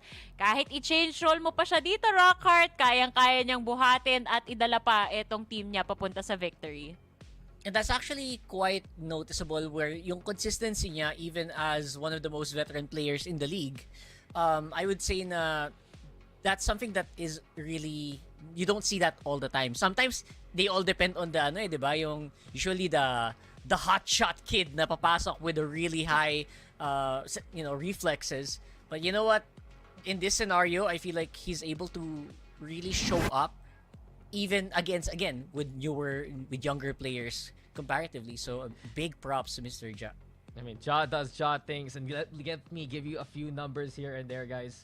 16 rounds with multi-kills, 2 of them being 4Ks, over 50 kills with Ace, 8 first kills, top fragging both games. Ja does everything he can and more para sa team niya. And it's really just goes to show kung ano man position lagay mo nga si Ja. As Rocket has said, it just works out kasi siya mismo yung talent dito. It's great to see NAOS find those recoveries. Pero isipin mo rin bakit umaabot in the first place dun para sa NAOS? Great effort there galing sa Avernus.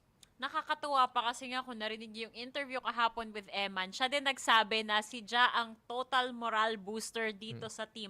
At alam nyo ba na napapanood ni Ja etong panel natin? Nakita ko from the sidelines, nasa ibaba siya kung asan tayo ngayon. At hi Ja, welcome ka na rin dito sa panel. Bakit di na natin simulan tong kwentuhan natin, di ba? Na, papasok na. Ja, congratulations! Naririnig mo na ba kami?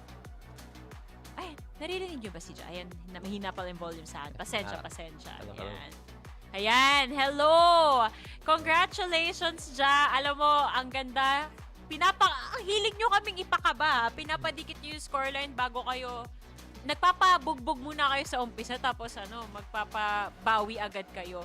Talagang tunay na bida kayong mga NAOS players no? Pero si Rockhart ang unang magtatanong dito sa panel. Ako, it's not more of a question, more of like, yeah, it's still a question. If iba nakalaban yung Avernus, obviously they're the younger squad, medyo may promise naman yan na nakita nyo. What would you say to Avernus na mga points na kailangan pa nilang i-improve dito? Kumbaga, Coach Jack ka ngayon for Avernus. Mga 2 lines lang. What would you say to them?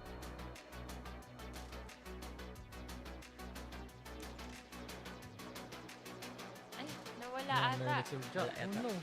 Oh no. Sign language mo na lang, Ja. Ganun. Wala pa rin. Okay, dito muna tayo. Kwentuhan muna ulit tayo. Sayang, narinig ko na siya kanina. Tapos nawala pa. Sayang. Nagtanong na si Rockhart. Ayun Oo nga Yun Sayang. It's his moment. Sorry, baka Pero sa akin direct. Nahinaan ko pala yung volume kanina. Sorry. Pero, yun nga no? Nakakatuwa talaga na ito si... Okay. Nakatanggap kami ng message na kami muna ang magkukwentuhan dito bago tayo mapunta sa main event dito sa panel. Na paboritong part ni Dax every single panel, yung interview. Excited siya makarinig ng insight. Pag G naman yung tao mag-interview, natutuwa ako. Pag tropa rin, alam mo na, masaya ang usapan.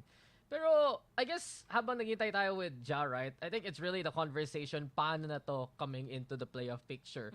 NAOS, hindi ko pa pwedeng sabihin na in na sila sa semis dahil may world of possibility na bigla maging 3-way tie pa nga yung top seed natin. Pero win here is already huge for them. They effectively have the most wins right now coming into this one. I mean, most played with 7 wins alongside Oasis Gaming.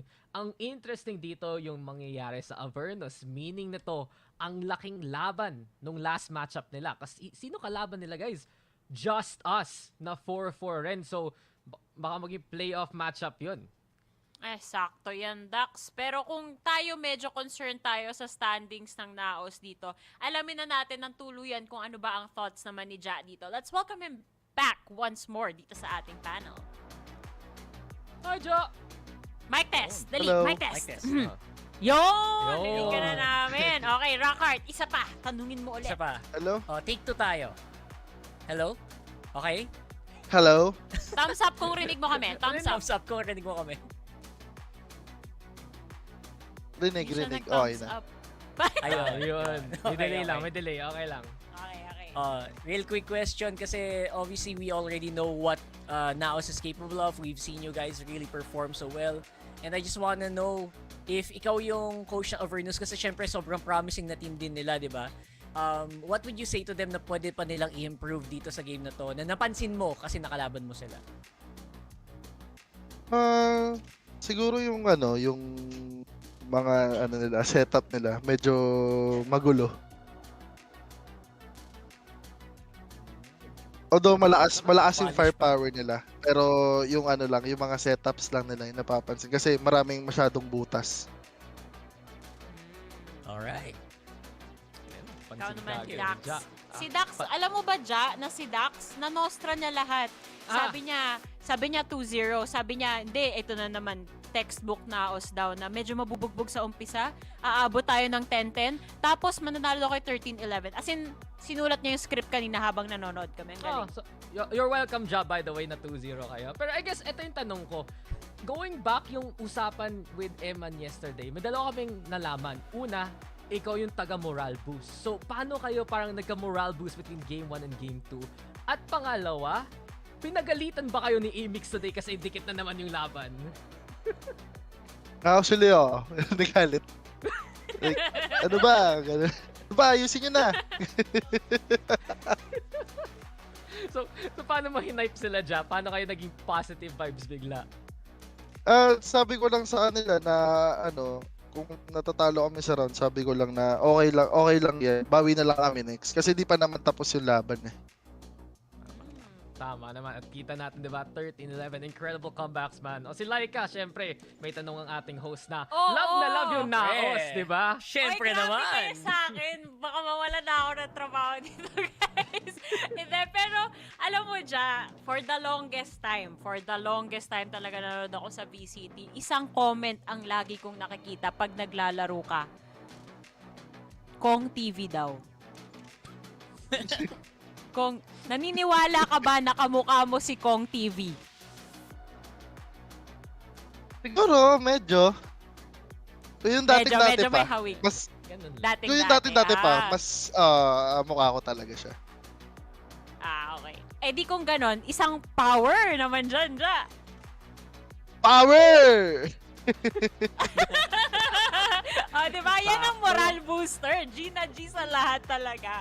Okay, Ja. Wala na akong masyadong malupitan na katanungan sa inyo kasi time and time again naman ilang beses na namin kayo na-interview dahil napakalupit ng performance nyo. So, bibigyan na lang kita ng opportunity ngayon para makapag-shoutout muli.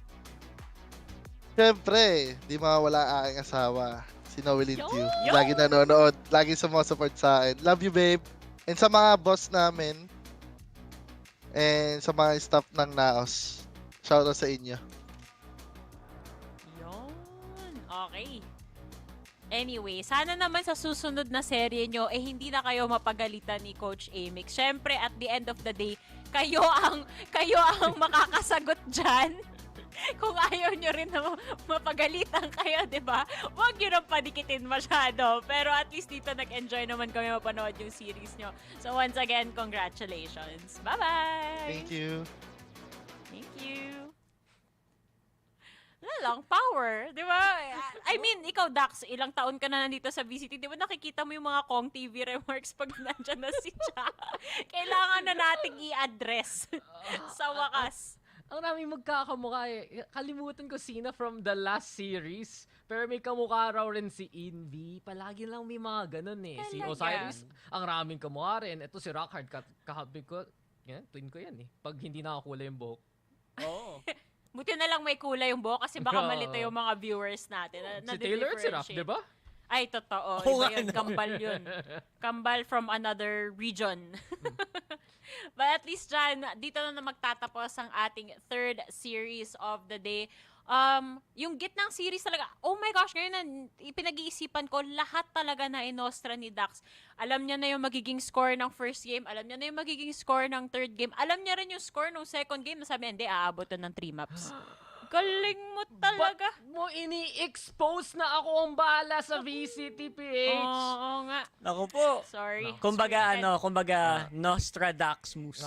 So, alam na, Oasis, NAOS, magsabi na kayo, ano gusto nyong score next? Alam mo na. At least, di ba? Anyway, tingnan na kaya natin. Ready na ba na maipakita sa mundo ang ating updated standings for the day? Kasi syempre, 3 araw o 2 araw na lang pala tita. This is the final day for our week number 6, which means 2 broadcast day na lang before we head on over to our crossover matches and in the future yung knockout stage natin. So, Dax, ito na yung perfect opportunity na i-share mo ang iyong computation for the day. Na naman Take note. Tayo. Naglabas siya ng calculator para By dito. my calculations, ito ang pinakamalalaking bagay sa mga matchup na ito. Carti World, matalo sila ng isang series, hindi sila makakapasok ng semifinals. Oasis, isa lang kailangan nila para sure yung semifinals. Tyrant and Subversive, unfortunately, knocked on out. Yung rank L, hindi ko masyadong sure, baka nga. Pero ito talaga yung usapan, di ba? 5th, 6th, and 7th are gonna be huge implications kasi yung JustUs at Avernus may matchup mismo sila against one another. And alam natin pag two-way lang yung tie, head-to-head matchup, kung sino manalo ng series na yon, sila ang pasok. Yung pwede pang maging alanganin rin dito ang Old Stinky Cat kung matalo sila against Rank L Cuties at maging three-way tie yung 4-5. Nako, ilan computation ng League Ops natin yan para lang to sa last 2 slots. Nagpapanggap pa tong si Dax. Alam niya naman na yung script. Siya naman yung nagsulat eh. Nagbigay siya ng mga scenario no Rockhart. So what, pa-overthink lang kami, pero sa totoo lang, nakasulat na yung scoreline nila mismo. No? Pero at the very least, at least nakikita natin na nagse-step up din yung ilan sa mga teams dito. So, at least magaganda na yung mga laban natin. Nawala na yung mga first week jitters natin. Week number 5 na at dyan nga magtatapos yan. Week number 6 coming up next.